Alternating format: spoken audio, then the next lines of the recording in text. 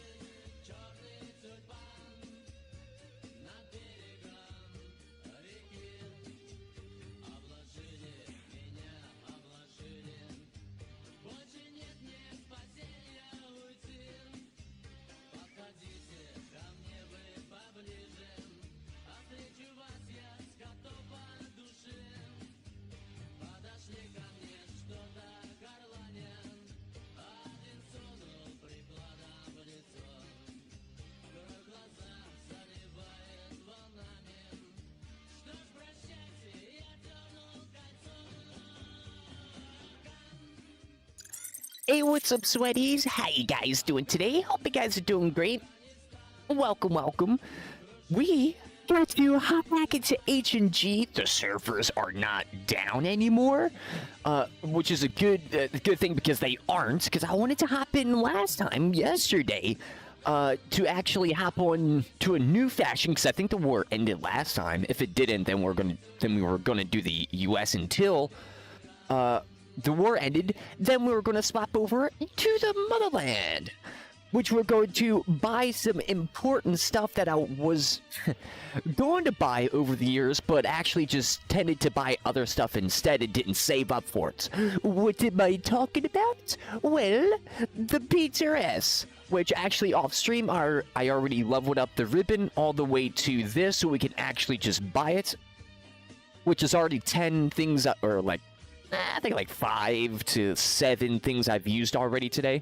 Which isn't bad, but which is kind of crazy. Especially going through each of the ribbons and doing that, you actually realize just like how much there is to level up in H&G.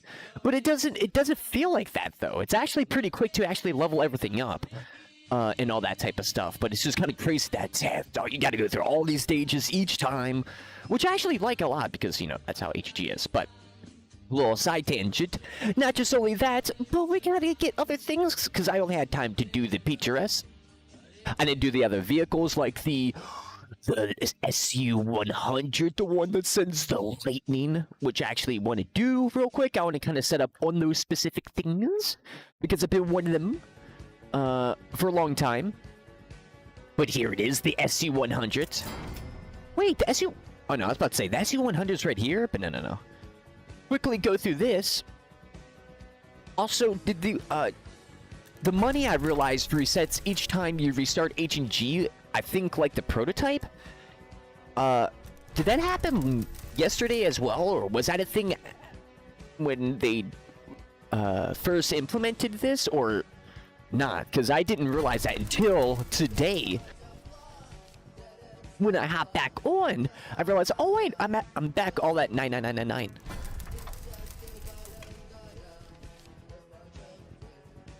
Which isn't bad. That's actually, really not necessary, but I was wondering if that was a change or not, because I wonder if that wasn't a change. I wonder if that was, like, causing some server issues. Probably not. Regardless, shout out to the sweaties. Hope you guys are doing great today. Welcome, welcome. It's good to see you, Lil John. It's good to see everyone else. Welcome. Also, we'll see, well... Because last time I didn't really get onto the things I really wanted to get onto on the US faction. And that's a little worrisome, especially if the servers do go down again. So I really want to kind of like get on the things immediately, but we'll see if we get the resources. Because also, I want to get a heavy plane. I never got a heavy plane before, so this would be a first time. And then be a first time getting any one of the medium planes. I'm going to say, because also on, I guess, the topic of like getting the things I've always wanted in H&G. Actually, a few things on the topic. First, I'll be hopping on to the German faction after this war ends, if the war isn't going to, like, end during stream type crap. Because, again, I want to get to use these... Oh. Wait, I should slow it down. I don't want to break the servers. Uh-oh. Go back. There we go. But, because for the German faction, there's a King Tiger, there's... Uh-oh. I might have just broke this. Maybe? Oh, there we go. Okay, so... okay, it was just the UI that was messed up. But yeah, there's actually... Because I didn't realize how many things there was that I still haven't actually used at all in H&G. Including ATs, which is mind-blowing for me. Because I've been a veteran since 2015. I got a helmet to prove it. And not only that, but I'm also gonna... Before we get in...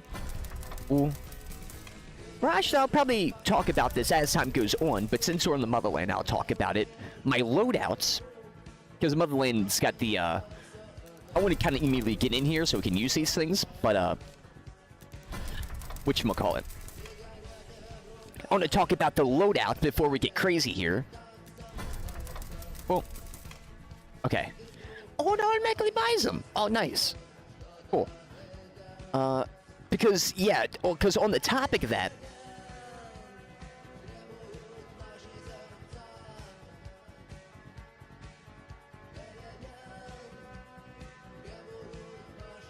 apologize, I was drinking some tea. Because on the topic of that, my loadouts in H&G, because H&G, I mean, I really want to see H&G 2 be a thing. There's still, as of 5/8/2023, there still isn't any information about is H&G 2 actually going to be a thing or not, like officially, or like, you know, all that stuff. So that's a huge thing. But regardless, for many reasons, including H&G 2, I want to go over my loadouts that I've used in H&G 1, I guess. Or just H&G, you know, of course, depending H&G 2 or not, then this is just Heroes and Generals. But regardless, the loadouts that I would use, because not just only like for share the loadouts, but also for H&G 1, but this, especially for H&G 2, that's one of the main reasons, is that are these type of loadouts going to still be the loadouts that I would pick in H&G 2, or possibly H&G 2 type games? There's actually been some recent RTS games coming out where you can where it's FPS and then RTS. I don't think RTS like this just yet, but it's getting there. It's getting there pretty quick. And for Heroes and Generals, this is a pretty big game and a pretty big staple in that genre where it's not. I think there was like one game that was before this that was pretty similar to H&G. If not, then H&G is the only game legitimately that has the FPS that's like this and the RTS that's the whole RTS system intertwined with the FPS system. Which is actually pretty crazy because now, since we're starting to see more FPS and RTS games that are not like this, but are in the genre of this game, which this game is not the first one in that genre. It's this is like a subgenre of, it's like an FPS shooter, right? It's a FPS shooter, but subgenre RTS, subgenre World War II RTS, where actually it's resource based and not where I'm seeing some new games where it's first person, but you like base building stuff, like kind of like a base build and kind of like defend from hordes, which is still really fun, but that's not like H&G, which I want to like. I mean, I would want to try those games, but like H&G is awesome, and for that, this is actually kind of really important and crazy at the same time because this is a big moment for H&G and the genre within its that H&G sits in, the one that's at the FPS and RTS shooter, and the one that's specifically this type of FPS and RTS shooter. So that's actually pretty nuts to think about, because we don't only have FPS loadouts like my SMG Anatoly, but they also had like the transports, which I only just had these two transports, and then they had the badge system. So like for H&G 2, for other games, like if there is ever this type of FPS and RTS, is there going to be like this type of system in? If not, or if so, how is it going to be balanced with and without this system? Because it's not going to be balanced in like how H&G is. You know, it's not going to be Deadeye's not going to be 50% faster. You know, is there going to be a heavy set and it's not going to be 85% damage? You know, taken, or you know, like all that type of stuff. It's probably going to be different stuff, especially depending on the game.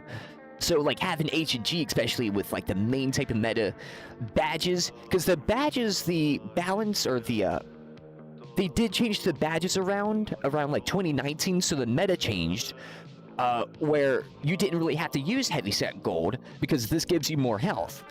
Now knowing that when they actually reset the settings, it turned the meta back to where you got to use heavyset. So the main badges that I would use, especially for like my SMG guys, this kind of goes for each faction too, is Deadeye and Heavyset.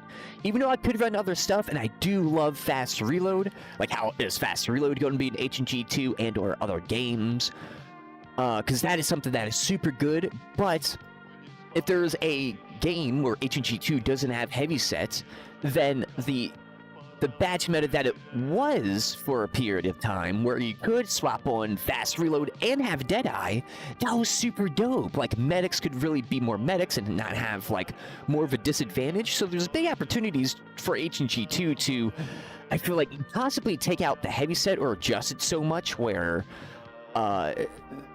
it's not going to be like this out of the gate and then they change it, just like, because that would be like, the community wouldn't really receive that too well because they'll be upset that they changed this. But if it's already changed out of the gate, it will be more, you know, receivable. But regardless, SMG, because I mean, I love all the SMGs. I've shown over the years of H&G Tier 1, Tier 2, and Tier 3 SMGs. Technically, this is a Tier 3, even though this is crazy. And also the PPD. They did change the metas with the SMGs over the years, along with the other weapons. So, like, this would vary on how much I would use an SMG versus an AVS, especially when I got an AVS and over the semi-automatic rifle. And same thing for the LMGs. LMGs, they were always really good, but they nerfed them and stuff like that. Which that included RPM changes, actual like accuracy changes, the whole 9 yards, magazine changes. So for this dude, this would be like my main guy, since I didn't have too much infantry. And this is the same thing for most, for every faction, is that I would have everything basically on one guy, besides like all the SMGs. And then I would make an SMG guy, and then like an AT guy, or an anti-infantry personnel dude, which carries a flamethrower, AT rifle, and semi-automatic with heals. So some basic stuff, which is kind of interesting because if they remove the classes, I wonder if you're going to be able to customize these type of things more and be more OP. Because with this game also, you got tank crewmans. You got all this stuff, so you got tank crewmans. Now, I just added this in from the, whatchamacallit, from the gold event from 5 to 2023. They added like unlimited gold and all that stuff, so I bought these tanks. I mainly used a light tank and all that stuff, didn't really level them up too much. And that's kind of the common story, besides the US faction and kind of the German faction. The German faction is almost there, but for every faction I don't have the max tier tanks. I don't have a Tiger 2, I don't have SU-100 before the point of getting all this golden stuff. Which is big because I technically didn't, until I'll get the chance to do so with all this gold, didn't get the chance to actually use those said things and the ATs that were involved in the war, so I don't know exactly, with a lot of experience behind my back, on how certain things feel, especially in these areas, because I mainly I'm mainly stuck with the infantry stuff. And some of the tank stuff, but mainly the infantry stuff. And then also the anti-tank. So I did see how their health and all that stuff and their balances and how all that stuff has changed. But from a first-person perspective, and actually getting that experience from first person is way different. But I could still see that the tanks are actually really good in this game.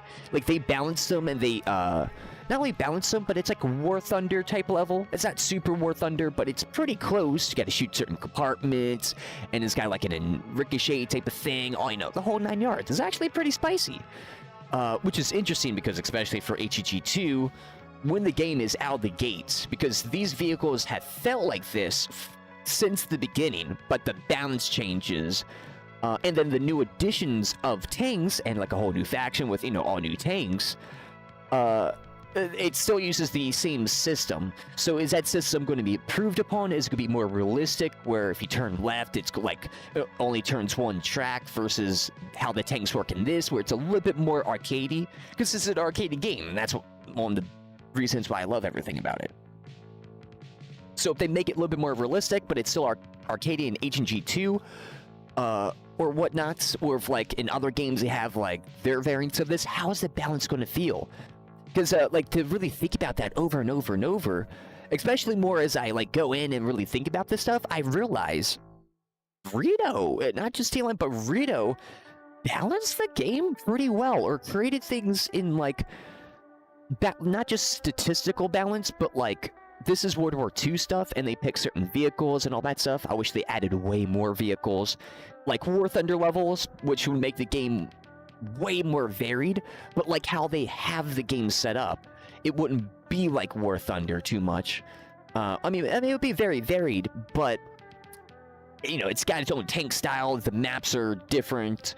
The game's played different. There's FPS, there's AT, you know, the whole 9 yards. So with all those things, it's like they're counterbalanced. And the same thing goes with the planes. Now, for my Soviet faction, I just got a lot of extra infantry that I was supposed to level up. I did actually get this guy, the Grenadier Anti-Infantry. Because having multiple infantry, that's like the key. And I wonder if that's going to still be the same thing. Because if they, in H&G 2, because if they stick with that no class system, then I wonder how they're going to... Because they've hinted towards like a single thing, but you're going to be able to have multiple infantry, so it's like pseudo classes. I don't know. I don't know if they fully know, but I bet they do know, but I don't know. We'll see. Because if HG2 is not going to be a thing, then that doesn't really matter in the end if they figured it out or not. But for the pilot stuff, is this actually gold? Wait, I actually have this gold? Airborne? I mean, if I have that gold, I have that gold. But for my airborne dude, especially for the Soviets, only recon plane, just got this with the new gold stuff, so don't mind that. And that's with the battle pass and whatnot. Which I gotta take a moment and say, the battle passes and the skins was a great addition to the game. All these skins and everything should have been in the game sooner, but wasn't. Because War Thunder has way more customization stuff in that game, and everybody loves that stuff, even though it's cheeky with the bushes. Which H&G started doing with the ghillie suits on the tanks. So it's like, well, there you go. Finally, they started doing it, even though I feel like that should have been here sooner, because I would see that in an H&G game. But same thing for paratroopers, for like max tier tanks and planes, where I haven't gotten too much experience on them. I've actually used a little bit over the time when I was given the available resources on the German faction when I had that paratrooper and stuff for many years.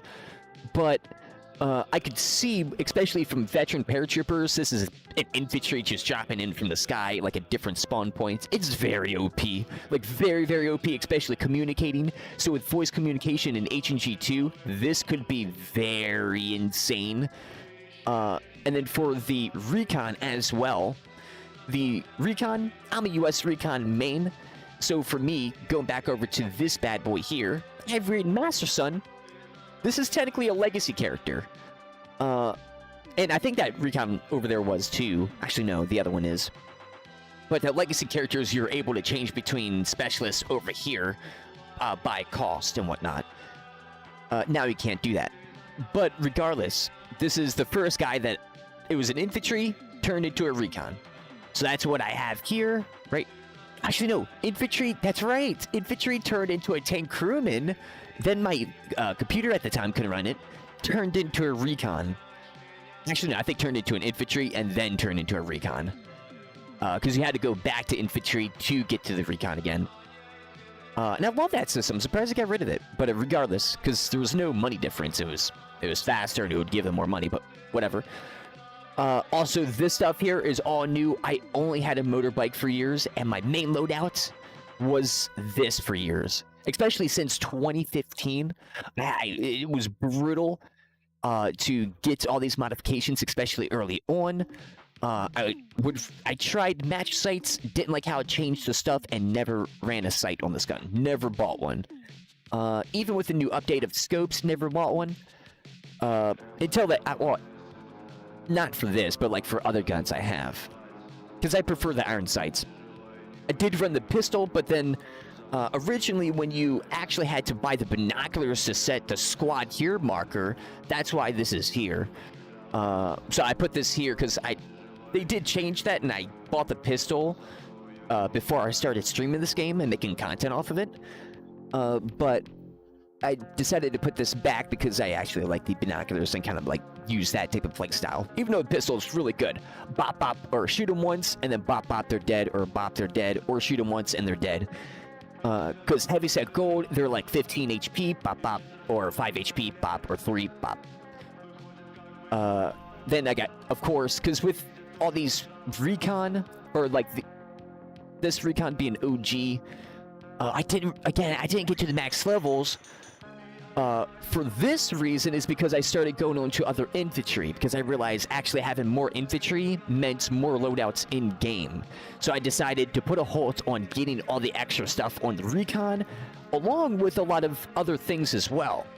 Like the amphibious vehicles. I kind of like held on that, and the spawn trucks and all that stuff. I kind of held on that, especially for money-wise, because they were pretty expensive. I mean, you can see the prices here. They are pretty expensive. You buy 3 of these for 3 infantry, you're spending over 150k worth of credits, and then a couple thousand gold. So with that, it's like, well, that's the unfortunate issue. And then with my generals, each one of them comes with the gold update and all that type of stuff. Actually, no, that came with the battle pass stuff. But regardless, I got some experience on these. The general idea, like having this where you can't bring him into battle, I hope in H&G 2, they actually allow you to bring this guy in battle and have, if not real-life generals, they take inspiration from real-life generals and, like, have, like, some signature stuff.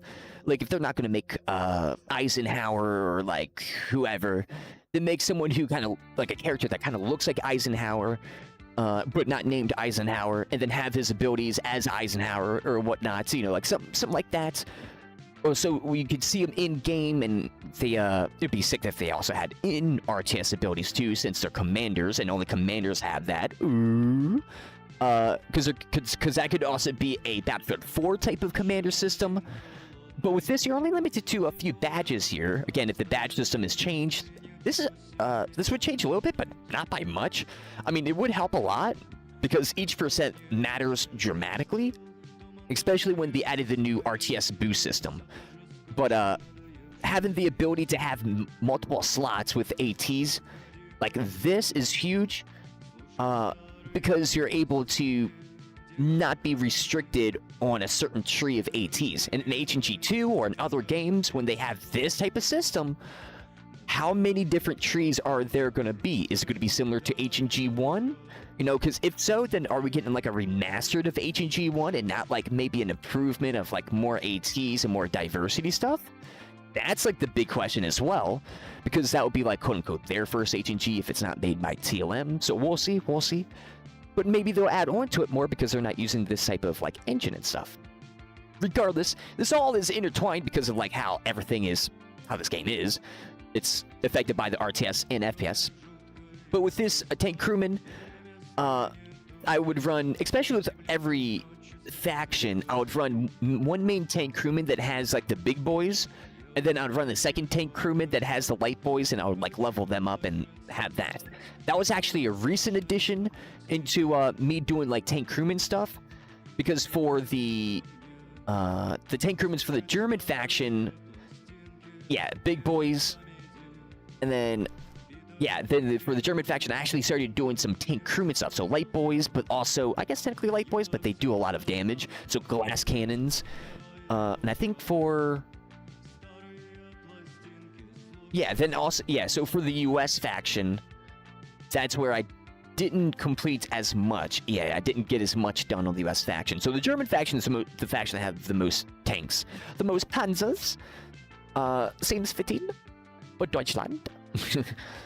But for all the tanks, especially after all this time, I find that, especially just like in real life, the German tanks were crazy OP because of just like how they were.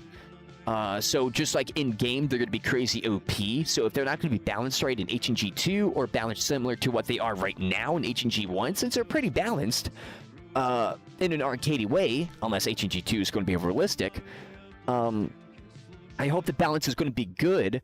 And then if any other H&G type game, I hope that vehicle balance is going to be good too. Squad has a similar thing. I mean, Hell Let Loose is similar, but with this aspect, that's really huge because everybody's time is in here is being affected by a person who's playing one of these characters and using one of these weapons, or using one of these vehicles, or using one of these badges, or using one of the camos that makes them less seen. Like that, it goes all the way to here. That's how much like just a little bit of a certain thing can affect and like really, you know, have like a butterfly effect all the way to the person's AT, and they don't get war funds, and then it's not fun for them, or they're just like, they're, well, I mean, well, basically it'd be that, because I mean, the flip of the coin they're getting a lot of war funds, so they're actually happy.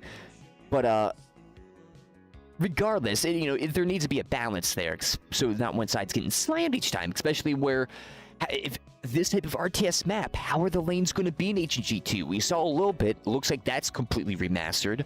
Is a different RTS game going to use an H&G 1 type of system, where it's all connected together and each town is a specific town, so it's always like that? But if in H&G 2 they add more maps, so if you go to this town, it's actually this town. So if it's the same variant of Mountain Town, if it's I guess the category of Mountain Town or whatever they want to call it, it would look different because let's just say this is Mountain Town, or this one, it would look different because this one is a little bit more up, so it's a little bit closer to the mountains, or whatnot. Especially this one on like the river, you would see more river.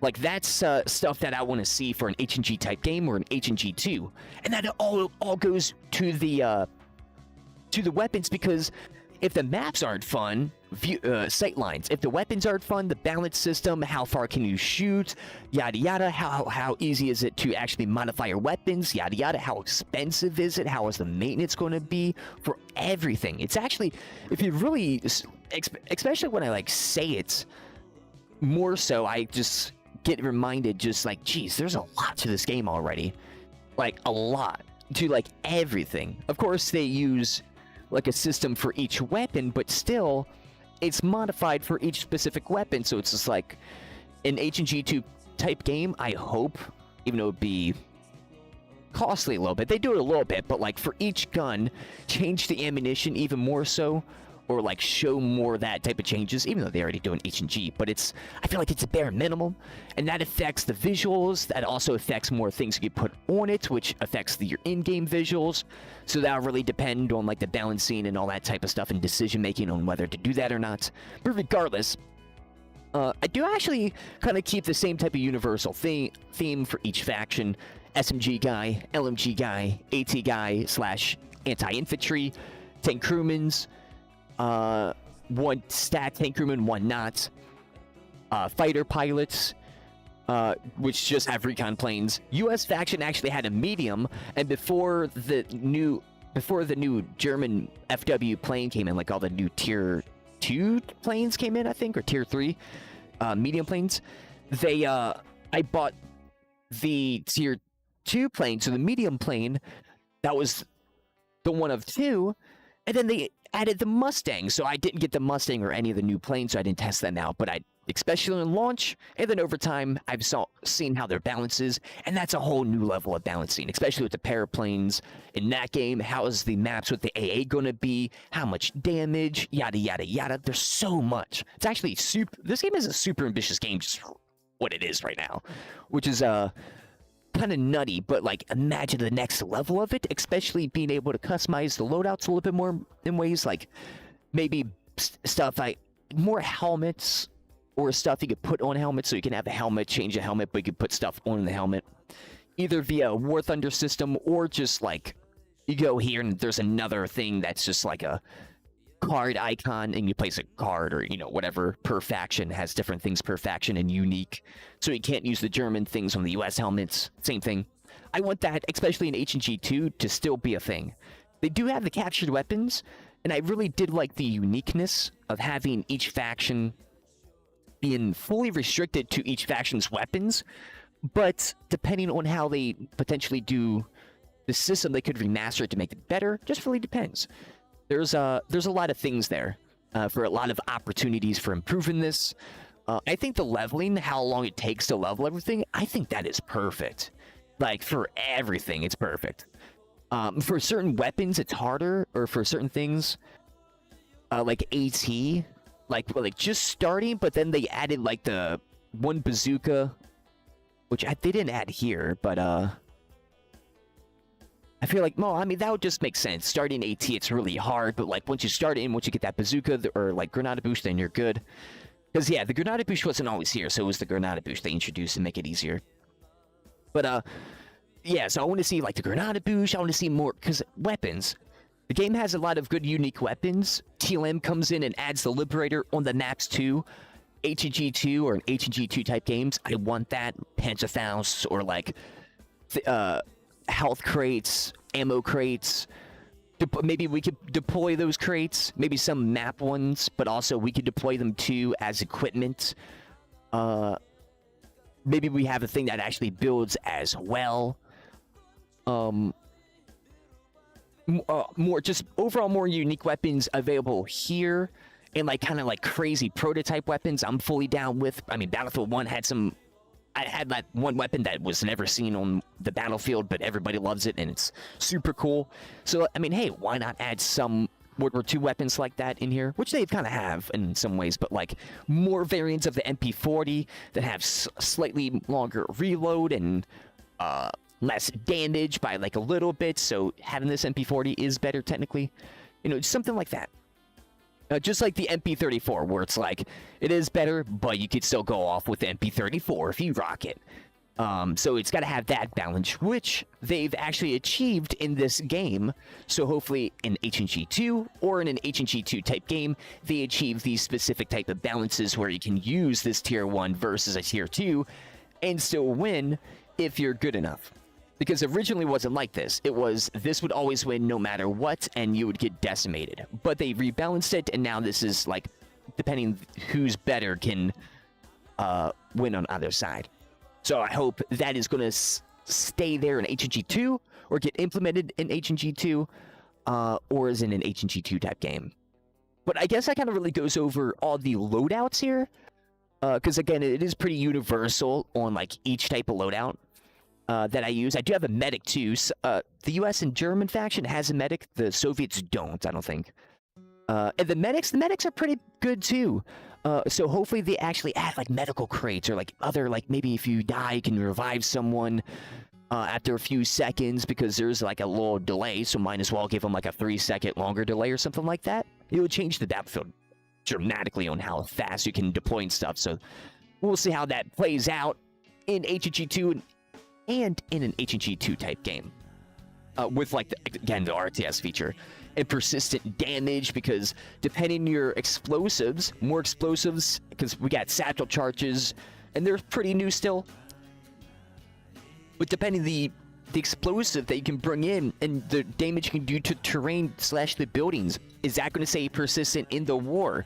So that's another loadout thing that's going to dramatically change on what people is going to be wanting to actually use.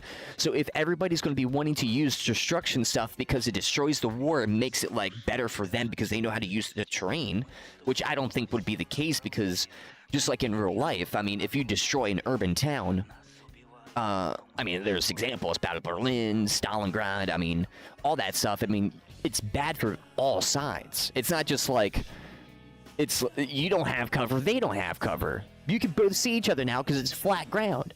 Just with like little rubble mounds and stuff like that. Especially when it's fully flat and there's like really no building structure, but it's just rubble. And funny enough, Enlisted gives us that perspective with the Battle of Berlin and legit Battle of Stalingrad. So you could actually see it in game and then like actually have those same issues. So having that, it's like, okay, then people are going to somewhat do that, but there's going to be strategical stuff, just like how there was in real war. So how is that going to play out on bridges and or structures that are of importance? Are they going to stay somewhat, you know, structured, even though they're going to be just like the Battle of Berlin, like how the building's mostly destroyed? I think it was the Reich Chancellery or whatnot. It's like mainly destroyed, but it's like barely standing. It's like that's where you can destroy it to that degree, but it cannot go further past that. I think Hell Let Loose, well, no really game really does that destruction besides Battlefield, where it's like the main points, especially Battlefield 5 main points, you can rebuild them up and all that type of stuff. But Battlefield 5, I like that, but I felt like that could have been better.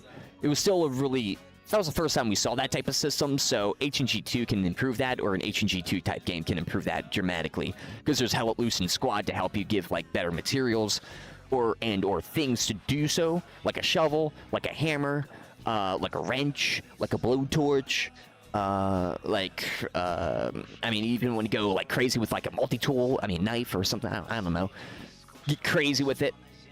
So we'll see, because again, there is a lot of things to think about, and it's all tied. So I hope with H&G 2, especially because we're still not confirmed. They said they were talking to other developers and stuff like that, or other publishers and developers, which is interesting because I wonder if they're wanting to get rid of Rito, or if they just want to sell the IP. Regardless, if there's an exchange of developers and it's not Rito that's helping develop the new game, then all these balances for whatever that's introduced and whatever combination of stuff in whatever cool way and or no cool way, they're not going to have the experience and or knowledge of the past stuff firsthand. They might know the history or hear the history from the community, but to actually be the developer who had to go in and change each one of those things, or be one of the developers from that developer group, and saw the group DMs talking about that stuff, or group dev DMs talking about that, that's a completely different thing. So that's really worrisome, even with an H&G 2 type game and not even being made. So that's like, this is mainly, this is almost becoming like a praise of Rito, of just like actually how much they've crafted a really good game, really early on in 2013. And then improved, of course, got released on Steam because it was a browser game originally. And before that, because for those who don't know, Rito, this is confirmed, at least I say this confirmed because I had I did some research, but it's like maybe they're an adjacent or like a sub studio. I don't know. I don't know if there's much out there, but Rito, like especially Bjorn and like some of the core members, which I don't know exactly who the members are, but they made Hitman. They made the original Hitman game and then sold the IP and then made H&G, or started making H&G, which is kind of a big jump up from like a Hitman type game. So understanding that, you don't have those core members, but those core members got jaded, especially Bjorn, got heavily jaded. So for Bjorn to not really, even if he was here, I would even be more worrisome about H&G 2. So it's like, that is something that if he was still here, he had to prove himself, and if he proved himself, then I'm good. You know what I mean? Like, if he actually was being baller, then I'm fine. But it wasn't seeming like that, and he left, and then Rito started becoming baller again. So that's like, okay, that's not a good sign.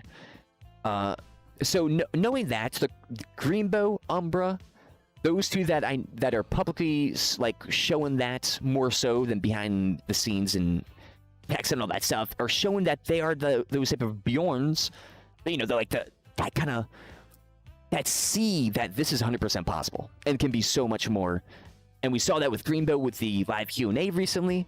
So with all that, all these type of things that I'm saying here with like, oh, we could have this, we could have this, we could have a medic specialist, this, that, because I want a medic specialist, I want an officer specialist that gives a morale boost nearby, kind of like Star Wars Battlefront 2, like actually gives something like, maybe not a morale boost, but increases the stamina or increases the recovery by like 2%, and that's like a badge or something, like that type of stuff. That would be baller, and that could be some specialist stuff they could have here, some more AT stuff they can use, and that can just make the war even more dynamic and fun and cool. You want to go even crazier? Not crazier, but I think it's needed, like an AT specialist.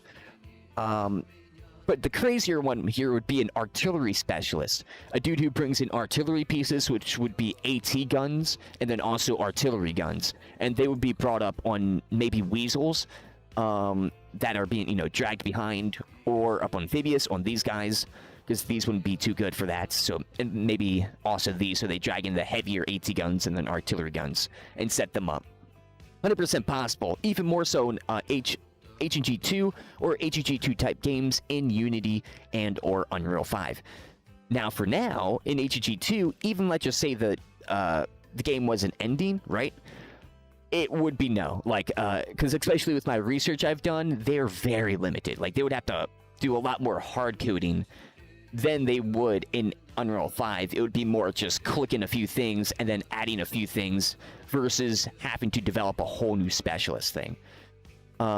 Regardless of even the balance, like regardless of even just getting to that stage to potentially even say maybe this is not even good to put in or not, no, like that's how crazy this engine is. Unreal 5, there's that, so there's still that to keep in mind, but there's ways to balance that guy because they're going to get easily hunted, you know what I mean, and like all that stuff. So it's like protect them, and then with the voice proximity feature, that would be super sick. Hell, at Loose, they have stationary artillery guns. Imagine a mobile thing, and then a mobile AT gun. Hell, at Loose, it's all stationary. So it's like, bro, H&G 2 or H&G 2 type games, especially World War II or Vietnam, with these type of like extensions to a game that's already really good, it's just old. And for what is available now could be amazing. But also mortars, yeah, mortar, dude, like that could be its own specialist, like legitimately, like why not? Oh, no, that's right. But sorry for like kind of going on like a big tangent there, but that really does encompass like everything about like the loadouts. The loadouts and like my loadouts along with the loadout system and what could be and how it could be affected in various ways in the future, and also kind of, I guess, it also shows us like again how good Rito was in doing like making this game, in like adding some and also adding some stuff over the years, but it wasn't, especially as time continued, that's where like that started getting funky. But yeah, Soviets gotta fight for the mother. Oh, that reminds me, gotta fight for the motherland. You know why? Because we got to get the PTRS 6.9. Nice. PTRS time. But it's actually interesting because people kind of rag on H&G and Rito, but it's like you gotta give props or props is due, man. It's just unfortunate of the leadership, which was Bjorn, which is just, I mean, that's just the unfortunate case there. But actually, I want to level this up. I love still leveling up. I don't want to be instant with that stuff. And then heavy planes. That's right. Oh no, wait, heavy planes. I did. Oh no, that's good. Yeah, that's good. That's good. I guess I could.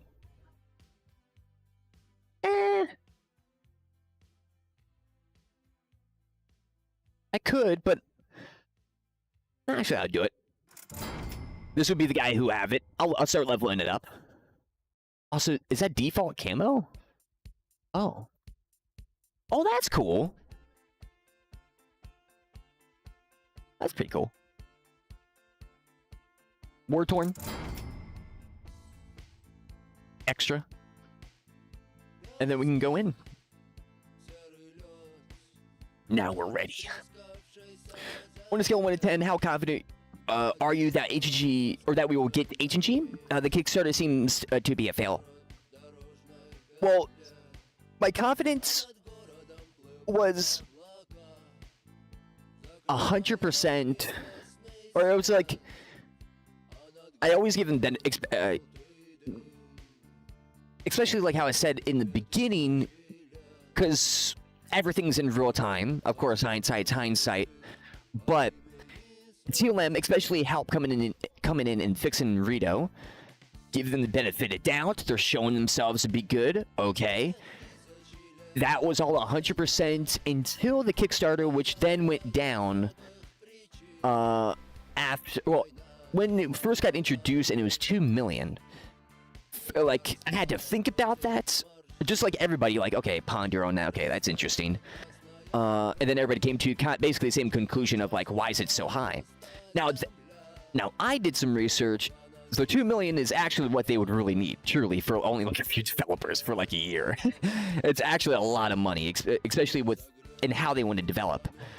So it's like, okay, but that's not my issue. Not me personally. The issue is, why wasn't it 100K? So they would have gotten something and helped pay those developers for at least a few days, or not even a few days. It would be more. It'd be like a few months. But like I'm saying, a few days because of an exaggeration here. Like just like they could have really helped here, but they didn't. So I don't know. I'm still confused if that was a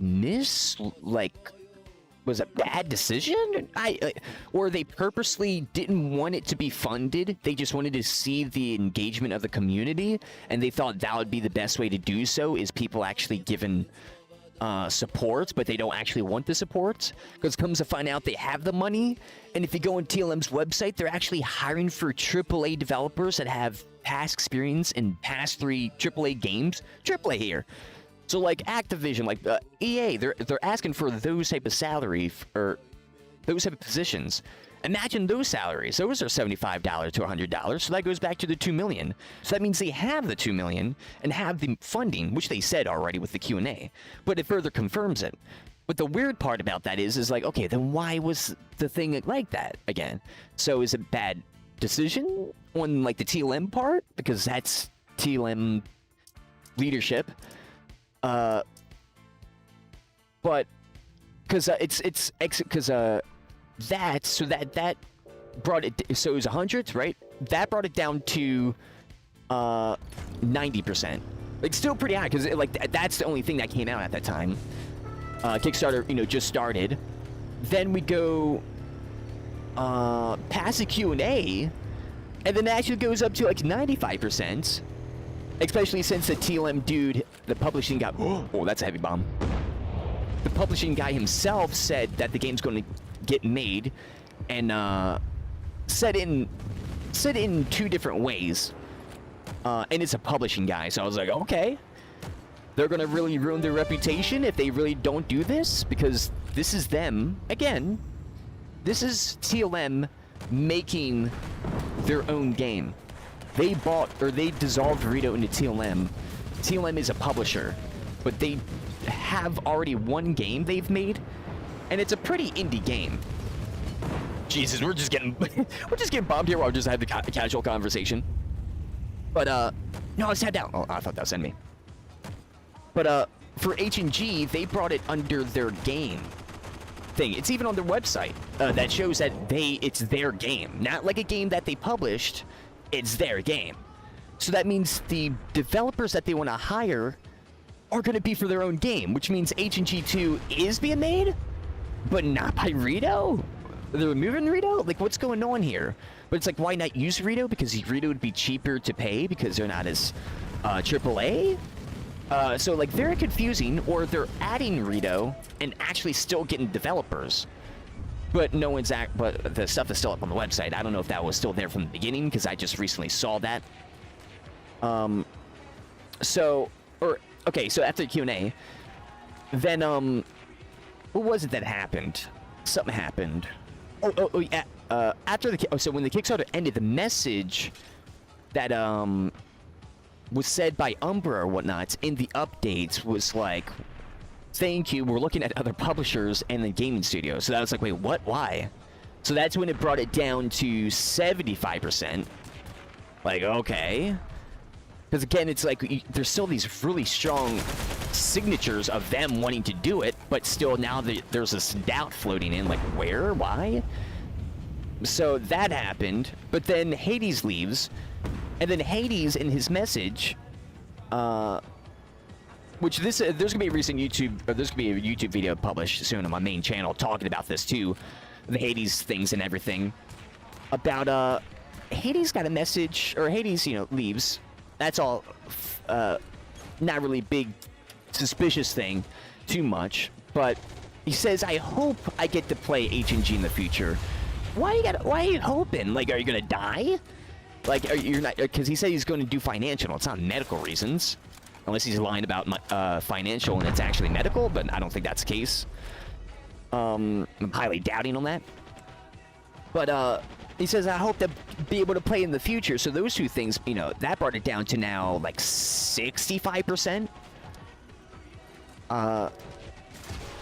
So that's where I'm at right now. I guess is like 65%. Where it's like I'm basically halfway, but just a little bit over halfway. With the chances, the percentage there of if they're going to actually make the game or not. Now, the percentage that I'll give on just an H&G 2 game that's going to be made within the next 8 years, I feel like that percentage is like 80%. I feel like it's at least 80 and is way higher. Even though I said 80 or 8 years, 8 years, like that game could be getting made right now, but we don't know because it's being developed. Because there's more FPS and RTS games coming out. More people are breathing life into that genre, so especially with these engines that could support these crazy things like H&G 2 and all that type of stuff. With like, I got him. With the H&G 2 type ideas, with persistentness and all that, that could be all supported. Yes! Oh, they're invading. Yo, this gun is awesome. But, so with just how easy it's becoming to make this, and you don't really need EA engine or a Rito engine type thing, now we're gonna start seeing them, so that's why I bring the chances of them are gonna start popping up even more. Because I just actually, oh no, I don't, did I actually get rid of it? I did. So I just opened that, which I didn't mean to. Hold up, tabbed out. Tabbed out. Wait, why did that open? It was one of Jack Fragg's recent videos. It was like a space type of RTS FPS game. He even titled it like that, and I wanted to like show that with you guys too. Where is it?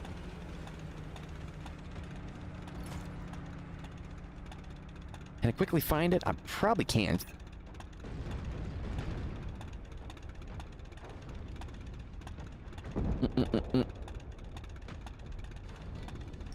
Wait, why did... No. Oh, that's why I see. Boom. Reset. There we go.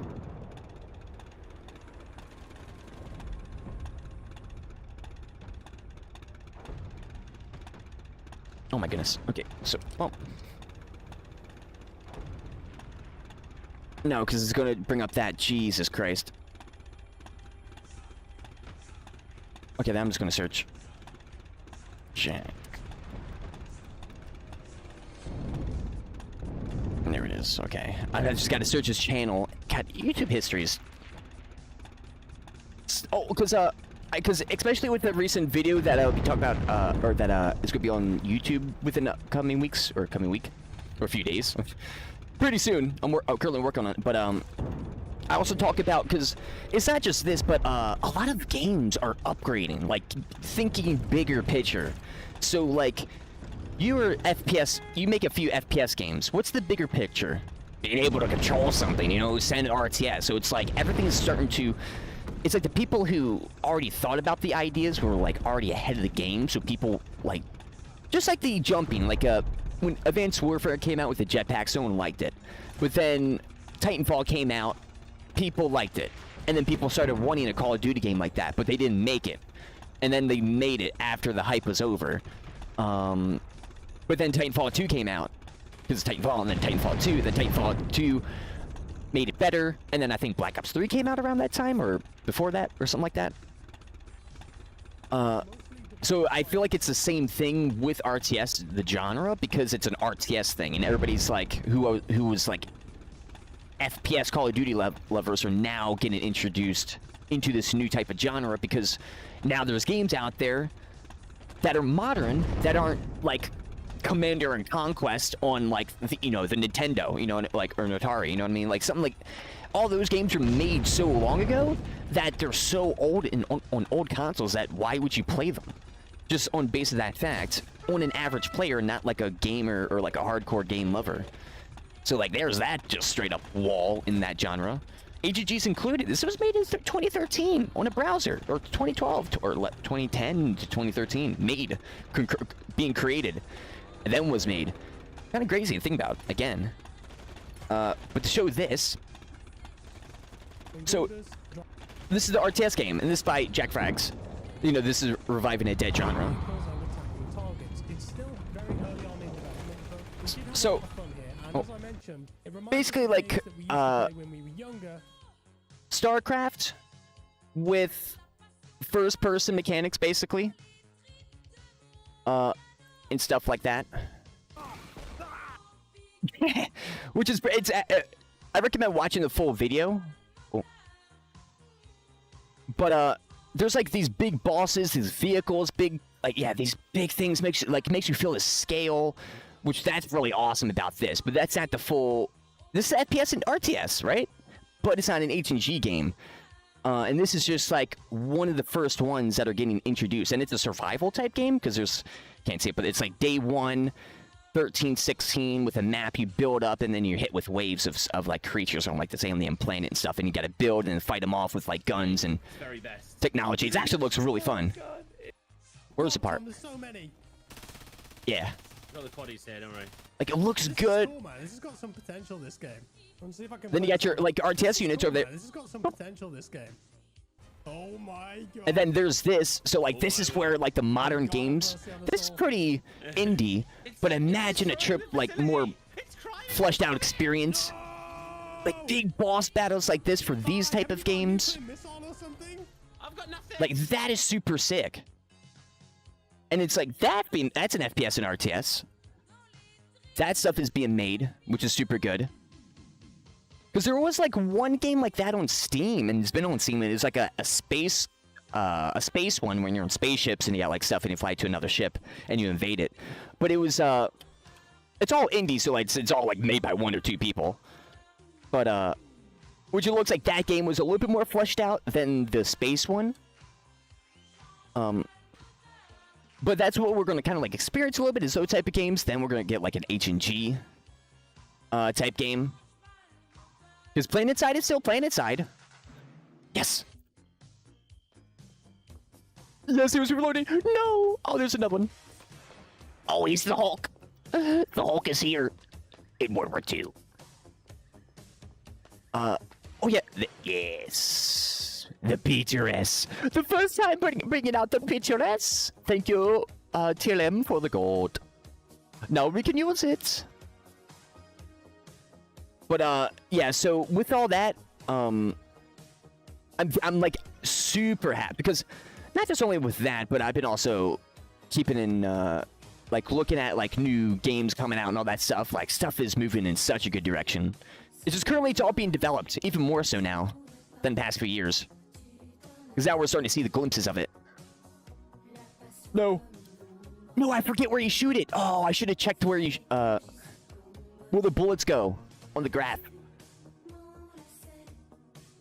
Except that, yeah, nosedive. Because a lot of people, unfortunately, I think it was because a few things. I think the class system. There's another thing about that too. Because they. If the game was all, going to be getting developed and all that stuff, then why is there really any importance about the kicks? Oh, the Kickstarter. Oh no! Oops. There we go. The Kickstarter because it was because they kind of played it in like a FOMO type of thing, fear of missing out, or it's like it's like they didn't really say initially that it's always going to get built. Oh, and they got the funding for it. Oh no! Along with like something else as well. Oh yeah, because the footage that they shown was really early. Anything in that footage was not going to, I can guarantee 100%, was not going to be what we're going to see in the internal playtest that there was scheduled. If they were going down with those plans fully, and if they currently are still, again, it's still kind of questionable, but I guess we'll see. Oh, I got one of them. I headshot at him. So actually them showing that gameplay footage fully and not just the first video actually hurt them because not everybody's a developer and has the developer eye and kind of understands that process. So imagine like another year development on that game. Imagine another year on that development on that game. So like 2 years fully. And that's what they're wanting in 2025 to have that. So we'll see on those time frames and stuff. Ooh. So on that, but they didn't really have, I guess, nothing to show, so it would have been just them talking, and I guess they just didn't want to just have a Q&A like that. They wanted to show footage. Even though I don't think it was actually game ready. But I bet if you show that same type of footage to a group of developers, or like share that on Twitter, you'll get like a good tons of likes and all that stuff. Because it's like that type of footage. It's not like, that's not even alpha, that's like, it's being made.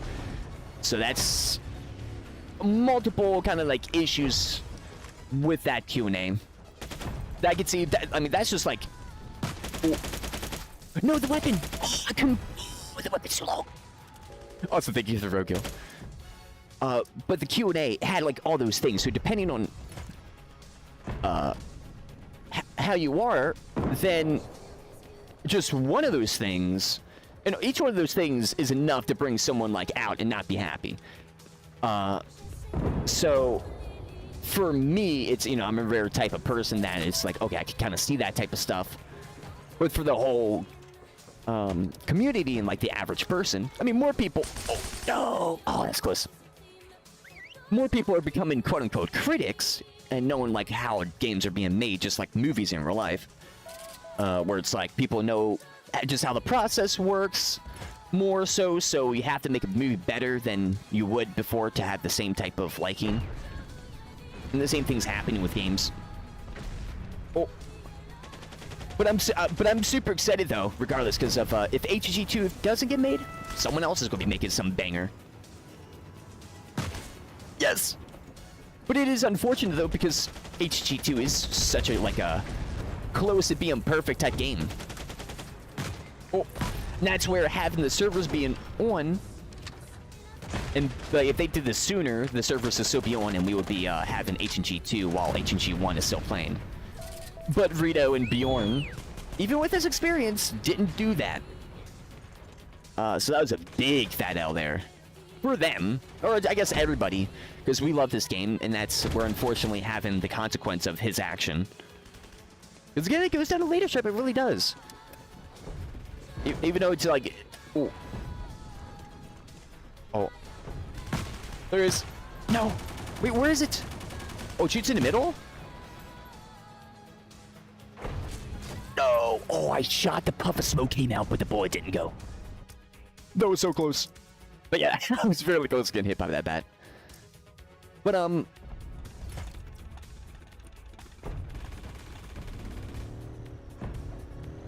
this is a big opportunity still for them to make such an amazing game. So, we'll see what happens. Because TLM is now going to have going to start having a bad reputation. Because it's not just like that indie game that they had. Now they had this situation happen, and if they fail it, now that's going to be like looked frowned upon by some people. Especially by, I guess, like, other publishers and all that stuff. Ooh. Go, go, go! Because they didn't just do it for a little bit, but, like, videos and all that stuff has been made. Oh! Oh! Yes! Yes! No! No, okay, no, I missed that. I thought he was gonna move back. He was like, I'm just gonna push right forward. Get him into the sweat lounge. What? Oh. What if everybody's tuning in for the first time today? I hope you guys doing great. Welcome, welcome. Oh, actually. Yeah, give you guys some love. Let's push. Oh. No. Oh, that was bad. Yo, he almost just clipped that. Isn't it? Oh, same person? Also, I need to hit those tanks. I'm just kind of using this as an anti... Oh. Oh, I can have two! Yes! Anti-infantry weapon. Oh, they got it. No, I can't bipod. There we go.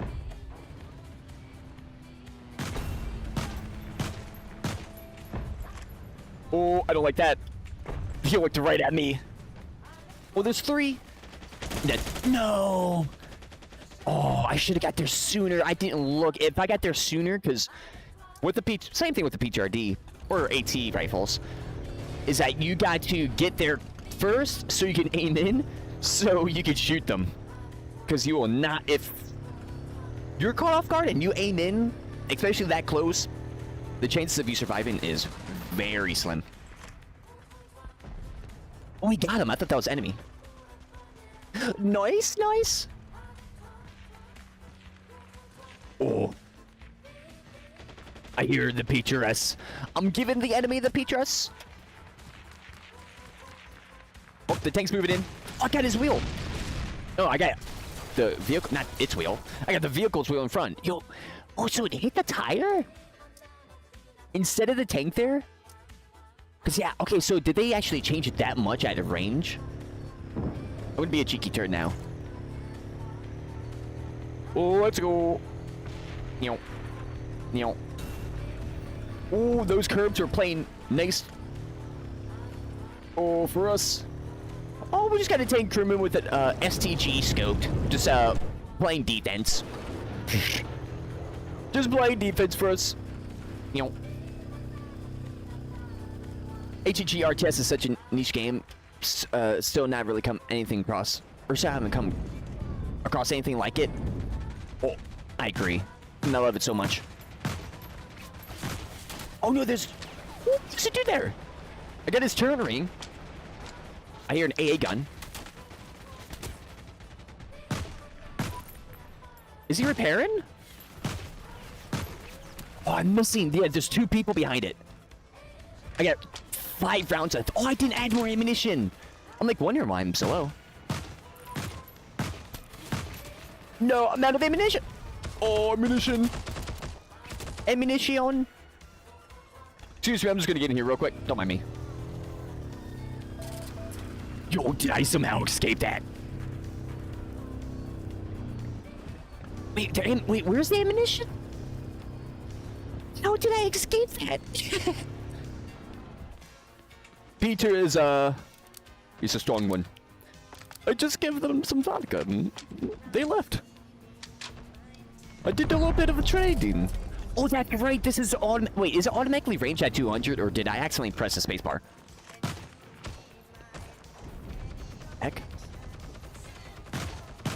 Nice. Oh. Fuel tank destroyed. Was that the issue the whole time? Was the range? Probably was, because I'm like, how is it missing? Oh. Let's go.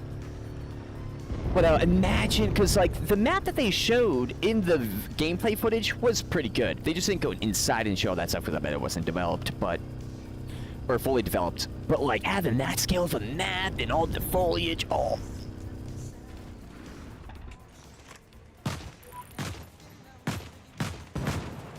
Oh, I saw that tank, but I'm getting this first.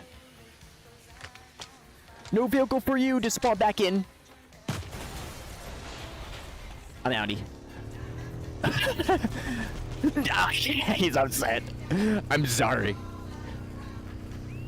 I'm now my worst enemy as a tank crewman is a solo PTRS guy. What him? Oh, hurt him. There he is. Oh no! The hill. I got up, but it just made me go. What is what? Bro, this hill angle is so awkward for the bike.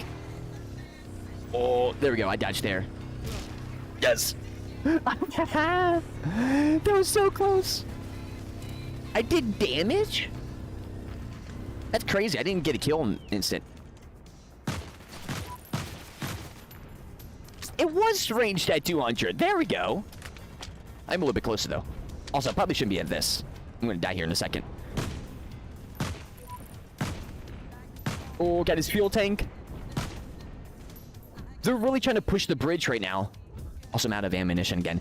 Yeah, next time I got to really get more ammunition. Oh.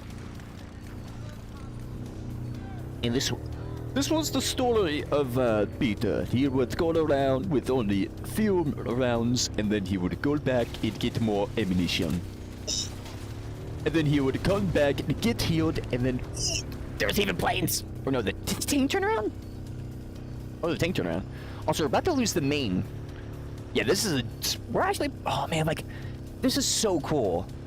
It's actually kind of crazy that, like, oh, there is a more, like, H&G 2 type games when you really think about it. Oh. I appreciate the roadkill. We're going to fall back and defend the position. With our motorbike. Oh. I want to get them, don't worry. Oh.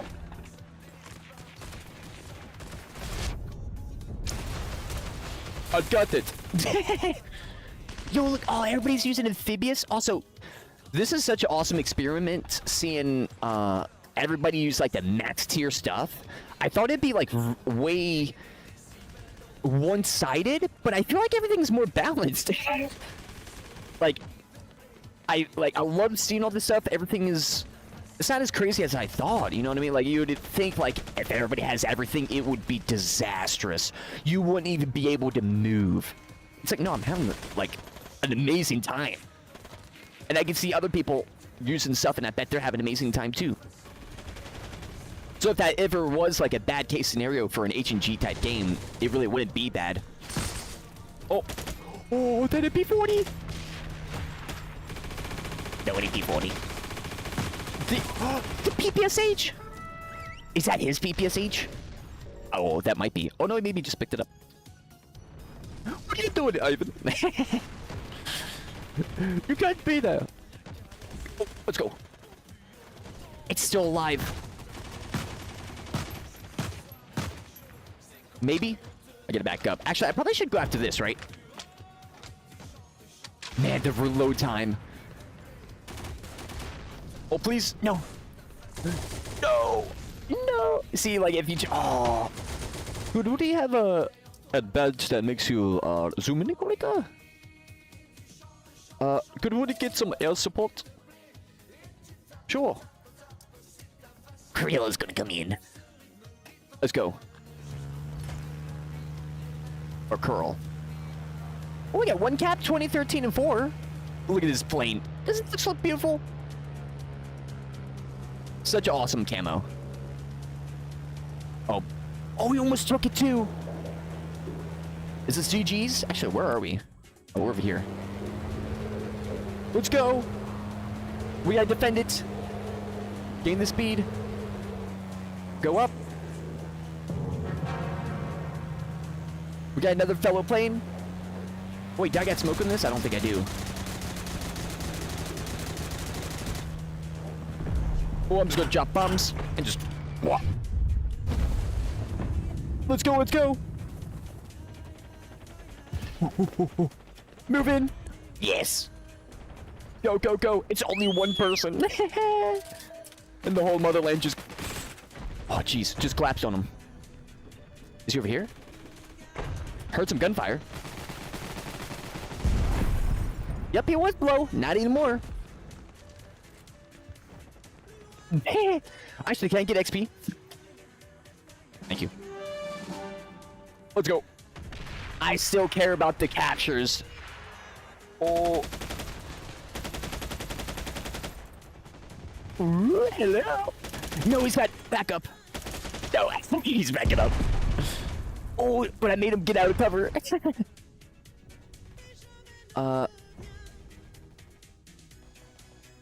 Where is he? Oh, no. Pop. Yeah, let's go on our actual vehicle because this has ammunition. I probably should have been using this. Let's go. We got to push the point. Push through. Yes. No, this pillar. No, wait, is it ranged? No. Crap, I didn't tell. Oh, wait, hold up, let me see. It is. Oh, it does do that. Oh, okay. I gotta hit spacebar each time because the default's at 200, which is interesting. Oh, go, go, go. Provided cover. Push, push. That's a grenade. That's a grenade. We tried twice. If we did a third time, that would have been another one. No, I got shot from behind. No. Oh, I had no cover. If that dude wasn't there with that recon, oh, he would have got booped. Oh, is this GG's?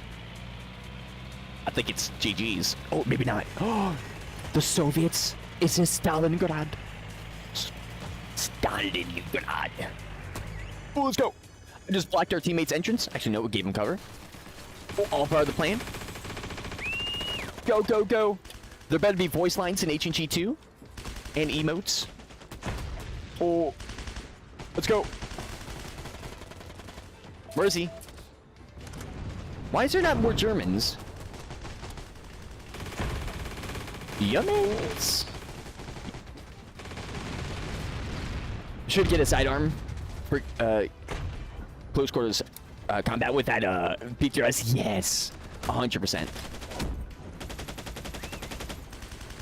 That'd be awesome. Oh. Wait, spacebar.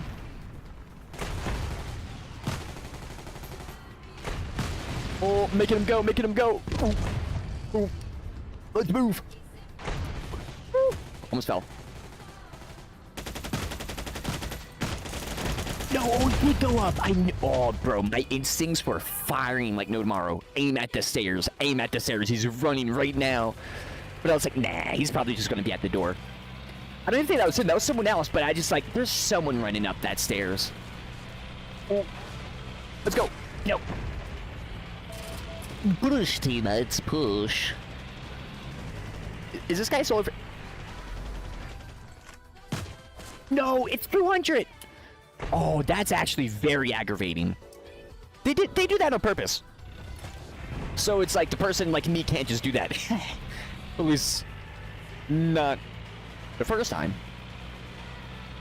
Until I master doing that. No. Oh, crap. Uh-oh. Oh, no, we got it. We got it. What? This is Stalingrad. Let's go. It said he killed himself. I bumped him. What happened? How did that happen? Push. Blitz. He just got squished. Let's go. Oh no. 100 meters.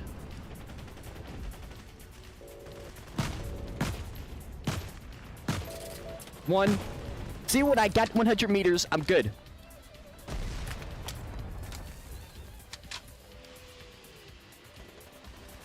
Oh, where is he? Oh. No. That was a good push by us. If this guy wasn't defending, we would have got this. Oh. What is that? Oh. I missed that first. We're gonna stay still. They don't hear us. They don't see us. We're not here until we're here. Where is he? Did I just see him over here? Oh. No, wrong button, wrong button. I heard that reload. Crap. I gotta go back. You can't just going for a personal best roadkill someone match. Oh, no. The scene from what was it? 1917. Where the dude jumps into like... Oh.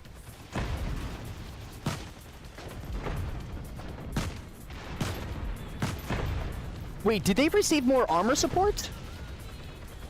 Oh, yeah, one bullet.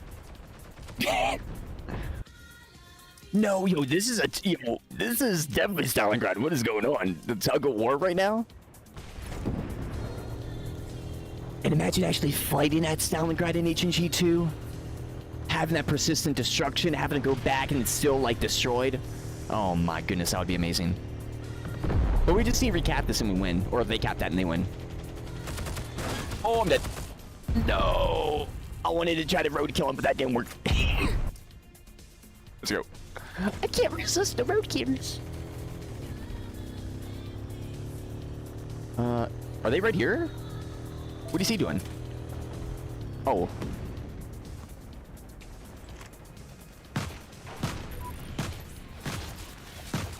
Oh my goodness. I tried to range it, that did not work. Still missed. Man, the PHRD is better than PHRS in that way.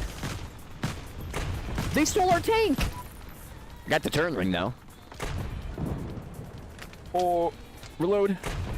Man, imagine Molotovs. Especially like realistic with the fire burning and like you throw it on tanks and stuff. Bruh. Oh, man. H&G 2. Please. What engine does Battlefield engine use? Frostbite, right? I think. Is it Frost? Oh. Got him. There he is. Oh no. Go this way. Frostbite? I want to say yes. I don't know why I think there's another one. Is it Cryo engine? No. No, it's Frostbite. Yeah, it's Frostbite. Which is interesting because that type of, like I was saying earlier, engine. There's that one game that was that like got released, and it's like battle royale, but like with goals and type stuff, or not battle royale, but it's like a match, destroy buildings and all that type of stuff. Forget what it's called. That some ex-DICE developers are actually developing that game and like made the studio and all that type of stuff. So literally the people who made the unique stuff for the Frostbite engine back in the day are making other stuff for other engines. And that's like all that type of transitioning is happening, and it's so good. It's so needed. It's so needed because that type of stuff has been behind closed doors for way too long. Ooh, now we're gonna get some goodies.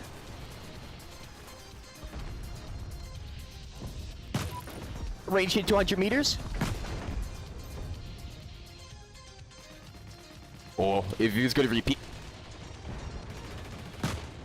No! Oh, if he was gonna repeat that, that was gonna be nasty. But for... Because the thing is, with Battlefield, especially for them, they're having the same issue. I mean, it's like they basically redoed them, like they're basically redo as well, right? 2020, or Battlefield 2024, like the timing and everything, like Redo was kind of good. 2016, DICE games, Battlefield 1 was amazing though. I mean, Battlefield 1 hit it out of the park. Battlefield 5, they could have done so much more, but didn't. I feel like they actually reduced the game a bit from Battlefield 1. Then you got Battlefield 2042. A super good idea they had, but unfortunately they just didn't fully develop it as long as they should have. So it is still filled with basically a cyberpunk launch, basically, with 2024.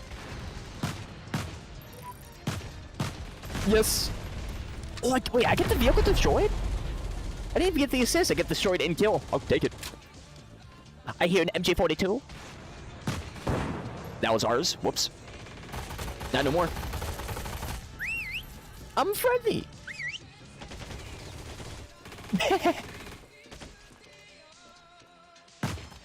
No.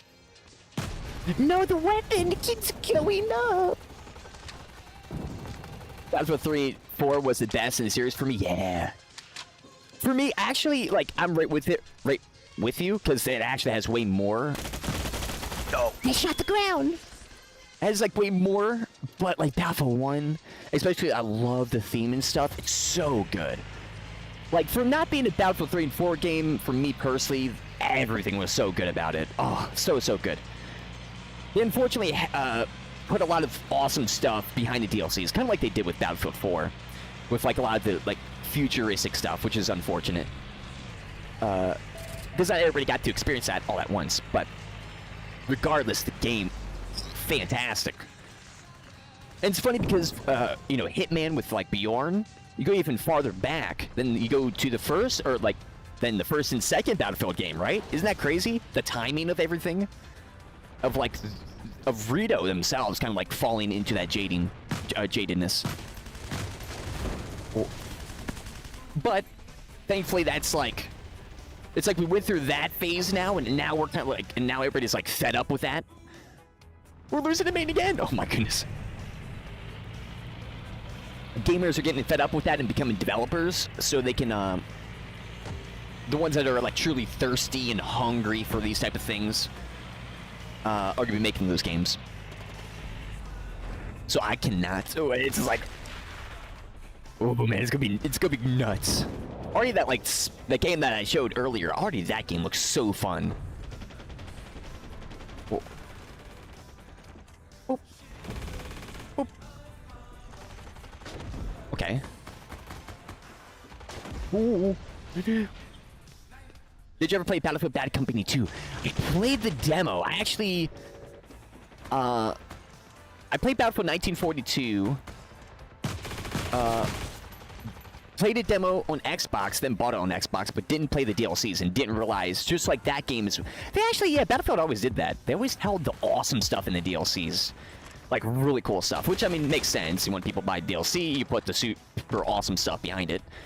But in the base games, they still had so much to offer. And that's why I love Battlefield 4. I bought the Battlefield 3 DLC maps, so they remastered the maps and just added buttons and everything. Oh, Firestorm. Oh, Metro. Oh, best maps. One of the, for me, in my opinion, those are like some top-tier maps.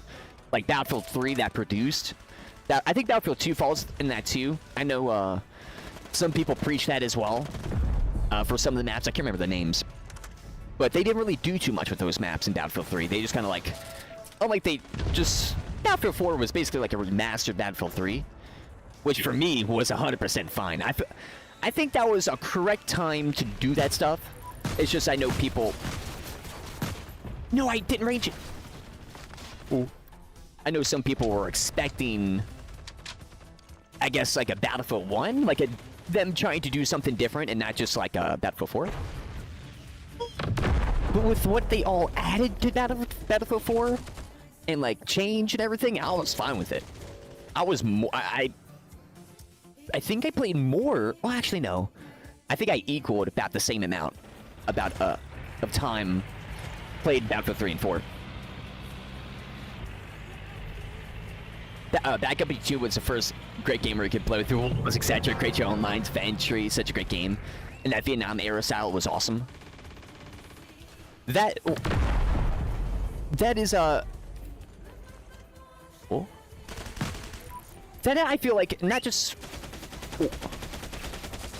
because you can say that stuff today, but like I know, especially because I got hands-on with Battlefield, it's like they put it together in such a good way. Like they didn't just make a thing that destroys in a certain way. They made it I guess like with the approach of like, you know, Rainbow Six Siege, because now, you know, there's like Rainbow Six Siege, so that's like building destruction, like in that way where it's like, it's strategical. And not just only that, but again, the way they put it together, the balance and everything, at least with the limited time that I got with it, I remember loving it and like just wanting to have the game. But then I got Battlefield 3. Waited and then got Battlefield 3.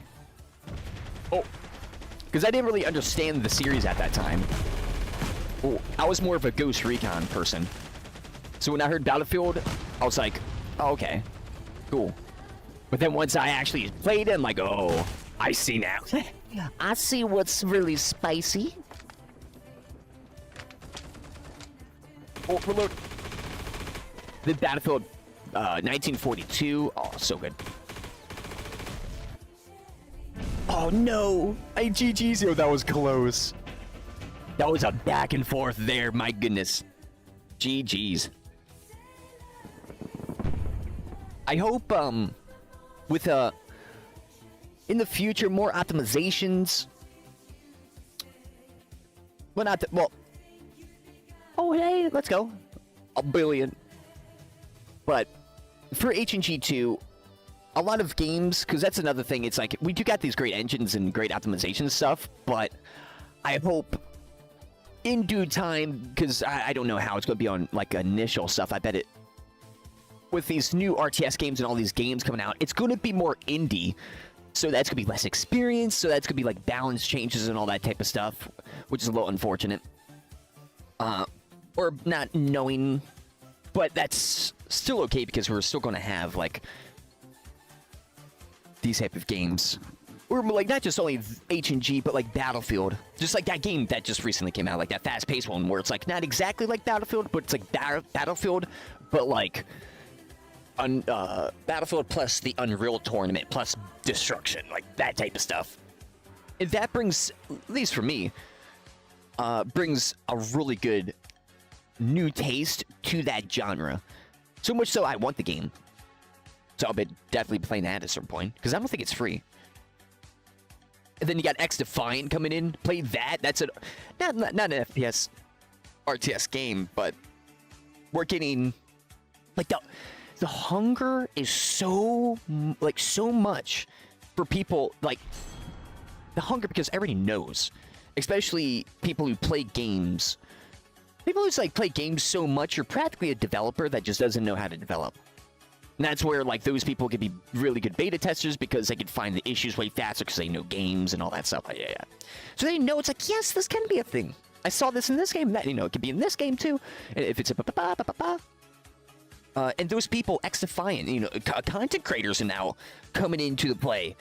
Same thing with Dr. Disrespect on Dead Drop.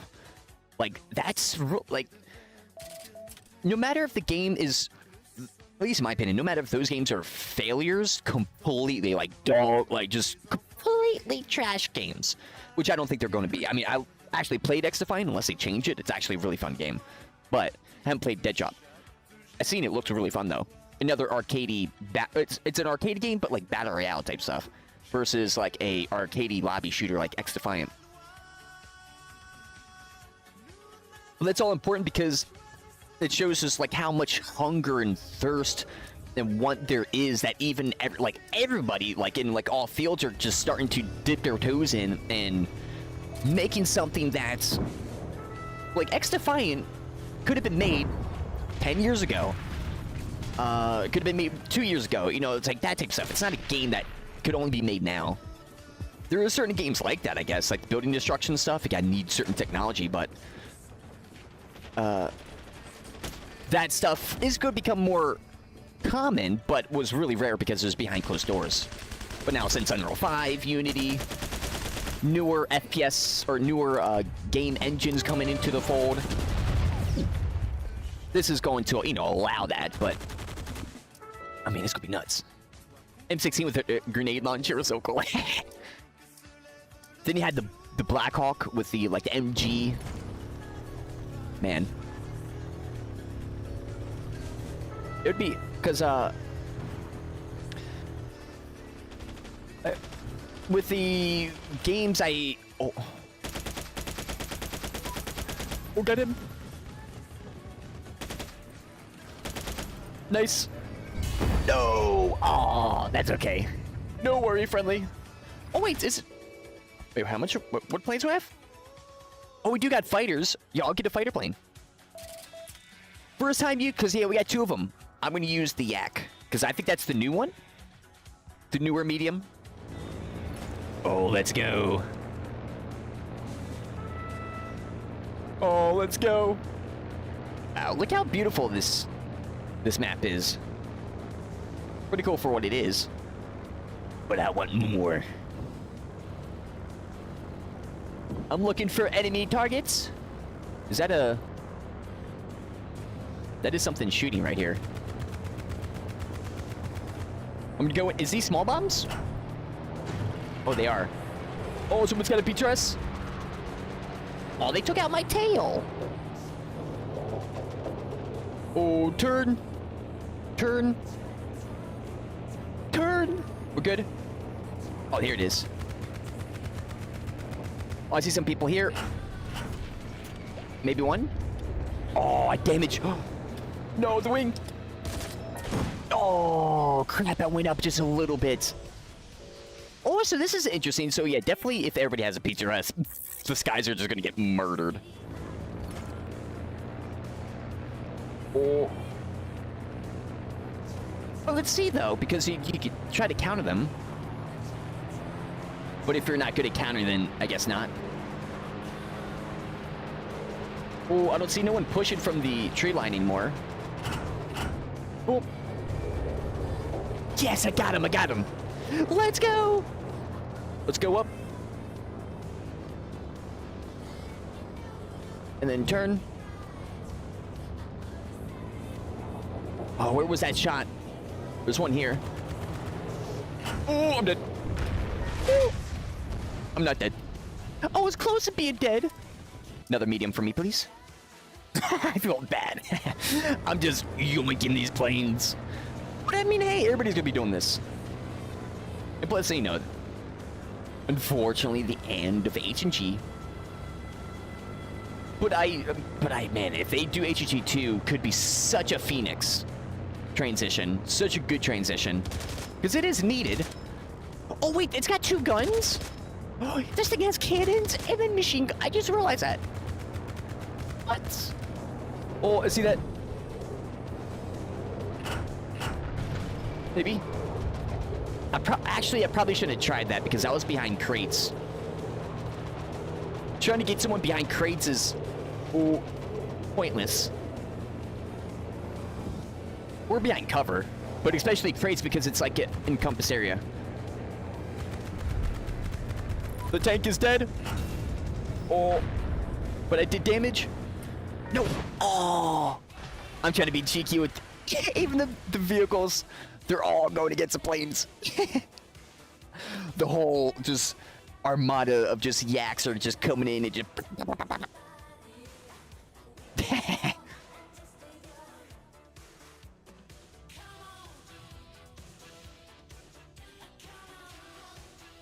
But especially with the prototype possibilities, like weapons, planes, and stuff. Man, that would be so, like, that's like really the awesome thing that I just would really love. It's just extra stuff like that. Along with everything else, of course. But especially with that stuff, though. Oh. Drop 'em bomb. Oh. I mean, you could, especially in the fast plane, you could kind of dodge these PTRS shots. Although that they're super easy to see. If they weren't, that would be super nasty. Ooh. Coming back in for a dive bomb. Oh. I was trying to do a precision strike there. Probably should have went the other way. It cost me my wing. Maybe. Well, actually, should there actually be wing destruction? If you knock the wing, should the plane just fall out of the sky?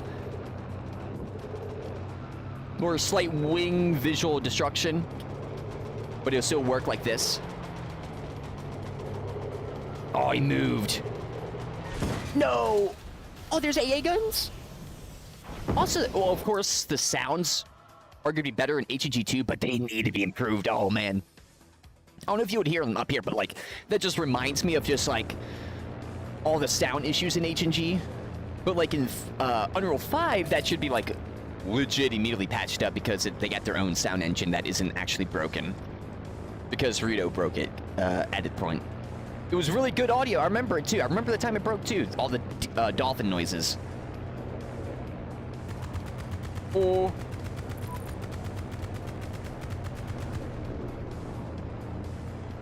Oh. I actually did some damage to him. Vehicle armor damage 3 plus 7. I tore away some of his outer armor. It probably did slight damage to his health. But maybe just the outer armor, though. Oh, ammunition components! Yo, you're kidding me. This plane does this? Dude, this is crazy. The yak is nuts.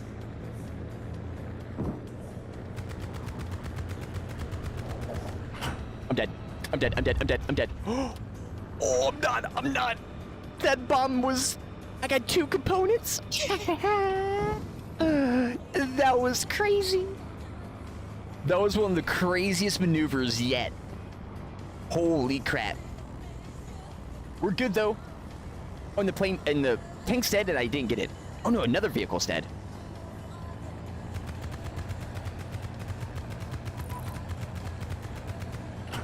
Well, got his fuel tank now. He's got to get out and repair. I'm tearing up his outer armor though, so he's gonna eventually, if he just stays there, he's just gonna actually die. Oh, he's black smoke. Come on, light him up, light him up. Oh, I see people going next to it. Is this the resupply noise? What the heck? You hear this? Sorry, I'm just in the back resupplying right now. Oh. I mean, speaking about the sound, sound issues, that's a little loud. It's louder than the actual plane noise. Because it's like playing like I'm in first person, but I'm in third person, so it shouldn't be playing the noise. Oh, so that's a bug. Oh, but we do got one bomb, though. Does it cancel the reload if I do this? I'm looking for people.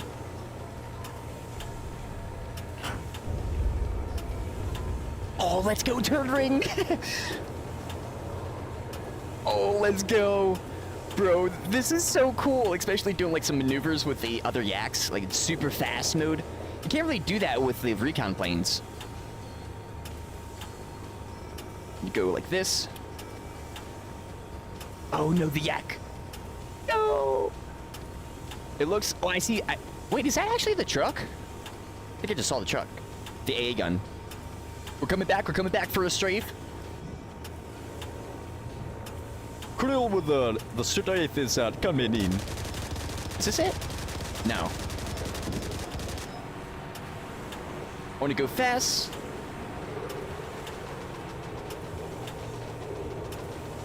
Oh. So you can escape the AT guns. So it's not that bad. You just got to be good. Or you, not be like that straightforward, but like, you know, you got to have the skill to actually maneuver away. Thankfully, I've seen a lot of pilots. Oh. Ooh. Actually, you know what's funny? Especially for my sweaty Mordhau viewers. Now that I'm realizing it, I actually was a copycat in or my recon. I used to call my dude a copycat because I didn't have no infantry or anything, so I would just go around and pick people's weapons and kill them with it. I even did that on stream late 2018 when I still did that playstyle and didn't have no infantry. I would be like the copycat. And now in Mordhau, I got the copycat. It's kind of funny to think about. I guess that is just my playstyle in general. Which makes sense. Oh. Oh. Yes. Such a proud pistol, so... The planes are so satisfying. I used to be terrible with them. And I got the classic flight controls, I think. Unless I turned them off. Did I turn them off? Nope, I got them on. So yeah, I can outmaneuver people if I want to. If I'm good with it. Is it? It is a spawn truck. It's a spawn truck. Right there. Oh. Gotta be careful. Yeah, so if we were a recon plane, though, recon planes are going to get annihilated. So maybe recon planes should be sped up. If, like, everybody had a PTRS and that was, like, an issue. Oh. Oh, there it is. No. Oh, no. Woo. Man, this, when you get your wing damage on this plane, this thing just does not want to turn. Here we are. I'm the only plane in the air now.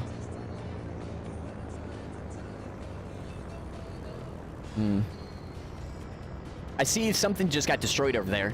Let's go. You ready? Imagine in real life trying to like shoot out a plane like this, super fast speed. I cannot imagine that, dude. What is that dude's reflexes? Oh, here it is, here it is.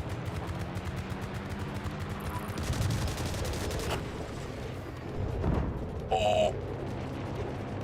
Crap, I should have shot the second gun, I didn't. Oh, I gotta level out with the mouse. I can't use my keys because the wing is broken. Oh. Here we go. Actually, we have one other yak in the air. Did you get him? I can't see him.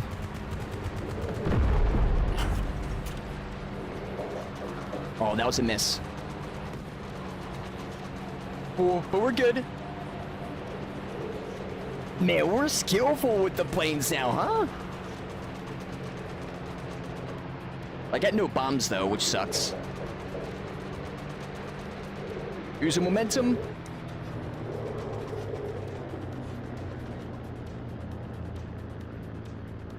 Okay.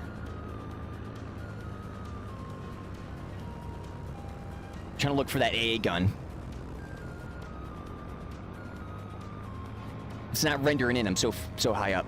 There it is. There it is. There it is. It's on the move. It's moving below us.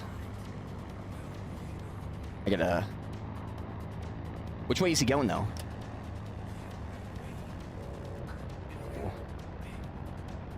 I gotta have to circle this. I'd be like a vulture. There he is. Stuka! There's no Stuka in this game now that I realize. Oh, he can still hit from up here? Oh, there's two! I just realized. Oh, get out. No! Oh. The last yak. Oh, but I got the vehicle assist. I'll take it. The vehicle... It's always a second after that someone kills a person. But I appreciate it. Yo, that was sick. I got 110 kill.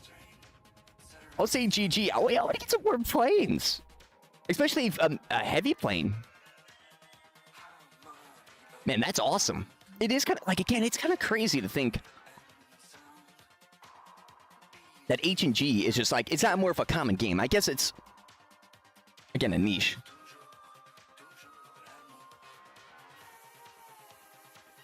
But it's like, kind of crazy. Because it is such an awesome game. Especially, oh man, the potentials. Oh, is this the same one? Oh, I gotta be careful with this.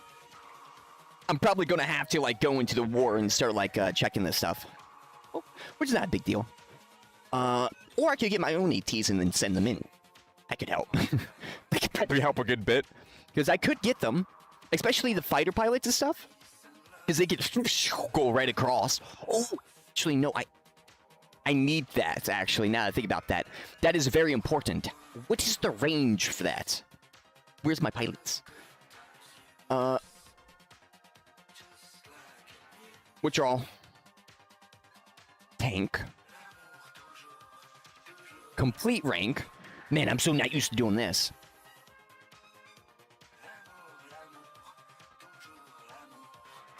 Didn't work?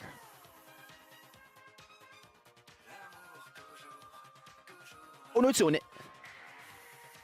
Right? Yeah, there it goes. Okay, it was doing it. Then complete second one? Oh, I see. So it is loading. Yeah, the servers are. I wonder... I feel like they did have some server stuff happen. Everything, well, is... Well, of course, slower. Boom.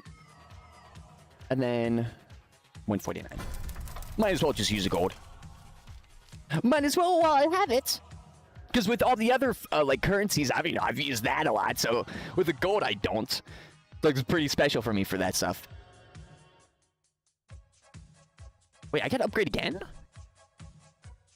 Complete rank? Or complete rank again? Because I'm trying to, like, just complete it. Man, 9,000? Jeez. That's good. Okay, so then upgrade. 149. Are they already heavy? Yeah, heavy, no, fighter pilots. Oh, eh? Oh, no, heavy, fighter pilots, heavy fighter planes. I see. Boom. Wait, they got a... Oh, that's because that dude. I'm like, wait, how do they have a higher morale? So I want to go here. Man, this is so weird for me. I'm like, okay, I got these heavy planes. But I bet there was probably none. Maybe. Probably not. We're probably not going to get it, though. Okay, where is it? Oh, heavy planes. Barely any difference. Nope. 24,000 per Warsaw. Let's see. What's the queue? Oh. Well, we can get the recon planes out. Let me see this. I'm probably not going to get them, but while we're queuing, we can get the opportunity. Man, 1 billion. Oh, there we go. Well, I guess we can just auto-queue now. Whoop. Whoop. Whoop. I'm getting it. Oh. Yes, we should get the wrench. The wrench is very important. And we just finally unlocked it, legit, after all that time. Oh, I was about to say, wait, I just unlocked the PPS there? No. Oh. wait, this is on the fighter pilot. Do they always come with the PPD? That's actually kind of funny. Boom. And then Q. And then boom. Pistol. Oh. Never mind. I guess the game doesn't want me to. Legit. At that second. Ooh, kind of skirmish. Well, looks like we're getting focused over here. No planes. Can you put planes in a skirmish? I don't think you can. I think it's only the main towns you can actually do that stuff with. Which I think makes sense. I mean, yes and no, because I could see, like... Yeah. No, I mean,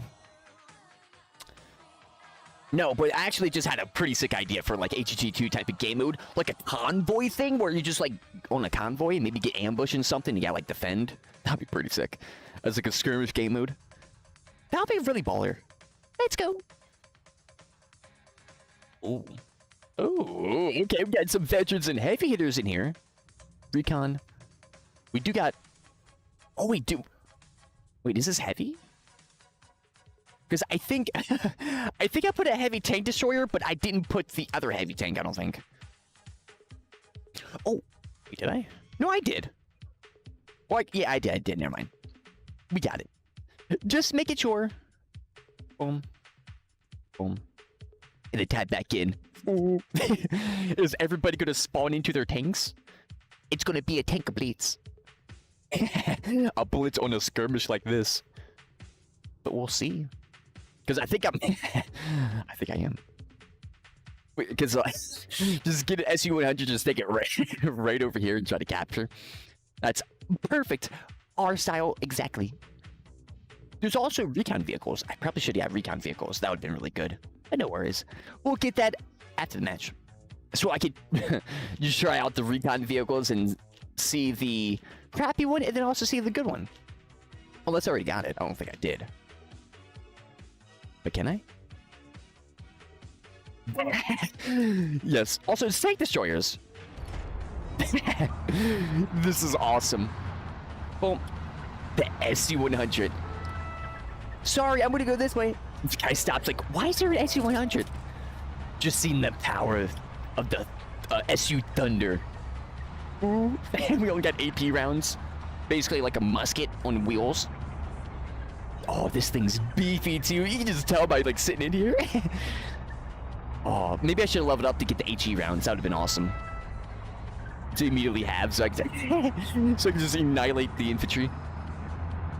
But let's go. They have no tanks. Actually, where are we? We're over here. We're getting this airfield. We're using SU-100s in order to cut through so we can actually attack the airfield. We're using everything we got. PTRS. This guy's over. I saw that German, but I'm just going to continue to pass. Or US, I'm just going to continue to pass. Just to go around. Just going to drive around. He's trying to... Maybe. He's trying to toss grenades. I'm sorry. Oh, ew, what is this site? I don't like this. Well, I'm gonna have to learn it. If there's any vehicles, they're gonna get annihilated. Or maybe not. I gotta aim forward. Okay, so it can't turn down a lot, so I gotta be at an angle. So I can... Drive it! Come on! It's getting stuck on the barricades. There we go. I'm not used to being this thick. Oh. Okay. No, move. There we go. Slow but surely. There we go. Oh, that was so close. This guy is like, he's not gonna hit me. Yeah, I am. I'm gonna hit him. Let's go. They never anticipate that, especially with the AP rounds. But I bet soon I'm gonna get hunted by some tank crewmen or some anti-tank. Now we're gonna flank from this side. Dude, they got spawn trucks. They do. They only have 13. But do they have... do they have one back here we're just going through? What is that? It's a vehicle. This thing is amazing. Let's go. Oh. Let's move. Almost feels like we're a dev, like unlocking everything and all that stuff. No. Oh, thank you. Thank you for letting me know. I did not see it. Oh, oh, smart. The fire. No. Oh, I missed. The fire. Wait, they were gonna steal it, but thankfully they didn't. Oh, the spawn deploy though. Look at the SU-100, just like how long the barrel is. We got one official kill with it. I'm happy with that. Especially if Rickon's like, whatever. Oh, he just missed. Dude's like, you're dead. It's like, what? That's one of my favorite. Like, that's H&G. It's like, having that ability, like Call of Duty, Battlefield. It's like, you can have that. Actually, Battlefield, yes, with the, I think the shrapnel round. And you hitting and stuff, like, you can have that, but with, like, the non-modernized tanks, you got, like, the funny Soviet technology, the German technology, more factions, Japanese tanks, Italian tanks, French tanks, more US tanks. Ooh. Because in H&G 2, they confirmed Axis and allies, so some factions and all those weapons, if it, going to be made, 100% is a possibility and is going to most likely be a thing because they're setting it up to be a thing in the future, unlike they did before, where they just had each faction, which I might prefer, but we'll see. Ooh, gotcha. I might just stay on that 200 meters. We'll see. But, that would be insane to have, like, those, like, type of tanks and being able to experience that. Oh, that'd be nuts. Shame they didn't add the KV2 to this game. Oh, imagine, like, that's like an ancient. Actually, now that you mentioned that, I'm surprised they didn't. Well, I'm not too. I mean, like, understandable, but like, it's the KV2. That's an ancient, like, you Mordhau, right? So there's chivalry. With the lower. No. Oh, that's close. Okay, I'm adjusting. It's like, Mordhau's a certain, like, it's got the things put together a certain way. So, this is a free Battlefield. It's a certain type of Battlefield game that's put in a certain way. And, like, Battlefield 1942, it's just, when I played it, it's not the same. Its own, like, Mordhau type of thing, right? So, like, the KV2, imagine the KV2. Bringing that sucker in, and just, in the box. Bro, that would be hilarious. And then having, like, the... Thank you for that soda can. But having the different types of, funny tanks. I mean, well, H&G already had that, like, the Tier 1, US tank. Like, just an MG tank like that, they basically trolled the player base. But they, gave a troll type of vehicle like that, which could be super good, but not. Oh, I can't see. No. Crap. I'm trying to use 200 meters. So, like, imagine H&G 2. What that could be, the rivers, is like, what, like, like, there could be so much. There could be so much. No. Oh, I saw the puff of smoke. It just didn't shoot. Wait, why did this pause? Oh. Well, I'm bad on that. There we go. There we go. So, for, like, the potentials and then, like, all that type of revenue that would gain for, like, all the skins and everything. Because that's also, like, the kind of, like, crazy thing when you really think about it. Is that it's literally a gold mine of money for, like, this type of game. If approached correctly, because you have the RTS stuff, so it can't be crazy. But, like, if they did way more skins sooner, Rita would have made way more money. And all that type of stuff. Because this type of community, this type of game, just like Mordhau, creates this type of, like, very passionate community where if they were to support the game, just have it to continue. And I met a good chunk of people who were like Oilers, people who's got like a lot of money who was doing that for H&G. Oh. Of course, that no more, but like but like H&G 2. Oh. Like, I would love to have mud, like, slight, just, like, footsteps and all that, like, all that stuff. Very small thing. But, like, that's the certain stuff that would, like, really make like a next level H&G or FPS RTS shooter or FPS RTS game. With the UK weapons in this game, yes, the UK, the stand, yes, this, like that is 100%, without a doubt, a H&G weapon. Like if the Brits were in, that's one of the weapons. You know what I mean? Like it's so that's what it would be, and it's a shame that we just didn't get that. H&G 2, they're set like again the gold mine of all that stuff. Certainly you have certain outfits. Hella Loose does that. You know, have certain DLC outfits, all that stuff. Cool. All cool. You know, it's like it would be nice if that wasn't there, but like, well, cool.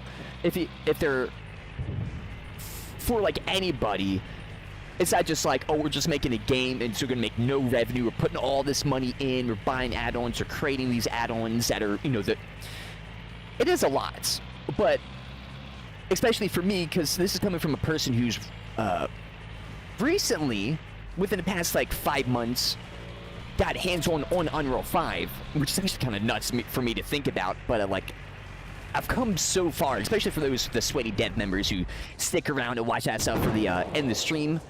And then you can also check that the dev videos as well and see what we've actually like looked at so far. It will take some time and knowledge, but the Rito developers are working with an engine that is barbaric as heck, and they have to know coding in order to do that stuff. You don't really need to know coding in order to make a game in Unreal 5 or Unity. Like you do, but you don't. It's not like the hardcore coding, C++ stuff. It's modules and stuff like that, which is, oh, I didn't see that. Which is the same thing, but you know, it's way easier to move around, all that stuff, which is actually a pretty big thing. Yeah, thank you very much. Which you can check it out on the YouTubes. Or the iamgaming. Yeah, he jumped. He was dead. Oh, okay. I was like, is that exposure? Because for me, it's just like it gets even more. Yeah. Hello. We got to get this guy.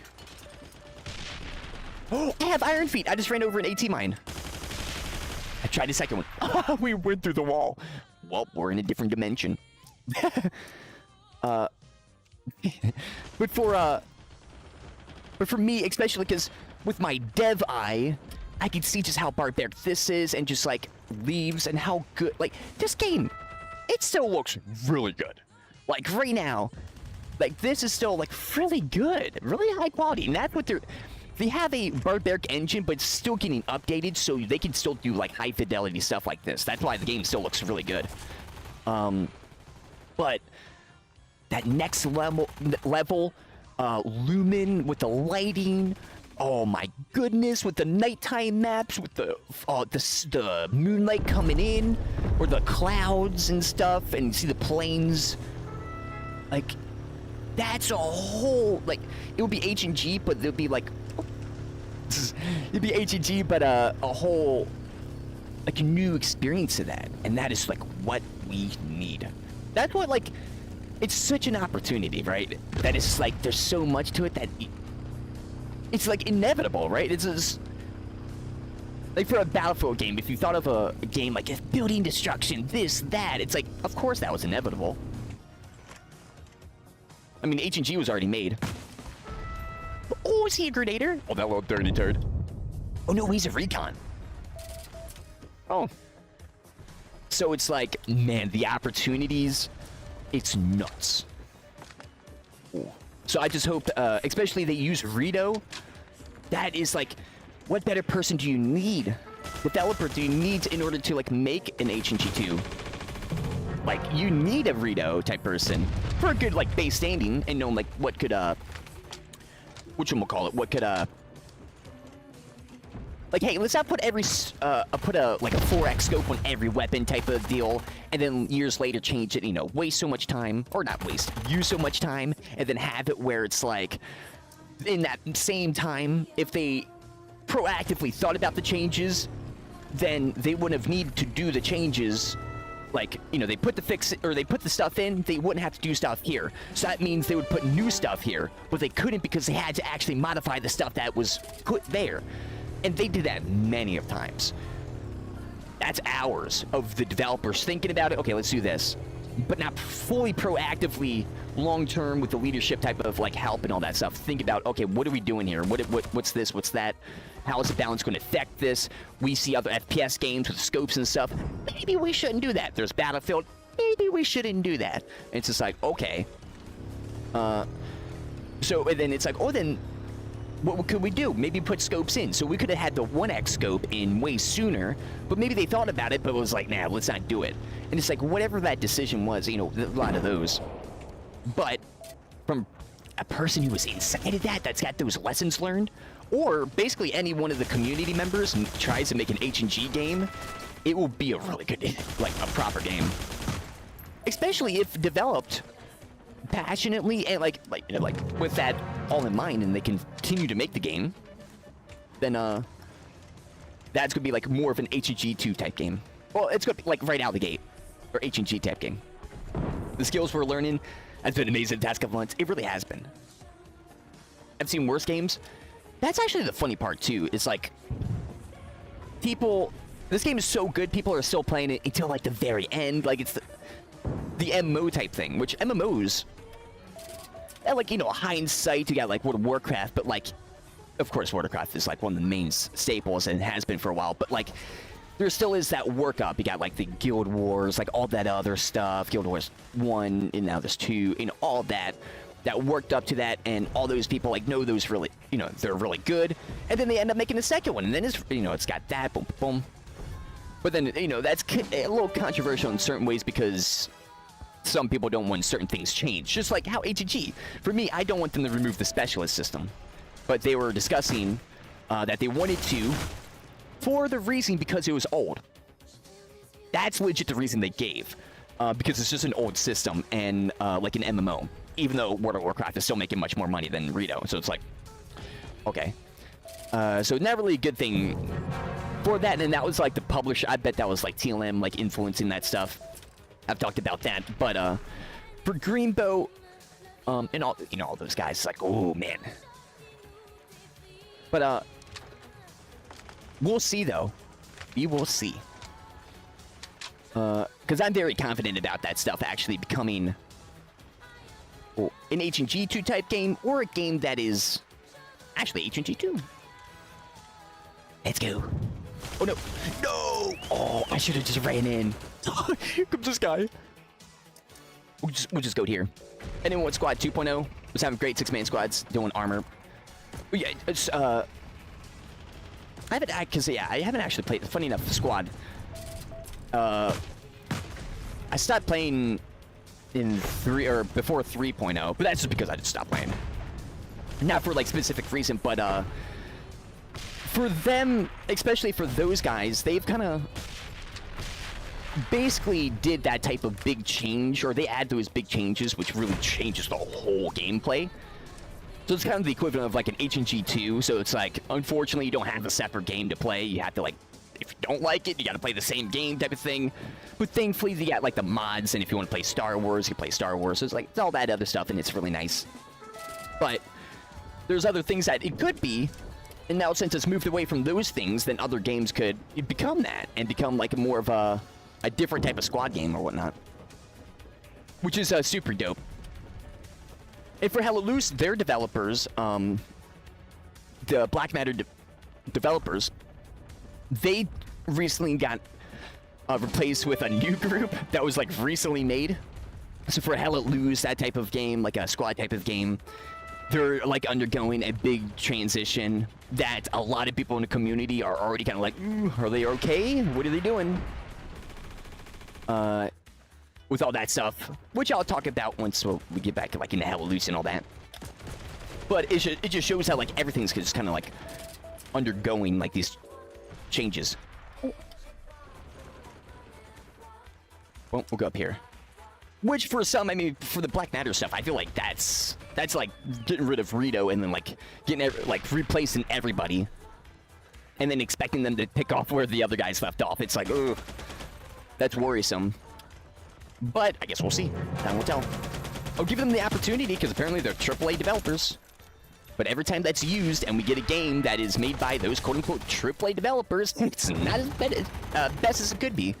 And that's where we get like the more modern kind of trashy games versus like the old, more like passionate-filled, more polished and mechanically filled games that are more interactive in just like a, you know, you step on mud and you see your footprint. Like just even something like that simple. Or you shoot a glass and you see the water coming out. But now we rarely get that type of stuff. Even though it's way easier to implement that stuff more than ever. It's just because we got a whole... because no one taught all the new generation developers. Everybody's learning from themselves, so... that's the unfortunate situation that we're in. But since we're undergoing this, all the next generation people... everyone who's going to become basically like a AAA developer now by like learning and everything.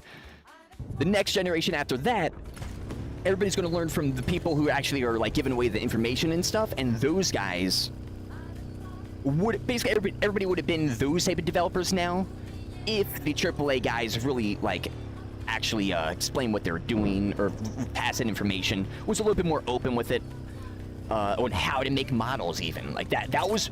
Just even how to make a model for a game or a texture was so gate-kept through paywalls and through just, like, information stuff until, like, 2018. Until, like, Blender Guru legit opened that door up. Where the only way to kind of, like, figure that stuff out is to buy, like, a $100 course. It's like, I don't got $100. No one really has that. And you're like...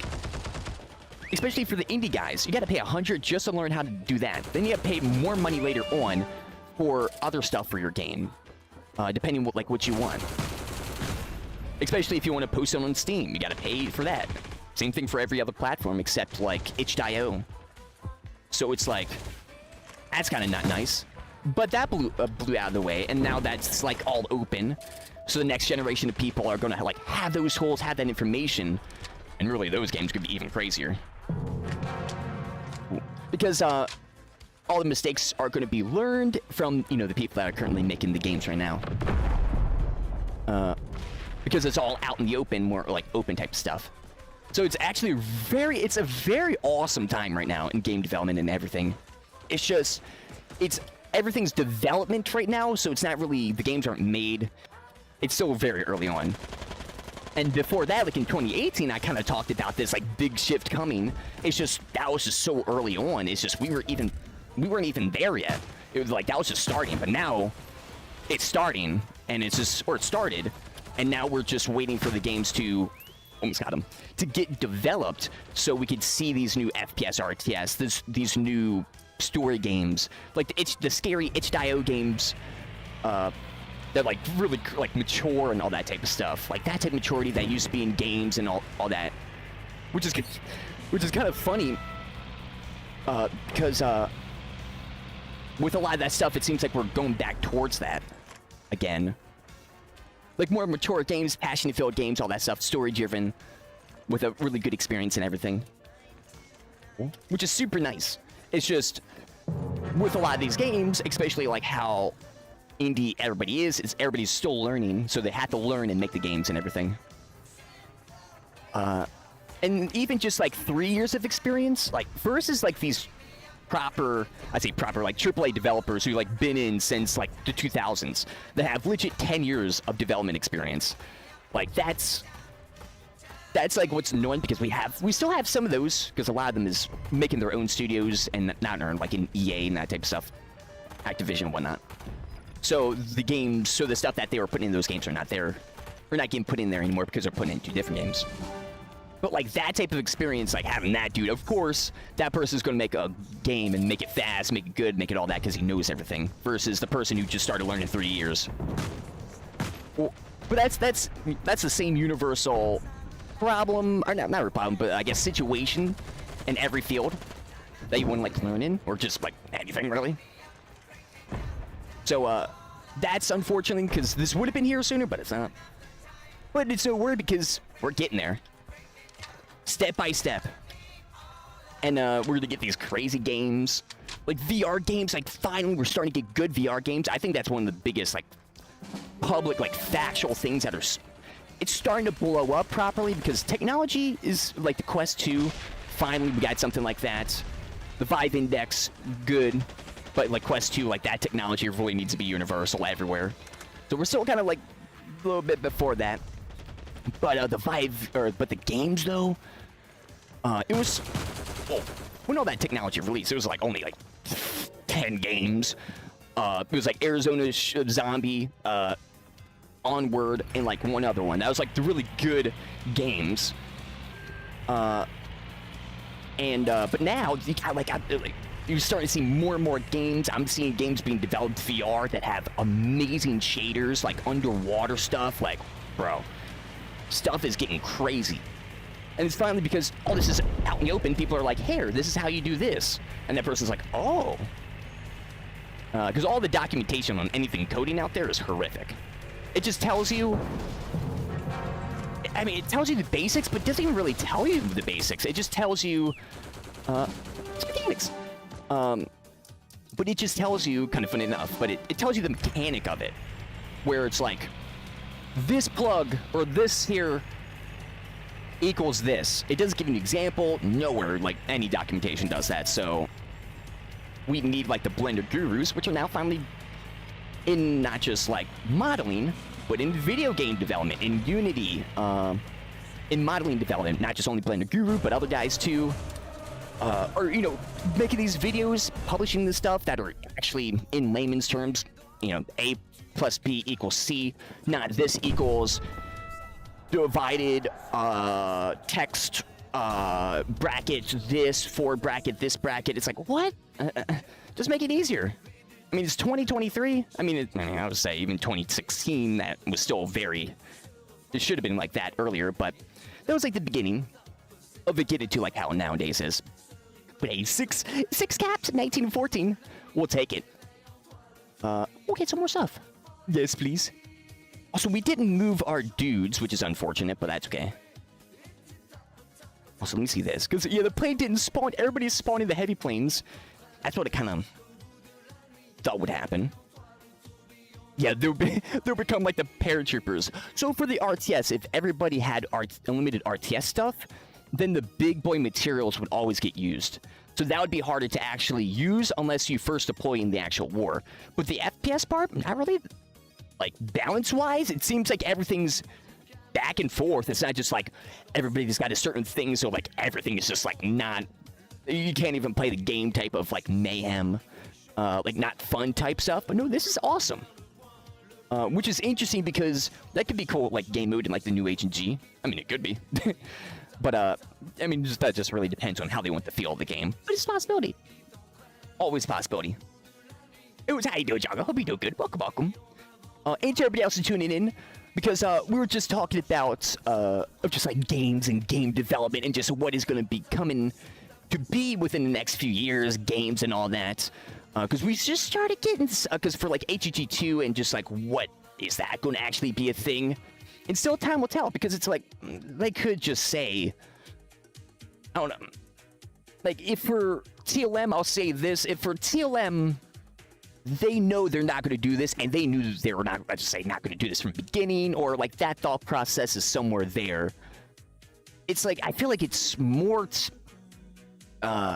money, or I feel like they're wasting money, because, you know, time is money, just that. But I feel like they're wasting more money if they were like, let's keep this up until the very last second, you know, keep everything going, and all that type of stuff. But I guess maybe that is a good thing because it keeps their reputation up. Because if they were just like, nope, never mind, let's go, oh, let's go, pack our bags, we're done, then everybody would not like them. Everybody would actually start, everything would turn into hate, which they most likely know because they got publishing their, you know, they're publishing stuff, so they know that type of thing is very real.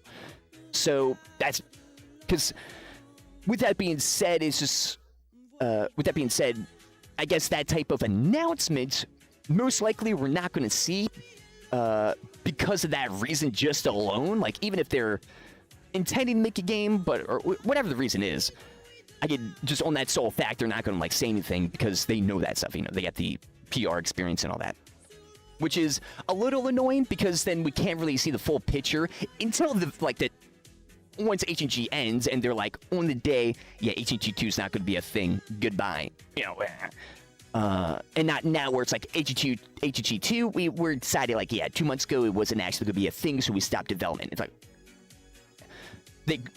we don't know. But there hasn't been any signs of that, which is good. There's been like doubt signs, but actually like, if they really want to, if they're going to continue making the game, they really need to, especially once H&G is like down, like fully down and all that type of stuff, they need to show footage. They need to show new footage, because that's something where having the old footage, that was so old, especially compared to when they actually showed it in the Q&A. In the Q&A, that footage was still the footage they recorded like 3 months earlier. So if they were 3 months earlier or later in development, they could have changed a lot of the stuff in there, the terrain, the looks, the feel, the coloring, the lightness, all that stuff. But we just didn't see that. Now skip forward to now. Have they been developing and doing that type of stuff? Because if so, or if not, that new type of actual footage, we will see the differences, which is what I kind of been like talking about a lot. Like this before and afters. The more it's longer. The time frame between those new footage, like actual recorded, not just like the same recording on the same day type thing. But they do that, then we're going to definitely see if really H&G 2 is going to be a thing or not. Not only that, but how long? Because if it is going to be a thing, but how long is it going to be until it's going to be developed? But just depends. But it's good to see you, Gem Art. How you doing? What's up, Sweat Lord? No, everything. Couldn't they make that from day one? That's also a great point as well. If like the whole intention of H&G, like, unless it was all for reputation of like, here, let's kind of continue the facade of let's go for H&G 2, because they could have from day one. Yes, they could have put it for all the 99 gold, but they didn't. Okay. They did say before as well that they were looking into transferring the data from H&G 1 to H&G 2. Okay. So it's like another, like, they said that they were maybe not going to do that. Then they said that they were going to do that, and they were doing that. So that's a lot, especially getting the data from this game, which they can. They got the login system, all that stuff. So that's possible. That's not just a facade in itself. That's realistic. But the figuring out of how to convert and get the data over into Unreal via this type of engine and this type of stuff, that's, you know, a big thing just in itself, and money and all that. So all that stuff is, again, very iffy now, especially if there's a No Man's Sky type of treatment where they just don't say anything. They're just quiet and they're just working, like actually developing, but working and just, you know, heads down. That's 100% a thing, but is it not? I bet we'll see. They do 1 billion everything. But because like they could have made this more of like a big like firework display of like H&G going down. Like that could have been the thing TLM done, which wouldn't be too bad for the reputation. Like let's do this, let's add this, boom, boom, boom, boom. Give them this, give them that, maybe some little bit of this. Like go crazy with it. Which I guess it kind of already did, but like that would have, again, the goal would have been sooner. Maybe some other things would have been sooner. I mean, like maybe give some. I mean, maybe not, because that would, their engine is barbaric, so someone would probably find like exploits or stuff. But like anything past that, they probably can't do. But it's like maybe unlock everything for free. So it's like got gold, and then on the 2nd of this month, everything's for free, everything. But it's like, of course, with that daily transaction limit. But actually, kind of funny. If they did that, then they would have less server usage. But that's another topic. But regardless, you know, they could have done that. They go boom, boom, fireworks. You know, more announcements, more of this, more of that. Community posts of like H&G over the years. Boom, boom, boom, boom. You know, all sentimental. Boom, boom, boom, boom, boom, boom. No, it's not like they're. It's not just like this is the end of H&G. It's like, well, this is the rebirthing of H&G. So here's going to be a little bit of a kind of a send-off, and then the full send-off. But that could also be a thing of maybe they just didn't think that too much about it. Be one of those things. I really hope not, because that's, you know, not nice. of like they just didn't put the time and effort too much into that thing for the type of game over the years, which is a possibility, but that possibility I will only really consider once we actually like see like if the game is going to go down, or if there is really like 25th arrives, yeah, H&G 2, we're not making it anymore. You know, that happens, then that possibility boop, goes right up. Hey, dude, Harry, it's good to see you. Give some love. I appreciate it. Thank you, thank you. H2 release. H2 hair calls. Yeah, like the yeah, like Jim Hart saying, like there, not just only that, but like there's other avenues or like routes of like how they could have done different stuff, depending, of course, the approach. If they're just fully going with H&G 2 or not going with H&G 2, like from the start, like, yeah, we're doing this, doing that. Like, there's so many different things. So, really having, you know, everything be clear, it's going to, again, really hurt TLM more, because a lot of these decisions, a lot of these things that we're thinking, it's not just me thinking this, it's not even just Gemheart, it's not even just all of us here. It's like across the community, everybody's like waking up, so much so that's like even Rito had to, or TLM had to address the fractured community, and they wanted to address that stuff. So it's like, even though, like, even them, they see and they actually address that finally and all that type of stuff, which is pretty big addressments, because, you know, more so people know how game development is. You know, it's just like, bro, what? You know, it's not just like, it's a magical thing. It really is. Especially if it's passionate and done right. But people are more aware of the fishy things, and they're smelling fishy stuff, but we'll see if it's actually fishy or not. Which, I mean, because that's the thing with like No Man's Sky. If there wasn't a No Man's Sky situation and they didn't pull back, and everybody kind of like really loves that game and all that type of stuff and has what it should have had, and Internet Historian didn't actually provide the documentation of what actually happened with No Man's Sky's studio and the whole situation of all that stuff, 100% makes sense. But once you go into like this, then it gets malicious, and it's like, oh, okay. But redline it, because yeah, it's so much. But we'll see though, because I guess, yeah, I guess if we don't see anything the 25th, that's going to be very interesting. Of like, oh, are they going No Man's Sky, or if they are just kind of like being silent because they don't know what to say or something? Like, I don't know. Because like, just for like Rito, them saying like, you know, HG is over, like something like that type of post. But with that being said, for H&G, I've been getting back in and unlocking the stuff that I haven't got over the years. The P2S, the SU-100, the medium planes on the SU, and I plan on doing more of that as the days continue, because even with H&G going down, I want to see just how the stuff is within the game that I haven't actually messed with, just so I can get the feeling of the game of like that I never played before, and play it, and then also see how that compares to H&G 2. But for now, I'll be taking a break. So if you guys are here for H&G or here for any content that you enjoy, I stream on Mondays, Wednesdays, Fridays, and Sundays. Start times 2 p.m. to 5 p.m. End times are whenever. Then you can actually get notified in the Sweat Lounge Discord when I go notified on that said game you enjoy. You can join that and get also other goodies as well. There's also a new Reddit, the Sweat Lounge Reddit, and then also the Dev Reddit as well. But if you want to join in the Sweat Lounge Reddit and post your sweaty stats across any game, and also the Sweat Lounge Discord. But if you prefer Reddit, then more than welcome to do so. But with these H&G talks, don't you worry, and also just like more just sweatiness in H&G, that is going to continue in the upcoming days. But after this, we might hop into some Mordhau, or we might get into some Space Engineers. We'll see, we'll see. And then after that, lastly, of course, some Unreal 5 development. But I appreciate you guys very much, and I'll catch you guys after the break.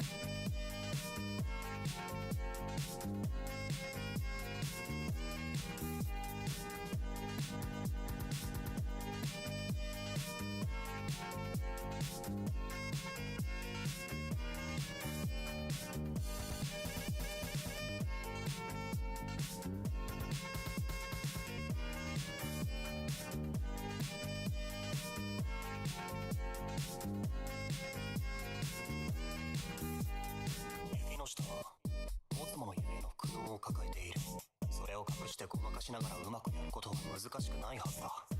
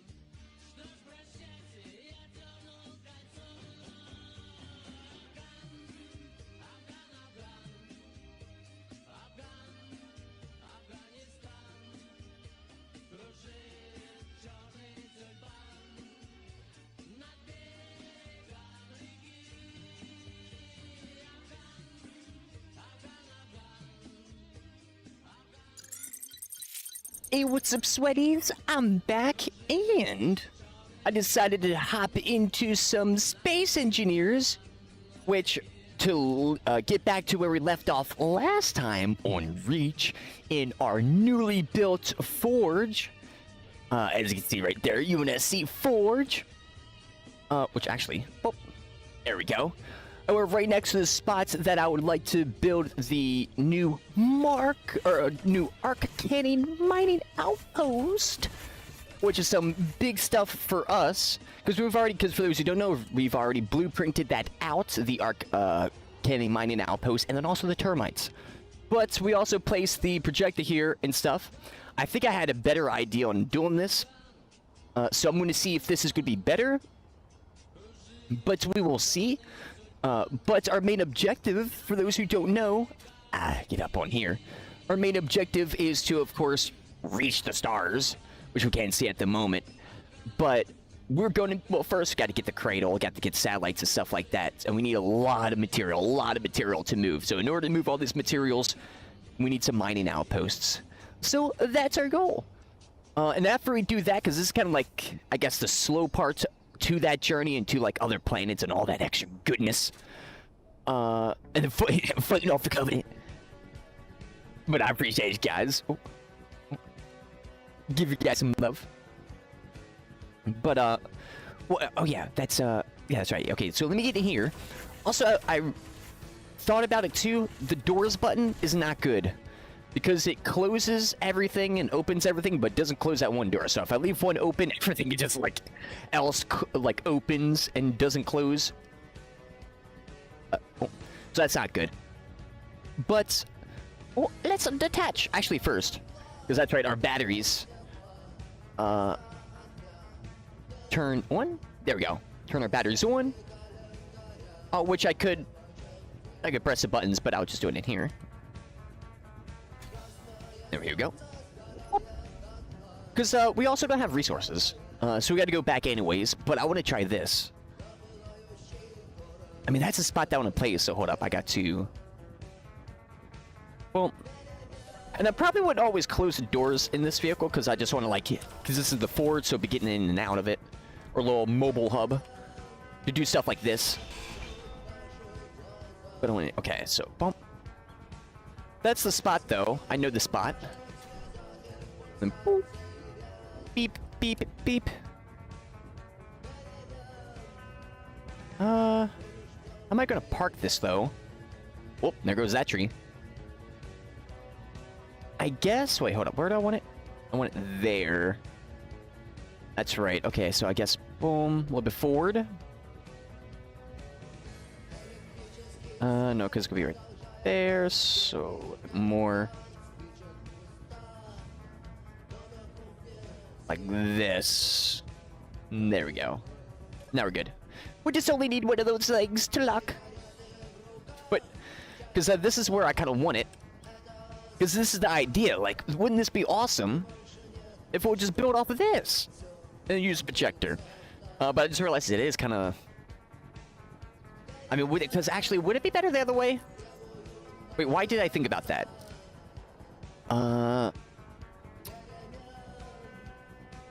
Crap, hold up. There was this... Oh, wait. Because now I think about it, it would be kind of good to do it the other way, but I thought about something like, wait. It was something about a connector.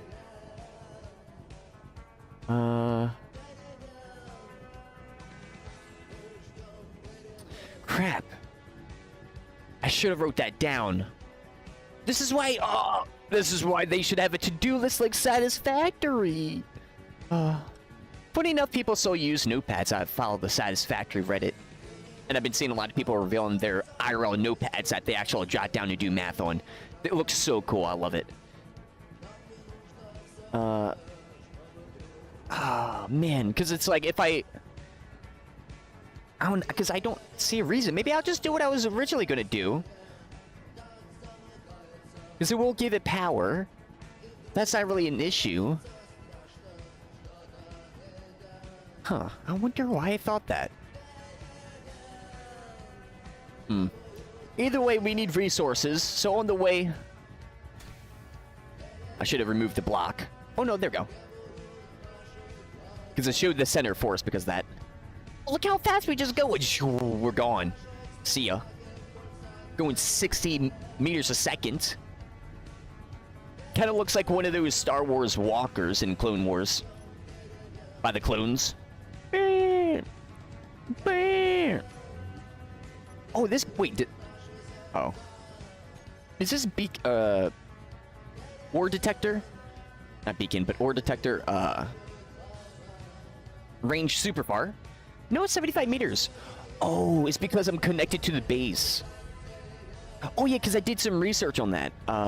About, like, how does the connections work and, like, laser antennas. Oh, look who's that? Peabody's over there already working. Let's go. But, I did some research on that. And, yeah, we're going to need some, like, satellite stuff. Unless the planets don't move in the way that I think they move. But I'm pretty sure they do. Because I tried to go up in this ship once. Like, I was like, okay, let me try to go out into space and let me test something. Or get as high as possible. But then the planet, unlike right now, was moving under me. That because I was entering atmosphere. So, with that being the case...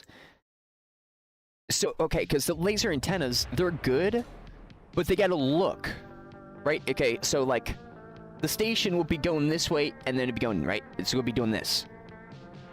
The laser can't go through objects.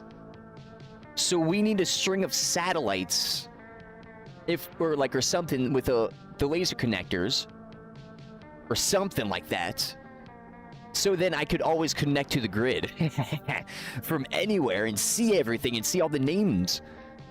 Because it's actually super cool. We could do that, and that's something that'd be pretty interesting to try to figure out a little bit. Oh, wait, did I actually? No, I didn't. Okay, let me do this. Let me park the vehicle so we can unload some resources.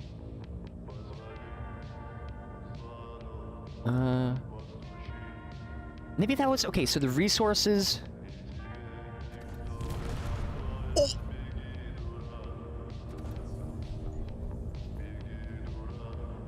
Wait, did I even hit them? Wait, what? I guess I did? That's not bad. That's okay. We'll deal with that. A little scuff. I guess it was enough momentum. That's probably what it was. It was a light tap, but we just hit it a little too hard there. No worries. But now we're connected to the grid. So that means we can just do this. Boop. Main base container. Oh, did I... Forge. Forge large. I didn't do it for the small one, because this is right here. So this would be forge. I could do easy. Small container. There we go. So I can see main base. And since I put it at, so this will always be at the top. But if you're in this... Actually, no. Wait, will it? It should, right? Wait, why isn't that... I think it's because it's the one I'm selecting. If I was in a different thing, that would show up here first. So if I was in the cockpit, I would see the cockpit here. So I want...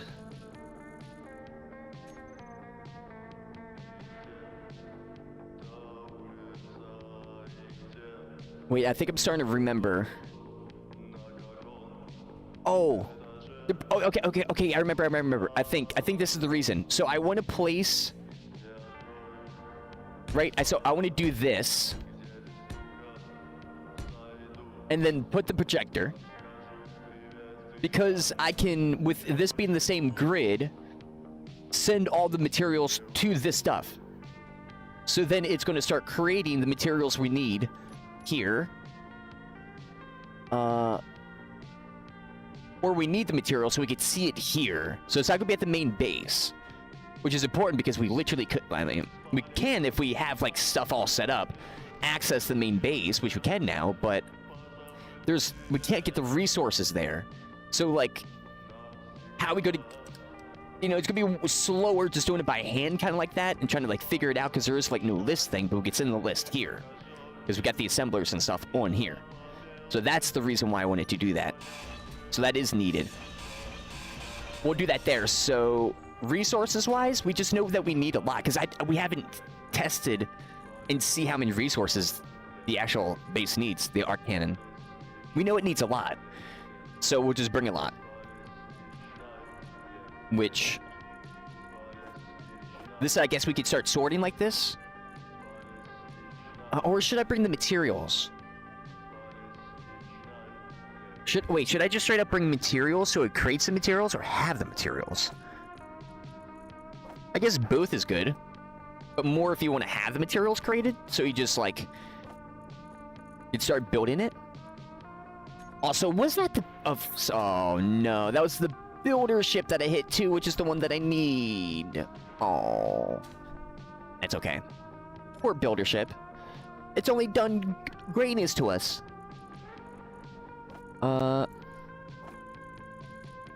Batteries? Yes. So the batteries...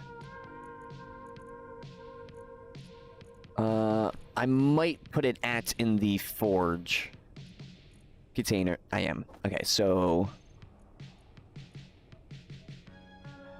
That's... Oh, that's a small one. Whoops. That's... Everything that... No, it's not hiding empty. Oh, here it is. Boom. Yeah, okay, my mill mouse being a little funky. Boom. Oh, okay. Oh, that's right. We already got some stuff stored. Yeah, we got 421,000 pounds to store. Let's go. I can legit put all this stuff in there. I mean, this is not even filled, too. We need solar panels. So put that in there. We're gonna need solar plates. Small tubes. I think they're used for conveyors. Interior plates. Girders. Maybe. Construction, I know we need. More batteries. More construction.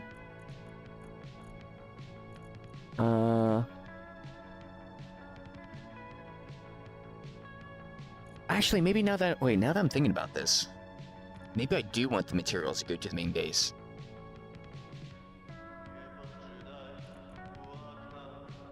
Huh. Interesting.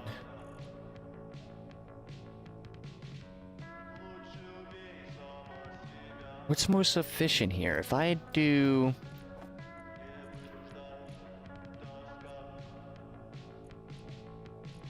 I send it to the base. And the forge carries it over. Yeah, okay, I actually probably should get some radio stuff set up so I can actually send it to the main base. This own base, we're already there because we have the assemblers here, so the assemblers would build all this. Okay, so no, we don't want to. Wait, do we want it on the grid? No, because I gotta fly back, so we gotta disconnect. Crap. Okay, so we do gotta build it there. Okay. Once we figure out this, we can just apply this to like each station afterwards. I think we do need some medical stuff. Put that in there. Even though that's probably gonna go right back in that build ship.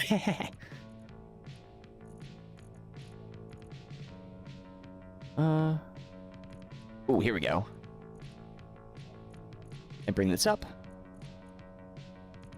But we could also start scrapping the, whatchamacallit, the old space station prototype.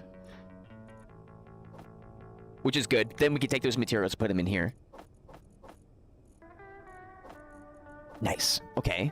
Where is it? There it is. Oh no, we already used the ice? Or did we get rid of the ice? Crap. I need to put ice in there. Okay, hold up. How far can the UNSC Oni base reach via the Oni antenna? 47,000 meters, right? Okay, so we learned that for every... So this is 50k meters. Yes, okay, so that's far enough away. So... Do I have to put an antenna on the actual station in order to activate that stuff? I guess I do. So...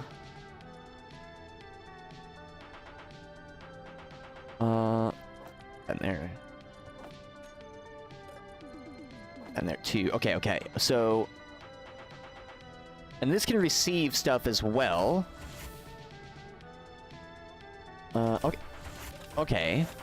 So let's actually go back. Oh, look at Peabody.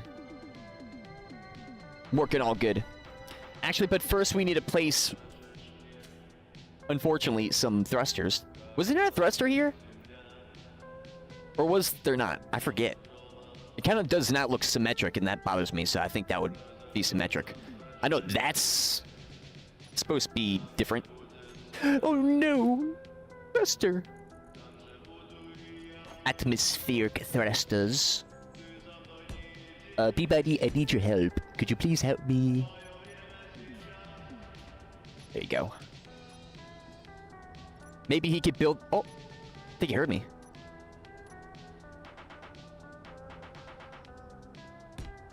Oh. There we go. Wait, is he building that stuff? No. Oh, yeah, that's right. Okay, there's this stuff as well. Is he? He is! Oh, he's making it! Oh, what nice. But, I mean, you're using all my materials. Peabody, could you come with me, please? Oh, no, not stay. Oh, no. Resume. Could you go over here? Maybe get a little interested in that stuff? It would be cool if he could actually target a block. I mean, he really wants to do this, I guess. Oh. Go to. Oh, no. Oh, wait, I'm gonna have to get... Because that reminds me. Got to get this stuff real quick. Boop. Take 100. Yeah, we're gonna have to actually get some more ice. I guess... Oh. He can work on that, that's no worries. Thruster. Large thruster. And then atmospheric thrusters. So then go here. What do I have? I got some ice I'm gonna store away for a minute. Middle mouse. Quickly build this. Did I do the big one first? I did.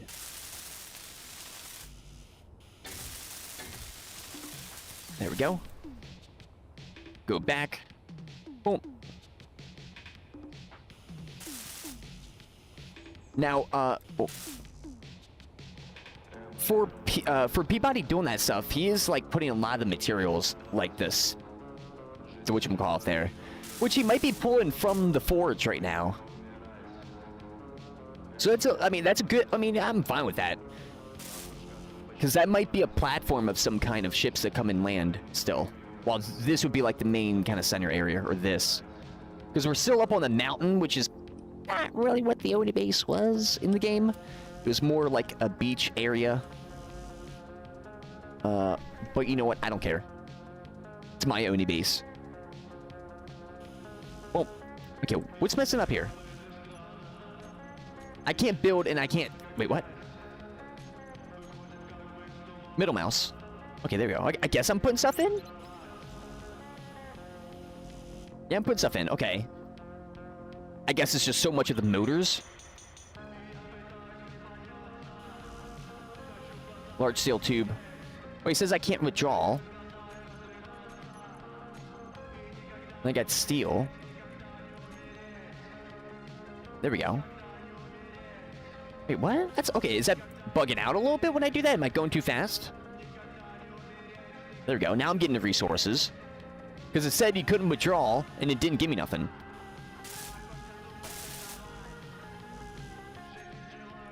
Okay. More steel. Which I don't need. Did it already have some on me? Probably did. Yeah, I need 1,100 motors for this thing. Jeez. And look how many we have. It's almost done, though. Oh. Few more runs. All worth it. Well, I probably should put the forge on recharge as well. Oh. Well, I could actually... Yo, I want to try something. I just got an idea. Could we bring the builder ship with us by putting it on top and locking it? Because I didn't test in the testing of this forge if it could actually carry vehicles. I think it can. It's got a lot of thrust. You think it can? Maybe? My goodness, that's... Oh, 1,100 motors. Making me use all my ice.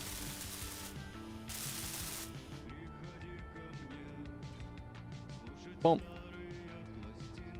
I mean, but hey, that's starting to look real good, though. Hey, there we go. Now it's done. Boom, functional. And boom, nice. Go over here. Finish this up. The atmospheric thrusters. Nice. And there it goes. Nice. So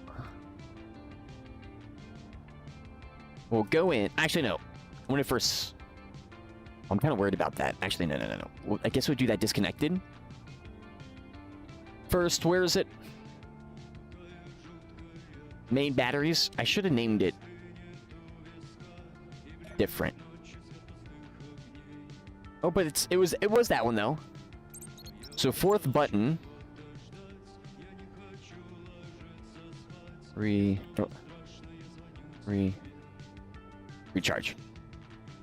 Yeah, okay. Now I know. So we'll recharge, get some goodies. Which shouldn't be too much.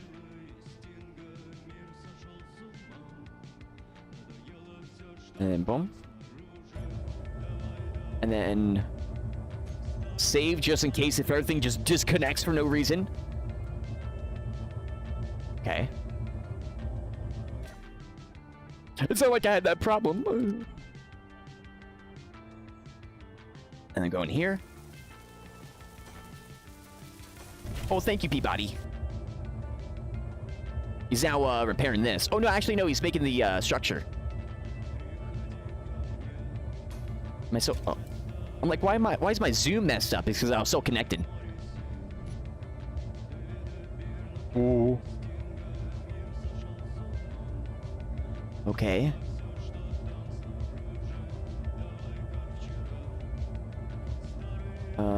Note to self on the next design. Make it a little bit better for this. So right on it? Oh no, these solar panels are gonna get annihilated. Maybe not. Oh. Oh, look at that. Look at that, it still works. I will take it. You're connecting. But I heard it. Yes. Uh-oh. Oh, now this might be the problem. Might be careful.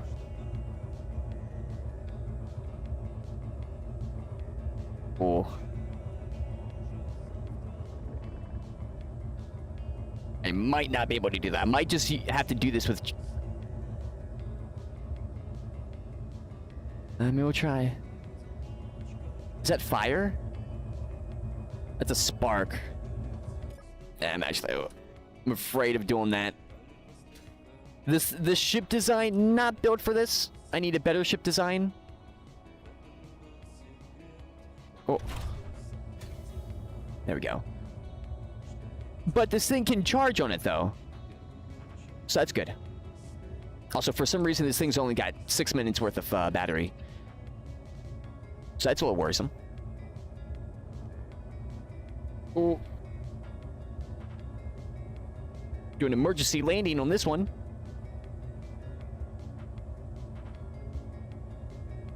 Park. Is the batteries broken? No, they're just dead.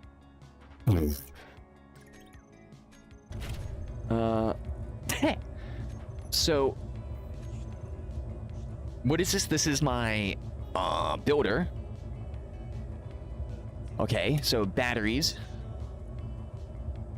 1, 2, 3, 4, and that's it.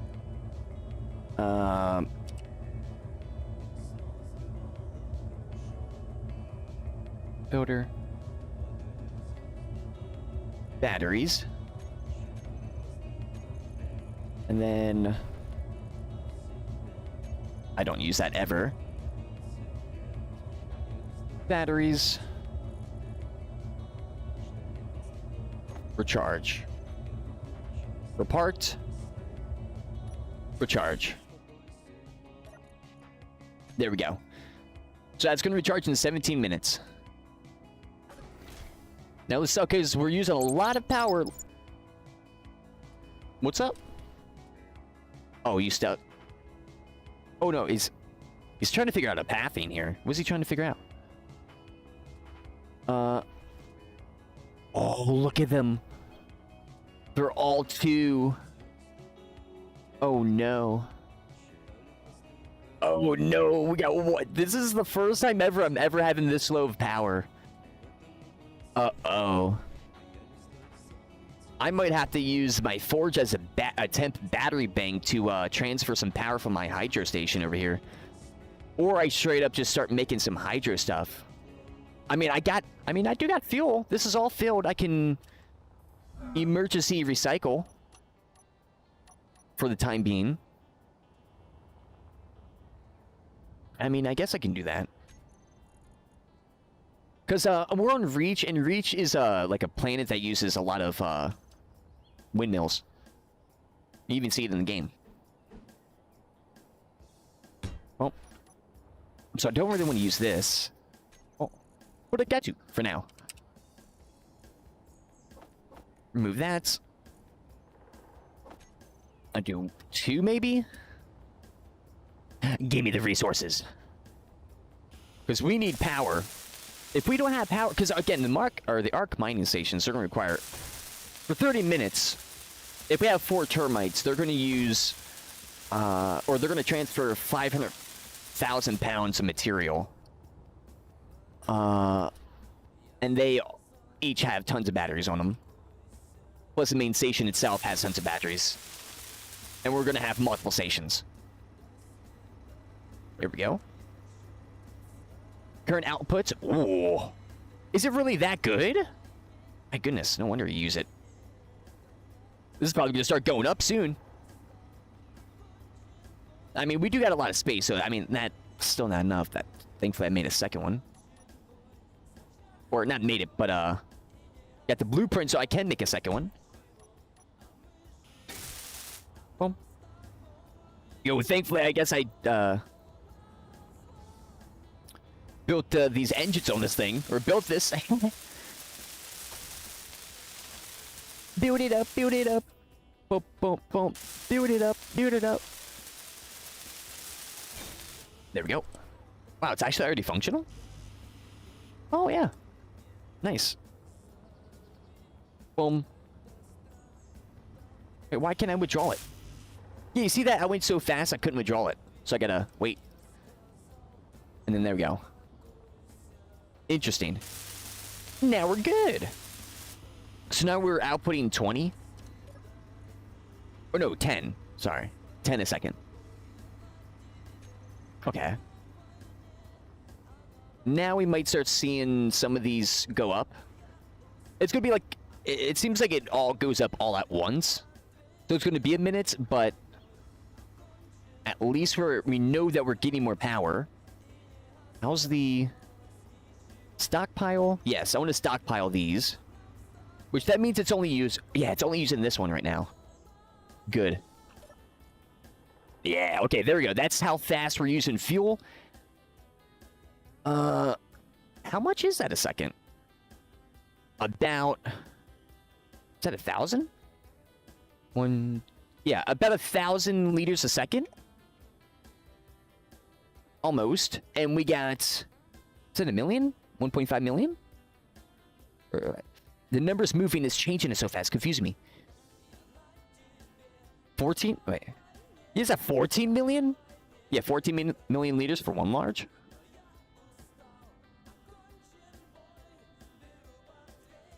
So it's gonna... So, yeah, it's gonna take a bit for this to actually go down for only one tank. And we got 2, 3, 4, 5, 6. Yeah, so we had 6 others, right? 2, 4. No, 5. We got 5 others. That have max fuel too. Awesome. So 14 million? Awesome. So we're good. So we could actually smack some other ones on. Actually, which I'm going to do. Let's actually do that. Because then I'm going to group them and then turn them off at times. And that would be the thing that we'll have to do at the time being, but that is okay. But we're really going to make sure that we're getting power. Like, when we turn it on, it's going to, like, use so much and then turn it off. Type thing. That's kind of what I want. Oh, that's... Okay, so I got 4. Hydro. 1, 2, 3, 4. Go over here. And thankfully, they're pretty cheap to build. It's just like 2 or 3 turns over to this.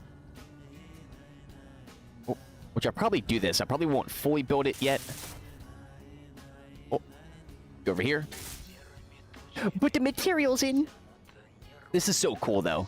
Being able, like, having these, like, problems. I'm gonna have to, like, make power stations and how... Are they going up? How I gotta figure out the problem on how I can connect them and how... Not just only connect them, but, like, radio-wise connect them so I can, like, access the station. Also, apparently lasers are... Their distance is infinite. So I could... Which is... So planets rotate. So since they rotate... I'll need a lot of lasers on the planet, or I need, like, 2 stations. I need to build a station here and a station at another planet, and put lasers on them to connect on those stations, and then have radios on the planets hooking up to that station so I could communicate between 2 planets. Which is nuts. Or you can do it in different ways. Which is really nuts. Well... Boom. Which, if Satisfactory ever goes into space, man, they better have something like that. A lot of construction materials don't want to be built. But now we'll just kind of start fully building these.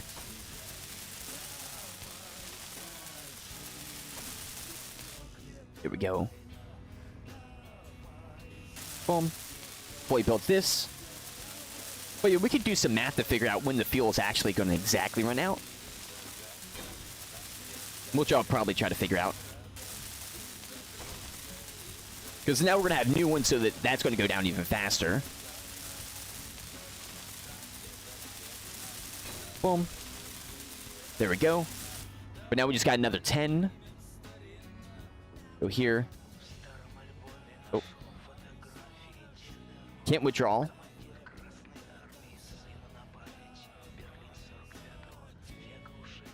Why can't you withdraw it? Is there none?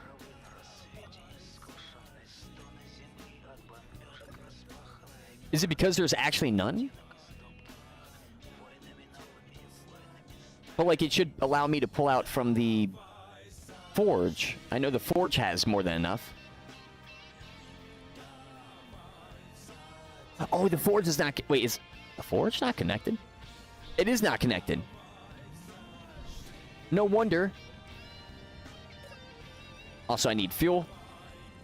Get to more of the fuel. I forgot that this was disconnected. Which, thankfully, this thing runs for a while. Well, let's bring you back.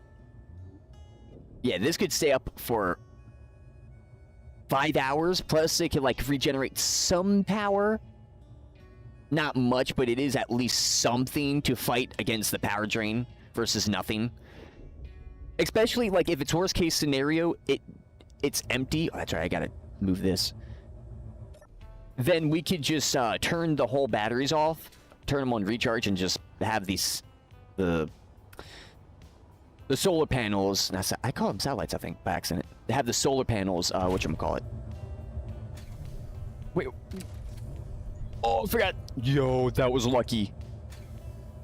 I forgot to put the batteries back on auto. Thankfully, the connection was strong. But now we got an hour. Yeah, look at this. Look how low the batteries were on this thing.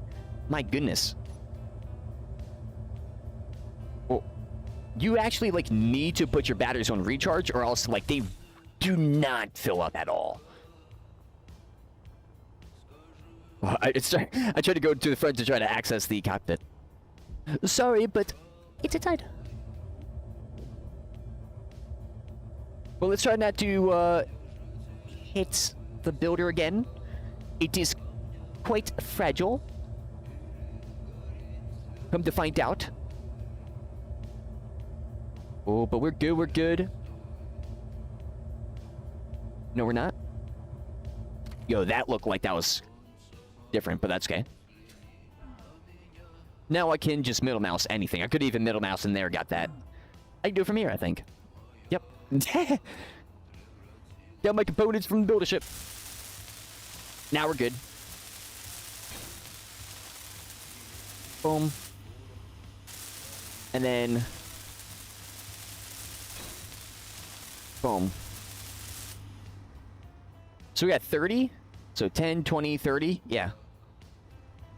30 a second. So... how is this looking? Okay. Okay, so it's... it's going much faster.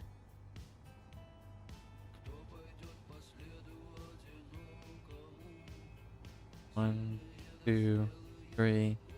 1, 2, 3, 4. So about 10,000 liters every 4 seconds. The percent is going down pretty fast.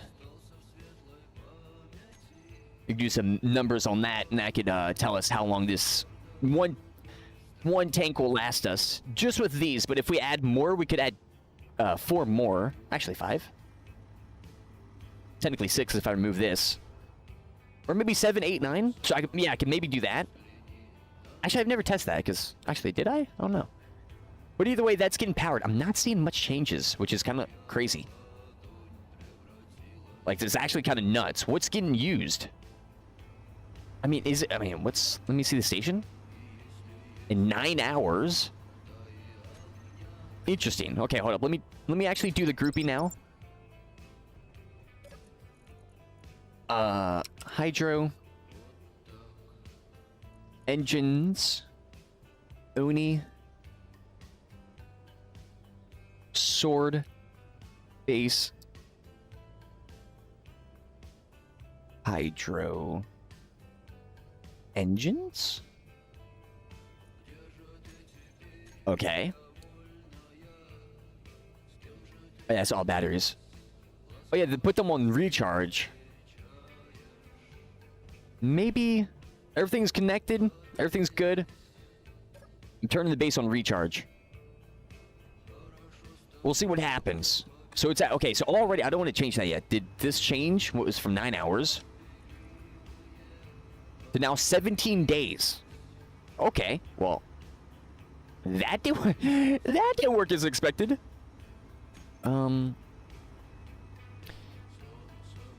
Is that because it's calculating everything now? So it's going to take 17 days to fill everything with just these engines? Interesting. Because I guess it takes 9 hours to fully do that. Another set of hours to do these. And maybe another set of hours to do that. Actually, no, because it's just counting those. Interesting. So I'm going to turn off recharge. Oh, wait, was that recharge? No, that was expel. No wonder. That's interesting.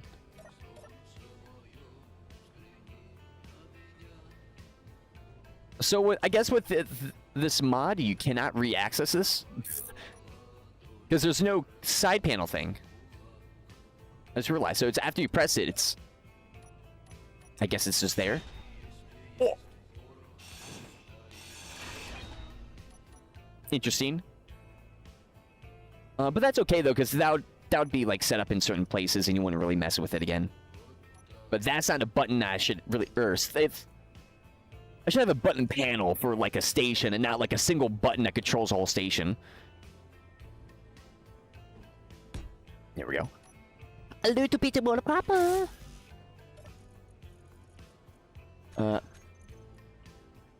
Button panel. Middle mouse. There we go. So, batteries. Oni base all batteries. Recharge. All batteries. Or no, it's discharge. Wait, what? Why are they discharging? So, okay. Recharge. Discharge. Turn on and off. And then go into here. Button 1. I already forget. Crap. I wish I could, like, name it the other way. So, auto. Press it. It should be the discharge? No, it's recharge. Okay, so that's recharge, that's discharge. Okay, recharge. Button 1.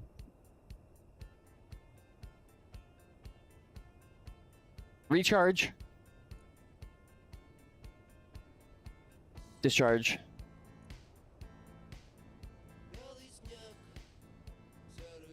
On off. Oh yeah, the slash works too. Good. So it's recharging.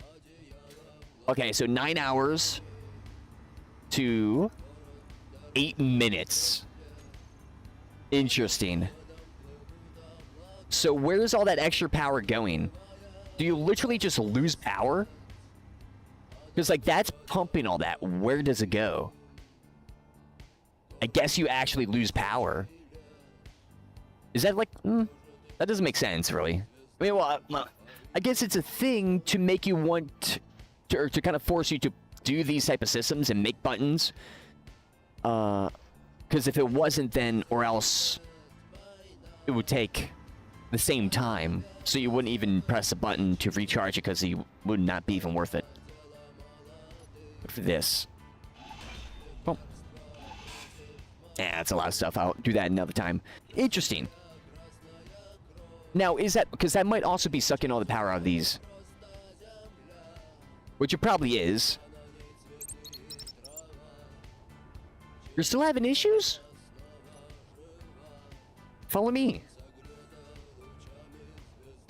There we go. I didn't realize you were having that much issues. I guess you were trying to tell me. Come on, get up here. There you go. Hey, it's good to see you. There you go, resume. Yeah, he was just in a little pickle spot, I guess. Yep, got some goodies. Thank you. I'm trying to think. Okay, so... the forge, the buttons. I can access the Oni station, the blueprint stuff. I think that's good, because we got power recharging.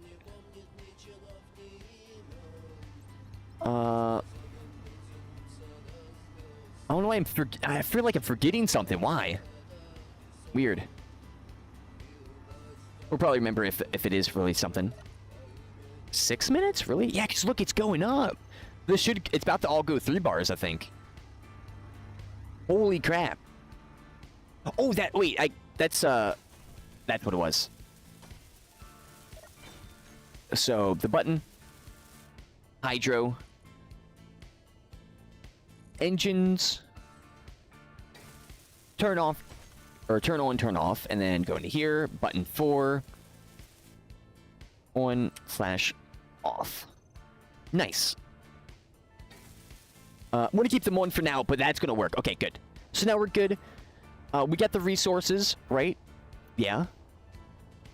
Then we could just start going. Yeah. It is sucking the power from this. I wonder how bad this would be. We're good, though. 4 hours. I think it did also mess with our whatchamacallit. Is that really a big deal? The sun's down. Actually, no, I think we could do what we need to do. We'll go over. Oh, you know what? I should put a spotlight on this thing, man. That would be sick. That's one thing that's, I guess, not good for is nighttime.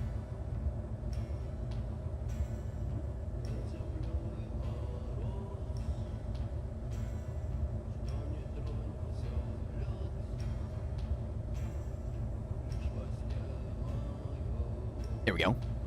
We're right here.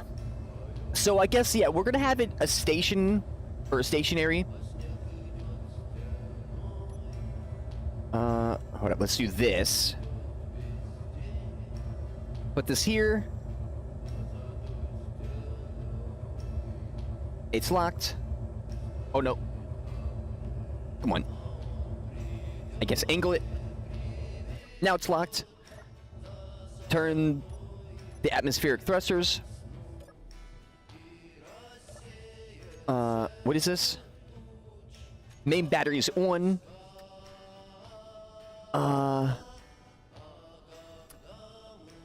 All batteries recharge. Main batteries. Is it this one? Emergency batteries? No. No. Oh. Well, I turned all the power off. There we go. Turned off the power. I couldn't even turn the light. Okay, interesting. So I didn't turn them. Okay. Is it over here?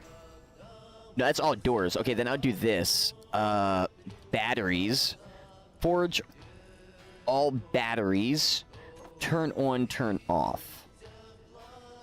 Oh, no, main... Oh, no. Whoops. No. It's main batteries. Main batteries turn on and off. Now, probably should have checked the other one. No, our power's still on, so they're up. There they go. Okay, good. Here we go. Because I only want these to work right now. Nice. Nice. Okay, so let's... Do we have steel? We do. First, let's change this. There we go. Actually, no, we can go more... No. Can do...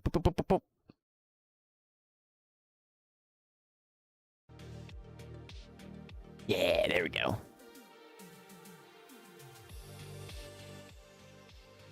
There we go. So, I want the station to be here. We gotta figure this out. So, I need to... send... which I think... Okay. We just need to build an outpost. Or build a... Basically like a little small platform. Put an antenna. To send the materials back. Then we just use the forge to transport the resources here. And then bring the other ship over here. The builder ship. We could put it on it. I don't know if at an angle. Because that could be a little weird. Because if the ship is... I might have to... put the forge at a flat surface so it doesn't cause any scratching and destroys the solar panels on the forge or the bottom of the actual builder ship. So that will use it as a little battery station. Boop, go up and actually build the outpost and also transfer the materials right there so I don't have to go all the way back to the actual main base. So for this, I think it'd just be straight on. Actually, no, I want it.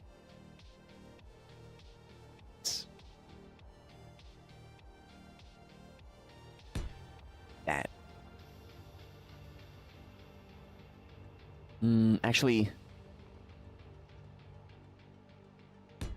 here. Yes. Okay. That spot. No. This spot is good. So projector. Boom. Then just build like... Oh. No. Just build a little platform. Like this. Boom, boom, boom. Then we get an antenna. Then we need a battery. So that's a setup we need. Okay. So... battery? Antenna? Oh. Antenna. Projector. And then just... oh. Nah, actually, I'll just pick off those materials. So then we could do this real quick. Yes. Ooh, let's go. Oh, this is sick. The forge actually being used for the first time. Wait, which one? Oh, I did battery. Whoops. I need more steel. But the first time it's being used. Let's go. The UNSC forge. I wonder if I got my antenna stuff set up. If I can see Peabody moving. I look like cameras all put cameras all around and see just Peabody just going around doing stuff. That'd be hilarious. I gotta definitely do that when I get oh, I need steel. Oh, and I didn't do that. Oh, it's too fast again. But I need to do that once I fully build Oni base. I'm just gonna spam middle click now. Just spam it. Oh. And build. Oh, it's saying that. Oh, I see. It's still putting materials in, but it's saying that for the base resource. I understand. You need like that much. Middle mouse. Do that real quick, and then we can finish the rest. Because we just, the main thing, the batteries, 80 batteries. But guess who's took some batteries with him because he knew that he was going to need them? Me. Not really for this. I kind of realized that at the last second. Like, oh yeah, that's right. You need a power source. Because I was originally thinking that this would be the power source. But no. Do something like this. At least in this way, you need a on-station power source. Construction comp? Oh, I put the construction in here by accident. And build that. Boop. And then put the steel away because we don't need no more steel. Boom. And also the interior plates. Should have got some ice with us though. 100. And then middle mouse. And then we'll go back over here. There's already some power. Oh, I guess it just gives you... oh no, it's 1 watt. Oh no. Oh no, it's... wait, what? Current... or max stored? Oh no, stored power. Okay, so it's just 900 kilowatts. Build this. Nice. Build this. Then go back. Oh man, if this had like a little personal like mini ship too, oh that would be really sick for these like little builder. That oh, this is where like these situations of having like one of those would come in handy. Oh. And it's a radio. Oh no, I don't have the radio stuff. I think that's one thing I don't have. Yeah, I don't. And I don't think I can build either. Well, I can build at Oni base. Which would be the first time to do this radially, or radially, or through the internet. Production. 100. Yeah, there you go. Just okay, so now it's actually doing it. That's so cool. So I could. Wait, what am I doing? Oh yeah, I was about to say I could pick it up by hand, but no, I don't want to do that. So, oh, wait, but actually no, we got some power. I just realized. Wait. We could do this then already, right? 200 watts. That's not bad. Blueprints. The Arc mining outpost. Double click. Okay. It is here. Okay, so that's a list of materials. Preview. Oh, that's right. That's the preview, like small preview. Okay.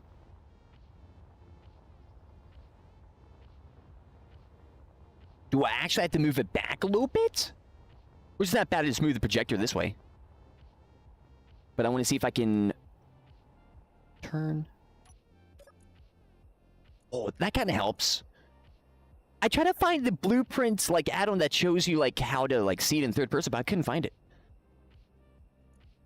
Or see it like without the screen so you can easily see. So I gotta roll. No. Itch. No, okay. Y'all? No. There it is. Okay, so it's the pitch. Which is a little bit, I mean, I could.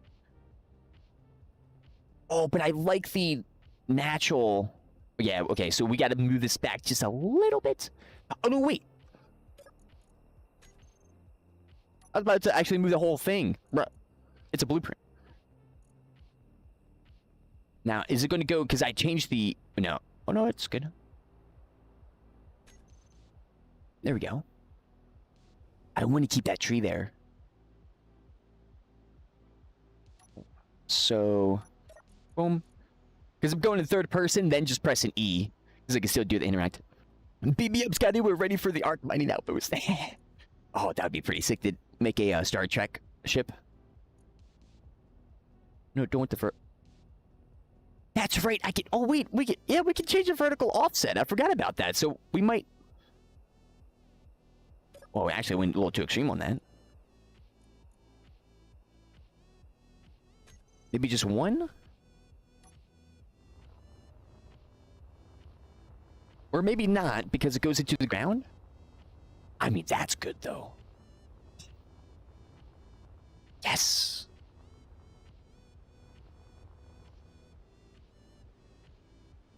That's okay, I can place a block there. I can place stuff there. I can finish that there. I can finish that there. Yes. This is looking good. Okay, okay. So. Yeah, it's using it. So barely anything. Good.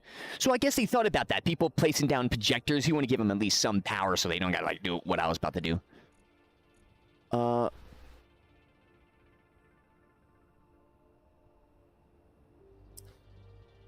Preview. Oh wait. Actually, oh no, no. That's right. That's the hologram thing that puts it on top. I'm pretty sure. So what? Let's send to assembler. Oh, but I did make the antenna. Oh, that's right. Okay, so oh, that's. I'm thinking I could send it. I don't have the antenna to do so.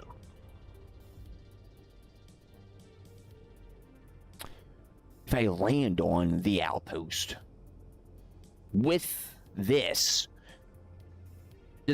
Does landing connect it to the grid?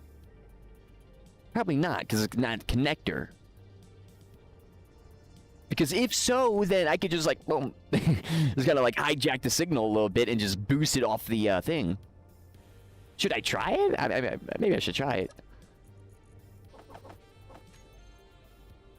Oh no. Actually, we can't. Or can we? How much? I got one extra tank. Actually, nah.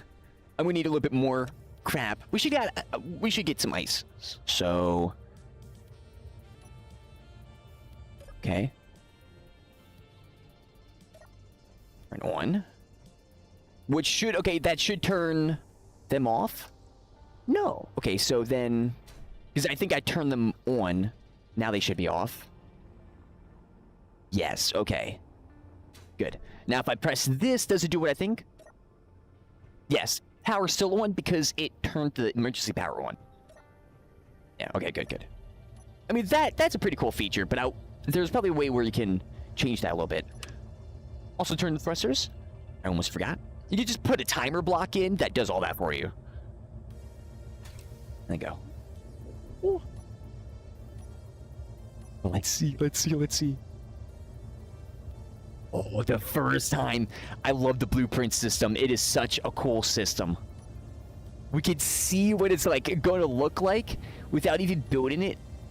So like we could change, like that's so awesome. But no, that is what I wanted exactly.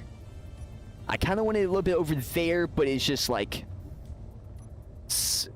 I might place 2 there, I mean, why not? But I feel like I might place something else there. With the lights, the strip. That's so cool.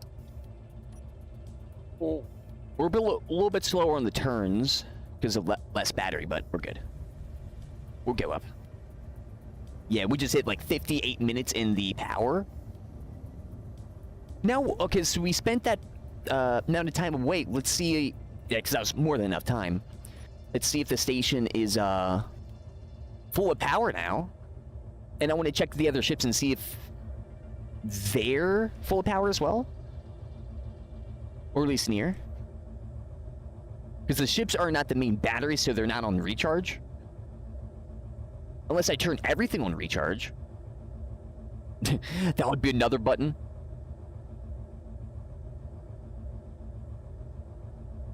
Or I could put an event controller on the ships. If the batteries are low enough, it puts them on recharge automatically. You could. Oh, bro, that would be sick. I'm gonna have to figure that out at a certain point. Thank you, Peabody. I appreciate you. Thank you. Oh, that's what I needed. Yep. Because I dropped the ice in the other container. I didn't pick it back up. Not all full. 5 minutes. But those are max. Or like basically maxed. We got these finally up. So we actually do... Okay, so we do got a good bit of power. So how about these? 21 minutes. Okay. 21 minutes. Okay. And how much... Really?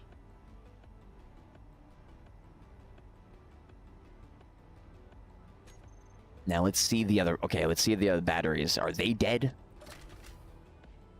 They are. I bet these are dead? They are. Okay.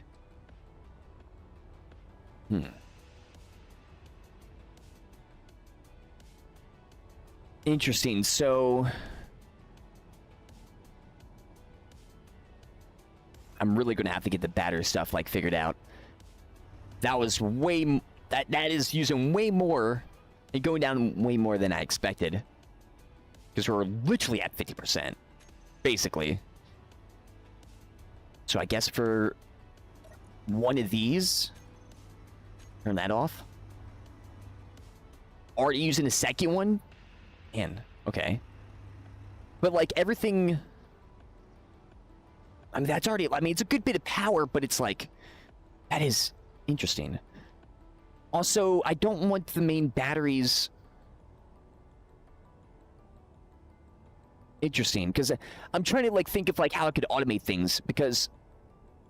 Every ship, no matter what station, I have a system like this. It's going to drain the batteries of the ship. And I wonder if that's going to be an issue for the termites. I get a thing in, it's recharging... All the termites are going to try to charge. They're going to die.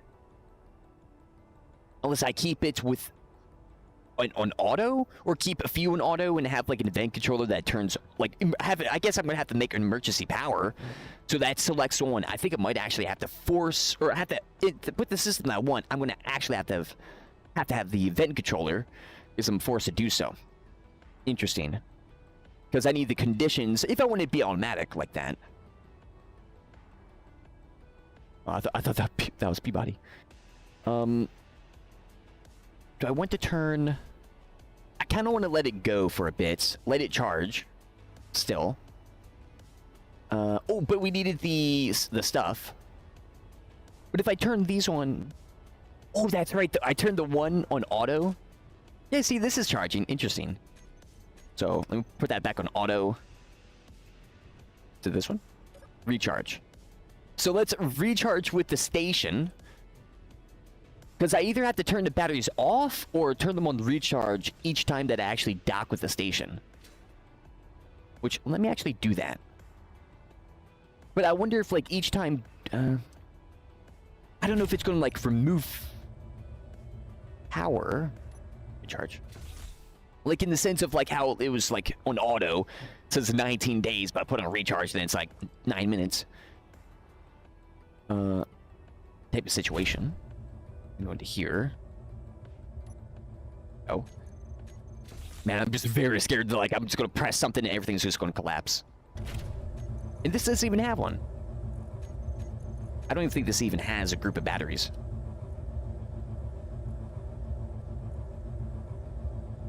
Nope. Or no, do I? What do I do? Builder batteries. Oh no, this is scrap though. Wait. I named this build battery? Interesting. Scrap, ship, batteries, save, and then go here, battery. I should have just put scrap, so only that showed up.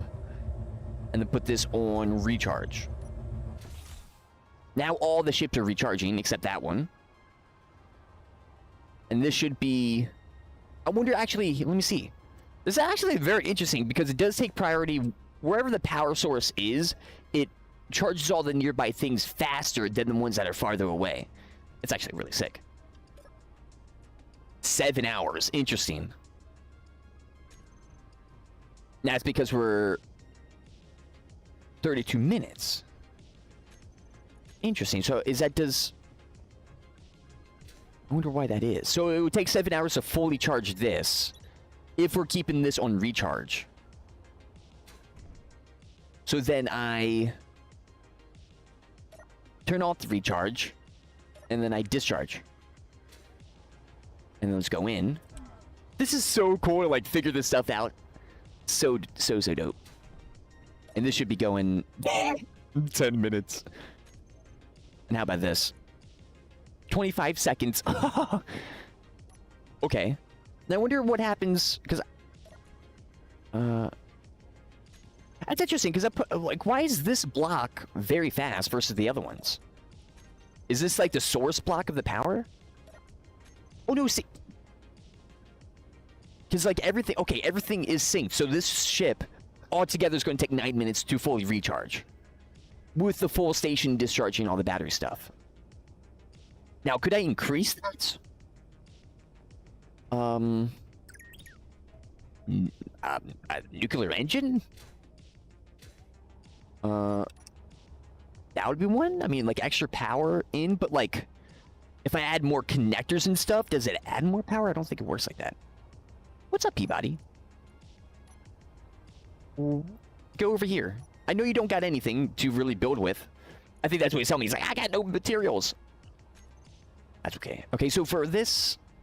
Because that makes me... Because I forgot to do this for these things. I don't even know where my stuff is. Assembler. Oh, it is the first one, too. Because I want to go here. Is it assembler? Yes.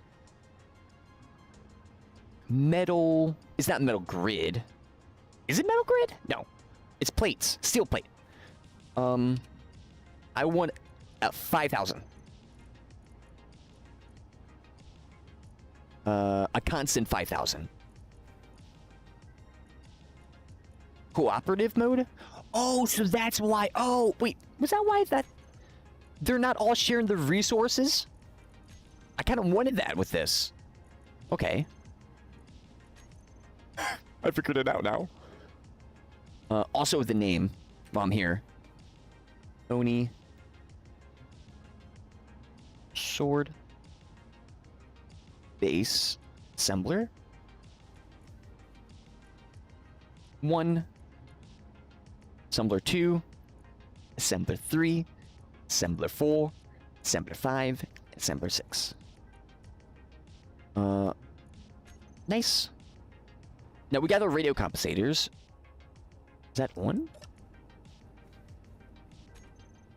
Is it not doing it because I put the... Oh, that's so sick. The base stuff on whatchamacallit? Or no, I put no material. Oh, it's got nothing to... Well, actually, no, I put the stuff in. Wait, is that actually the case? It probably is. Because I don't hear it. Is it doing now? Why is it not? Wait, why is this not working? It should... Okay, hold up. Power efficiency. What's there? 5,000. Is it because it got 5,000 in the forge? Enable / disable the...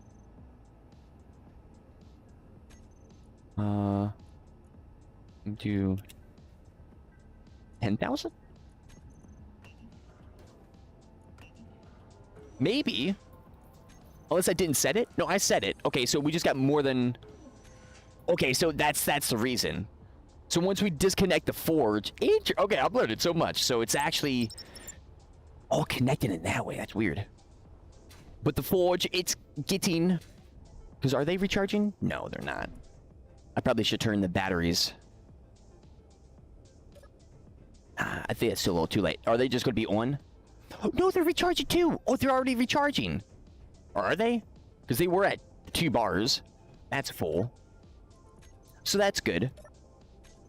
6 minutes. Okay. So I want to get into the forge. And I got to find all the radio compensators. Radio compensators. I don't think it's called compensator. It's just radio part. Whatever it is. There's 10.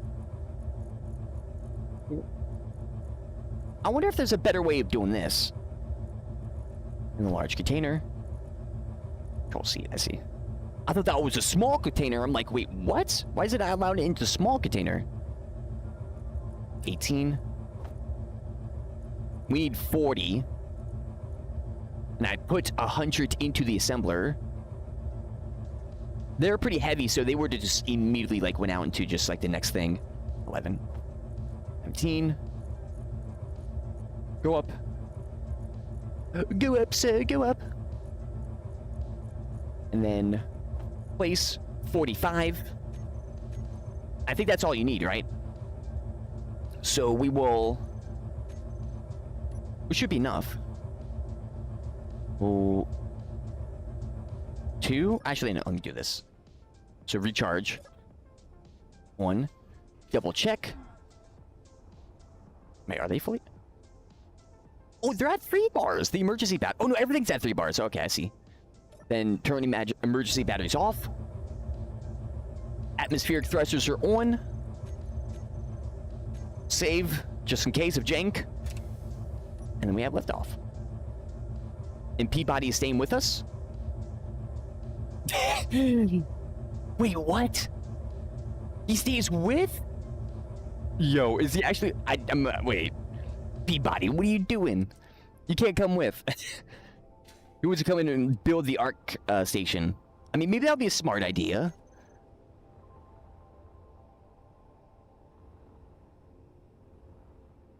I just don't want to lose him. Maybe that would be a smart idea, because it will help mine it, or help build it. This will be a test, I guess. You can come with for now. I'm afraid he's not going to stay on, though.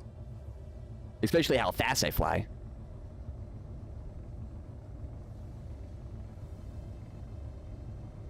Doing 60 meters a second, unless he's moving 60 meters a second, he's staying on. Oh, the sun's coming up. Or is that... No, I think that's just light. Yeah. And we're descending too. So he's staying with it. Oh, the arc mining outpost. Arcane and mining outpost. Dog going for a car ride, yes. He just wants to experience the wind. Okay, so we're here.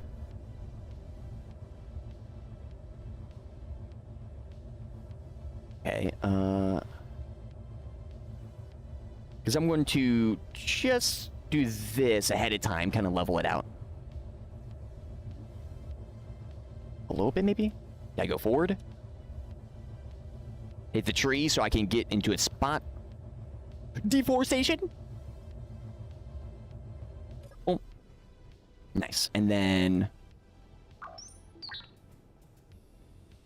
main batteries. And then emergency batteries? No. That's right, did I don't know how we have power then. I guess we had a little bit of power stored. Okay, so there's that. Okay, I need to get the... okay, so that's right. I need to get the... whatchamacallit, so we could actually send the resources over. Boom. Oh, I could just middle mouse, that's right, because we're still technically building. Boom. Oh, this is going to be so sick. Oh. Boom. More radio compensators for me, please. No, go over here. And then, whoop. Build this. Fly back. Oh, I forgot to get the ice again. No, not again. Oh, hey, how you doing, big? Hope you're doing good. Welcome, welcome. How to look where advanced new technologies. Oh, G and progression. And then you can see like which block you need in order to progress and forward in survival. Ooh, boom. And then there's other mods too, which actually for let's see mods. For anyone who's interested for the mods that I'm using, you can check out that post that has all the mods I'm using. Do you think? Hey, no worries. Over here. It's the last run. Oh, yes, it is. Ooh, here we go. Oh, wait, how much power is the antenna going to need? We're about to figure out. You're in a hot second. Antenna. Ooh. Oh, no, that's okay. Okay, so we got a few hundred. Wait, that's right. So how far is that? Oh, it's only one. Okay. So we could turn this down. I'll put it at 2K. We should be like 1.1, but actually like 666. Oh, no. No bad luck. Now this should... or let me rename this. Static grid. Arc. Canning. Mining. Outpost. I'm gonna have to do this again, most likely. And then me. Our cannon mining outpost. Then cannon temp antenna. Oh, projector. It's already projected. It's all good. Set into assembler. Now, if we check our Oni base production. Maybe not. Why not?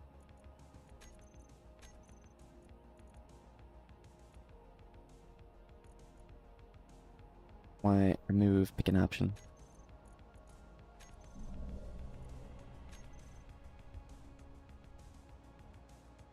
I don't know what that noise was.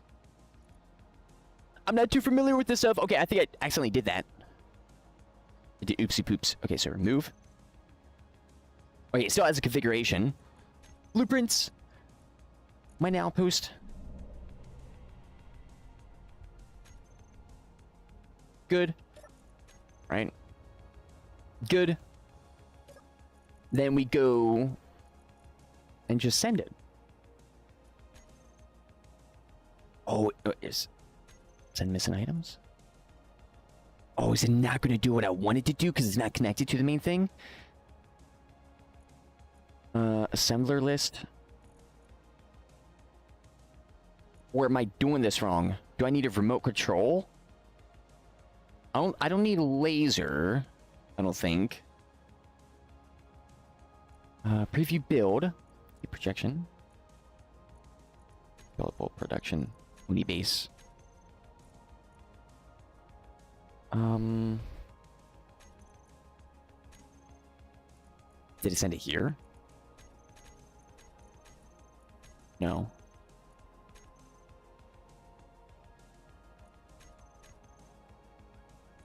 Wait. I'm pretty sure there's more than just a construction kit, so that's a little messed up. But is it because it's getting confused on which one to send it to? Because I would think that would not be an issue. Projector, so it's just like... Yeah, assembler list. It's not showing me the assembler list. No. Share with me. Oh, no, I'm trying to think if like, is it like a share thing? Because it's in its range. Wait, is it? I'm in the range. The antenna's here. It's connected. Am I missing like? Is it like a part's missing? Not part missing, but like. Oh, accidentally just clicked remove. I can. Do you need a laser antenna? Assemblers. Maybe you do.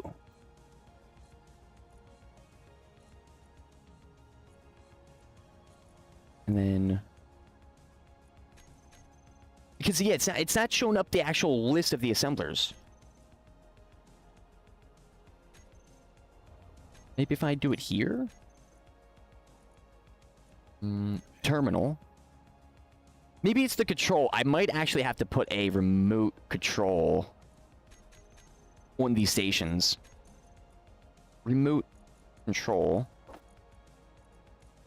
Because I can't control them technically, but I can access their terminals. And I wonder if that's the issue. Interior plates. Do we have this? Oh yeah, we get those materials. Oh, this is light work. Boom. Then we'll get rid of the past one. Fly up here. Middle mouse.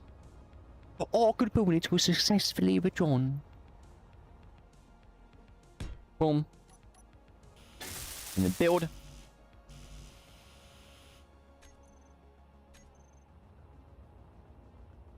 Was it? Did I accidentally build something else right there?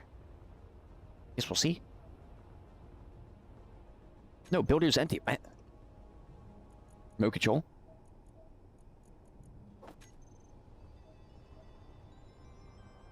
There we go. I forgot to get the ice again. I keep forgetting about it. Boom. Build this. The ice. It's my bane. I probably have to put both on either or.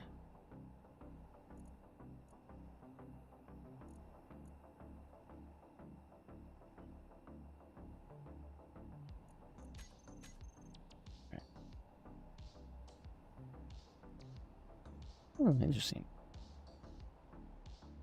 Yeah, I like how they put the new like AI options in the remote control as well. How much fuel do I have?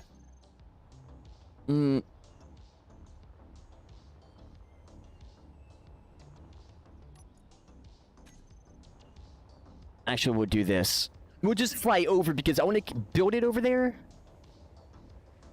Which I'm going to get kind of upset if I don't have no materials, which I'm pretty sure I'm got enough for the remote control since it's so cheap. We're just going through the atmosphere pretty quick. And then we get ice 2. So then, remote control right here. But first, let's get some fuel. Boom, boom. Fuel up. Thank you. Let's check our energy stuff. Ooh. Oh, I see. So all the... So let me turn all this...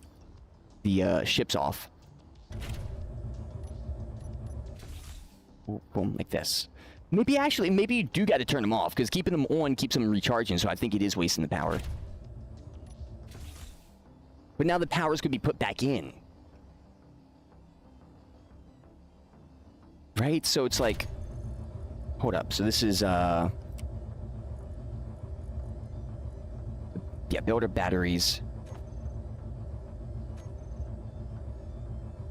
Now, if they're just straight up off, like toggle off, will it be used? Okay, so you do have to turn them off. I mean, you wouldn't leave your car running. Makes sense. So then... minor batteries. Turn off. Oh, no, it had it. Okay. 6. So they're off. And then... scrap. And that's off. Okay. Now, since that's off, let's see. 4 hours. Now, if they're all off, right? The forge is not on. We can take this opportunity.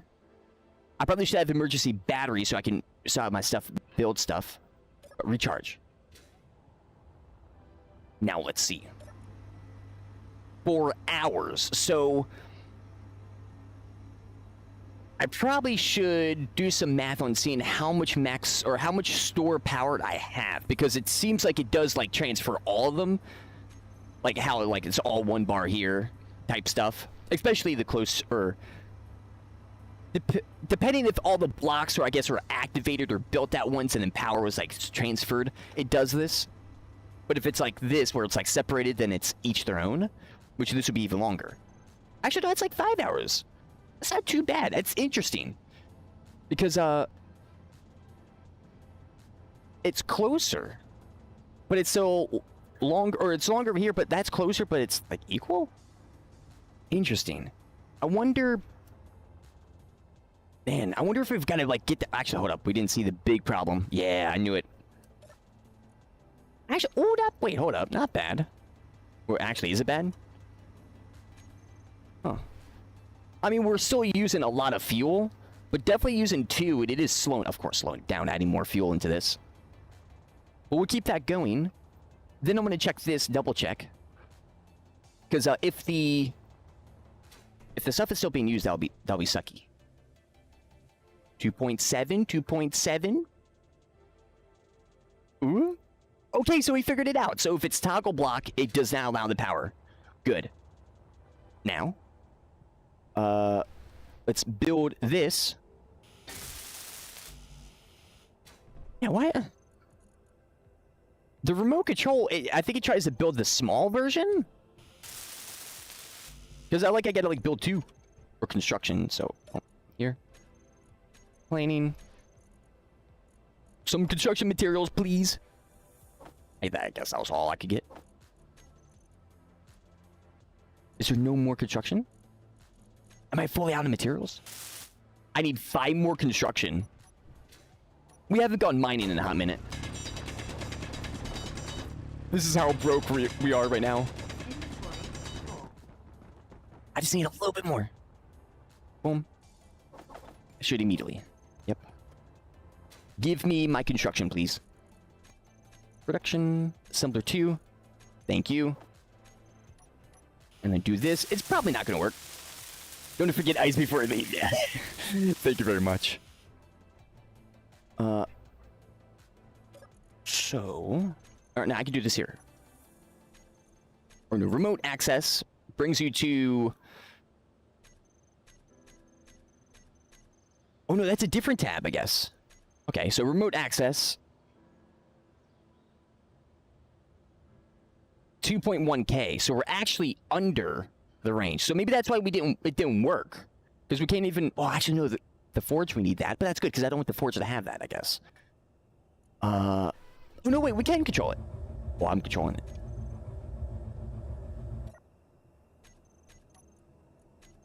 Oh, I don't know. So never mind. Okay, I was like, wait, we're out of range, but no. It's because of the AI. Yes. Send to assembler. No, it's not going to do that. So I have to... But why is it not doing that?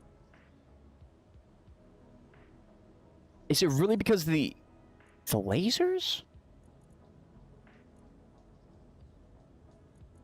I mean, it's not the same grid. Would it have to be over there? Because I don't know. Maybe? I mean, it's a good idea. That's what makes this kind of confusing. So for both, hold on, let me see, laser. It said stop broadcast a signal that other person could see. No, it doesn't really give you extra information other than that. That's kind of sucky. That doesn't make sense. I guess because I'm trying to think of, like, maybe I'm doing something wrong, but I'm thinking, like, no, we got really everything. It's just it's not finding it here, which I guess makes sense because it's not connected. But why would it not be connected?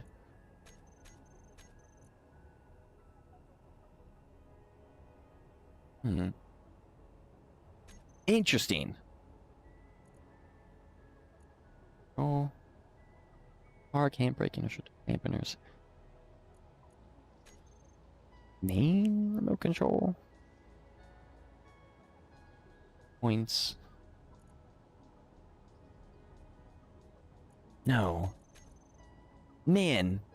Okay, so I guess the original plan has to stay.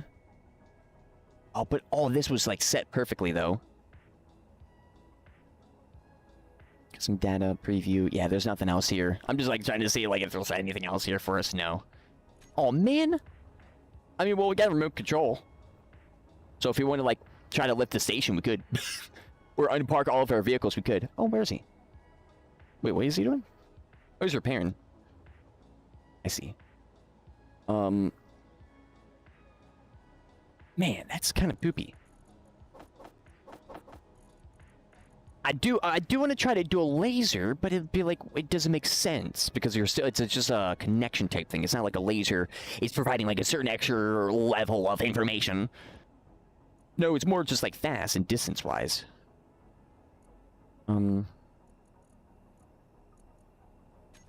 Wait, is it not here?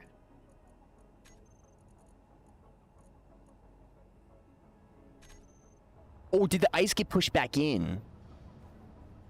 Oh, that's probably what happened. We need more ice. Actually, how's this? Go back over here. 3 hours. And I mean, it does make sense because it's not much. Interesting, interesting. I guess we'll just go back. So, does that changes? No. No. Oh, that happened. That's okay. Because we just fly right back. Thankfully, I was very... Oh, we spawned here! Yes! Oh, that was a... Oh, that's actually a beautiful test. But wait, I didn't get a spawn option. Wait, now I'm confused on that. Because I could change the spawn names, but I didn't get an option to spawn at that spawn, or the other one. I just instantly spawned. Maybe that's if I have respawn? But yeah, in this game, it's almost like encouraged, especially for like if you're a veteran to don't really need ice. Just keep on dying over and over. Got unlimited fuel. Kind of stupid. I don't really abuse it. Well, I did kind of abuse that a little bit when I needed to, but it just shows it's unless you're kind of like keeping it like a gentleman's rule about yourself to not do it, then you can easily abuse that system anywhere. Interesting. I mean, maybe. No, yeah, put it to 4.5. That's so crazy. Oh man, I mean, I could see the blocks here. I need 4,591. But it's just like transfer all that. Could I do this then? Hold up. Maybe we could kind of save this. Because the idea of having where I could maybe use this as a relay station. Maybe. Oh, it's here. There we go. Maybe we can do that. But with like in the sense of like sending it to. Actually, it doesn't have assemblers. Actually, it's supposed to have an assembler. I think. Actually, no. Actually, does it? Hold up. Let me see. I forget what I even have in this. I'm pretty sure I do. But it's not connected? I never connected it? No, I did. Yeah, I got a refinery. Oh, it's not assembler to refinery. Okay, that's right, that's right. That's okay, I guess. I mean, not really. Hold up, let me think about this. So, I get the materials. That doesn't seem right, though, right? It's like, okay, then how would you do that for, like, other things long distance? Like, you're trying to blueprint something like this, how would you get the resources over? I guess you would just do it manually?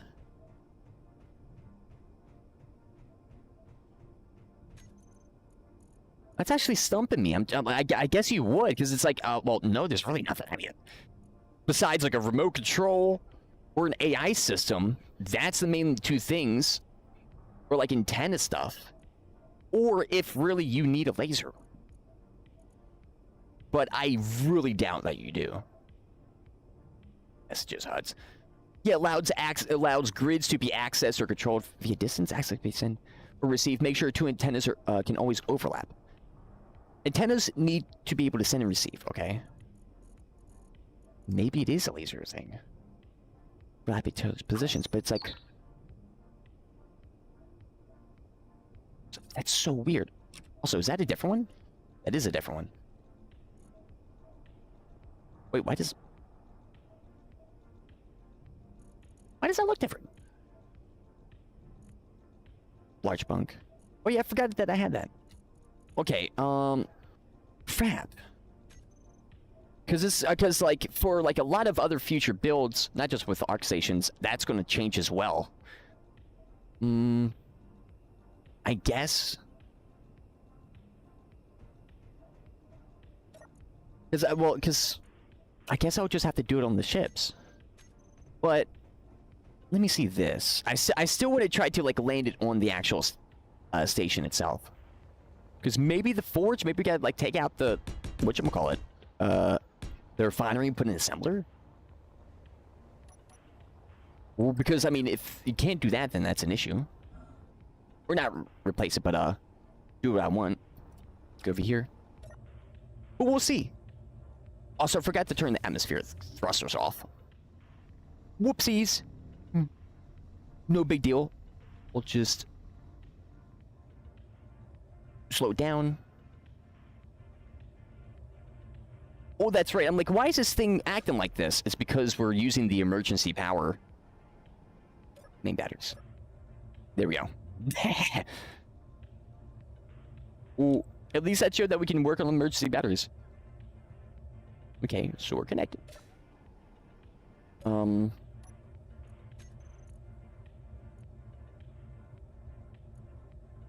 No, it doesn't. So it doesn't connect it.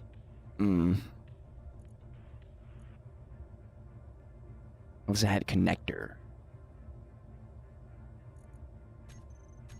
But so that means, because that means each time I want to do this, each one of these things need a connector, which is what I was kind of like thinking about originally. Because it's like not going to be connected. Even if I had stuff, it wouldn't be connected because I'm not landing and connected to the grid. So I need to build.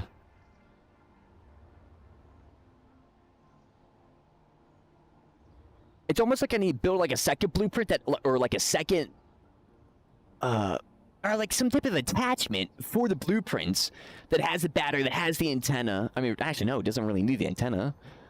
That's actually so kind of whack that you cannot send the blueprints like that. I mean, you know what we could do, though? I mean, it's actually not that bad, now that I think about it. It's just, we can't do it wirelessly. So, you know what we're going to do? We're going to lift off, and with enough momentum, break the scaffolding. We'll just put a projector over here. Send the resources and remove the projector. So we have all the resources. That means each time I want to do that, I have to go to a place that is like like the builder place, and I have to manually go there each time. That doesn't sound right for like space engineers. What? That's weird. Yes, I guess you need a laser. But I would think they would maybe like change the description. Maybe not. They only recently put pistol and like SMG in the names of the like guns. But Peabody's Peabody's still here. Oh, you know what he's trying to do? He's probably trying to get a block that's under something. Ooh. So, boom. Go here. And then park. And then I want to turn the main batteries off, and then turn the emergency batteries off. Let's go. Or I could have turned them all off, I think, with that one button. So we'll just go here. I mean, it's kind of like... does this feel weird?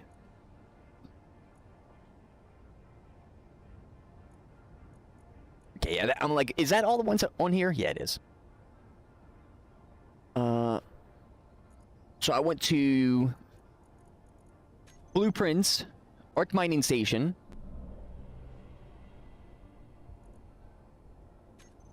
Sent to assembly. Oh, I sent it to the second one, so... Yeah, there we go. There's all the resources. I mean, hey, we're building them. Or we got it queued, but it's not... I put cooperative mode on. Yeah, whatever. I think once it starts really building, it's going to start doing that. But okay, so now we can see what we need. So we didn't have to do the math of like, okay, so we got 4,000 blocks, so 4,000 times 25. I guess you get this number. The construction materials. But I mean, having a notebook and like doing that though, that must be pretty fun. Oh, we can make superconductors. I thought that was a crazy thing. That just needs gold. Yeah, because I was kind of worried. I'm looking through here, just make sure, because we got, for those who don't remember, 2 arc cannons that are going to launch some rounds once we actually get the radioactive material to do it, so we can make the Cybolts and Cybites, or whatever you call it, Cybolt. And then also the smaller round, which still needs radioactive material. That should use like platinum, but like there's a lot of like it's like a heat round basically, where it doesn't really penetrate, but it does a lot of explosive. So if you actually send one of the 1 rounds and then send the heat round, then it would be like that. That would be pretty sick. That would be some strategicness. But that's all like that. Okay, so I think for the first time in a hot minute, because that's all the resources, we actually are very low on a lot of resources, so straight up that. But let me just double check this, because we did turn off the stuff. I'm just... Yeah, 2 hours. Okay, okay. So that is a note to self.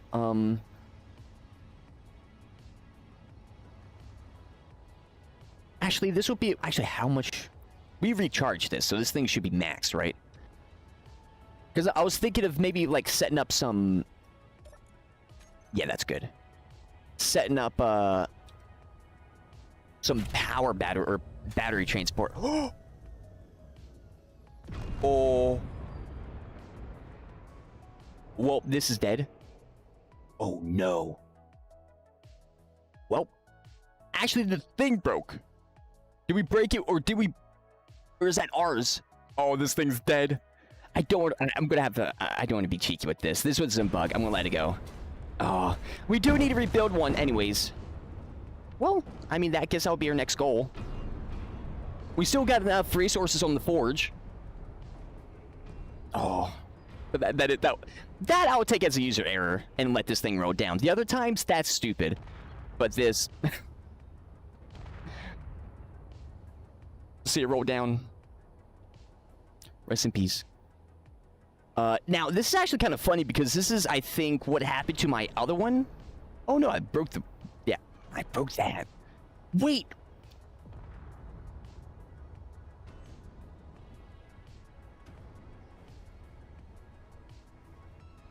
Wait, did that break? It broke... Okay, the power was not on, so that fell. But why did this break, though? Because if this was already going to break, I mean, that's the thing I got to keep in mind. But let's just watch it. I know. It's one of those things you got to watch it roll. Especially because, like, some of the stuff will happen. I had this happen to my first mining vehicle. It's just like, oh, it was very heartbreaking. But, I mean, it's a good experiment seeing how... oh, I threw the wires and stuff. To see how it would actually... how sturdy it is and everything. I mean, I guess you wouldn't really need to build something that is sturdy for, like, something like this, I guess. Oh. But, I mean, hey. At least this gives us an opportunity to maybe do a new mining vehicle. But, like, I need to figure out design, though. This design was pretty good. But could I do a better design? I mean, well, actually, yes. Because I never really felt also, the main storage container exploded. So, with that being that. Then I use conveyor belts. So, what I could do... I mean, this is okay. We can salvage this a good bit. I mean, literally salvage it. We're going to do that. Oh, it feels bad. But, it is kind of, like, at the same time, it is also kind of funny to watch it just kind of roll down the mountain and see the physics just, like, take over like a ragdoll. But, each one of these, because now that I know how to do a little bit more building, so 24K, and just the noises, oh, that feels so brutal. But I mean, this is also another thing too. It's like, you build this, and you're on the server, and some dude wants to destroy you. I mean, that's like, oh. I don't know if user error would surmount to that a little bit. The amount of salt that I would, not feel, but like, it'd be really I'll probably feel more sad than salt for that type of stuff. It's like, oh man, come on. But that's when it's like, you gotta like really think the next level, especially entering into that field, because especially in these situations where crappiness happens, there's a thing called clang, which is where physics go awry and it just like the stuff moves by itself. And in servers, and that happens. You know, it's like that type of situation. You might have some admin come in and maybe help some resources or something like that, but or blueprinted, copy and paste, but it's like that's already destroyed and all that, right? So it's like, I don't think admin, unless there's a thing where you can take a projector and then instantly build a thing from it because you're in creative. Maybe that's how it works in creative. But this is okay though, because this, I mean, man, the battery situation, that really screwed me because I pressed the wrong button. Because I think I moved it. So I pressed, I'm like, what happened? No, the thrusters are okay. Oh, wait, I don't got the thrusters. And like that millisecond, that user error. That's okay, though. Crap, but we need another ship. Fuel low. Well, first I need fuel. Man, I did... Health critical. Yeah. No! Oh, the impact. No worries. That's way okay. Way more okay than the mining chip. Ooh. Oh. Oh, oh. Oh, there goes your buddy. But lessons learned, though. Lessons learned. Boom. No, first one. Not like that, I think. Yeah, I think that's how it is. Okay. Oh, no. This is spiraling. Boom. Get this. Actually, wait. Do I still have that chip? Or was that the... I do. Is it up there? It's not a mining chip, but... Thinking about chips real quick. Because, if I do go to blueprinting, I might want to quickly blueprint a battery ship. It is here. It's my fuel ship. Wow. Actually did. I don't think any of you have seen this one. And also my station. I've only went near it. But not really understanding the game too much. I'm like, I'm just going to max out everything. So this thing can make crazy amounts of power.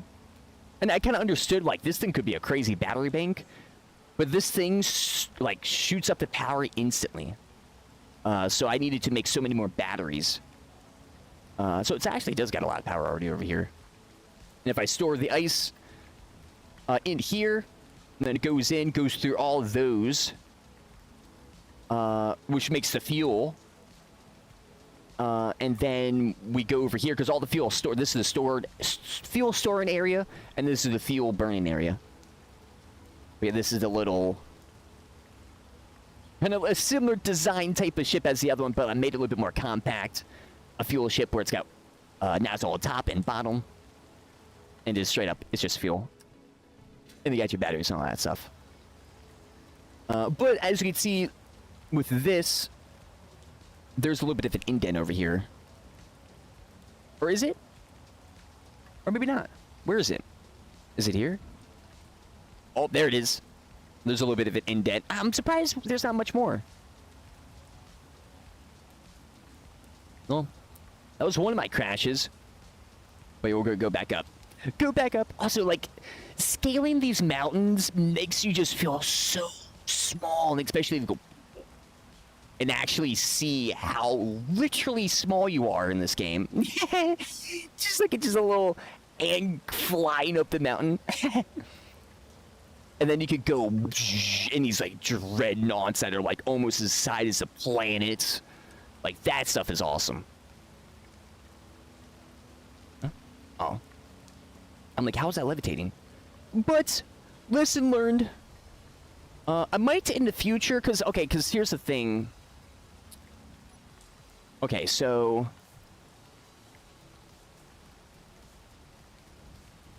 do I want? I probably I'm gonna test some timer designs and probably some event controllers, because it's going to be a timer, or it's going to be a timer block that executes the series of commands, but it's going to be an event controller that understands when I dock, because I guess the idea that I want to have is where I just go up, I press park, and it automatically does everything. Turns batteries off, does all that stuff. But I don't know if it's like is docked, is does connector stuff. I don't know if anything's like that. If not, then I can do it another way, 100%, either through PAM or through the or through the actual in-game stuff. Because I've seen other people do that, so that's 100% possible. Yo, you know it's a big thing though? Thankfully, Peabody wasn't on top of that. That would have been real bad. Peabody would have got destroyed. Actually, follow me, Peabody. Because I know you want to get that block, but here, actually, can you work on this for me, please? Also, yeah, we did have a miner ship. It's gone now. Don't ask why. And or how. But just know, it's not fully dead yet. Just like the hub space station that I tried to build.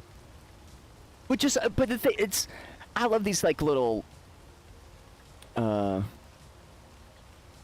don't really want to call them failures. It's not even a failure. I would consider the failure is like not learning anything. That's a failure, in my opinion, on anything. It's like that's when you kind of like really fail. It's like, okay, wait, what?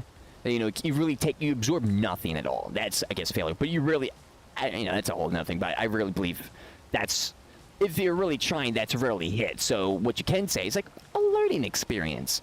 Unless you really do nothing, then that's a straight failure. But if not, it's all a learning experience. Just like this, where it's like super, especially for this, super kind of crazy type of designs, because that's the actual center thing. Because like I wanted to hide everything. This is before they added all the blocks, so like just a single update outdated this design, because I can put the reinforced things on all sides and then have it where it's only one side, so it looks much cooler. So now I have more room, so that means I'm gonna have to like think about the spacing and how I could use that spacing, and that's for that.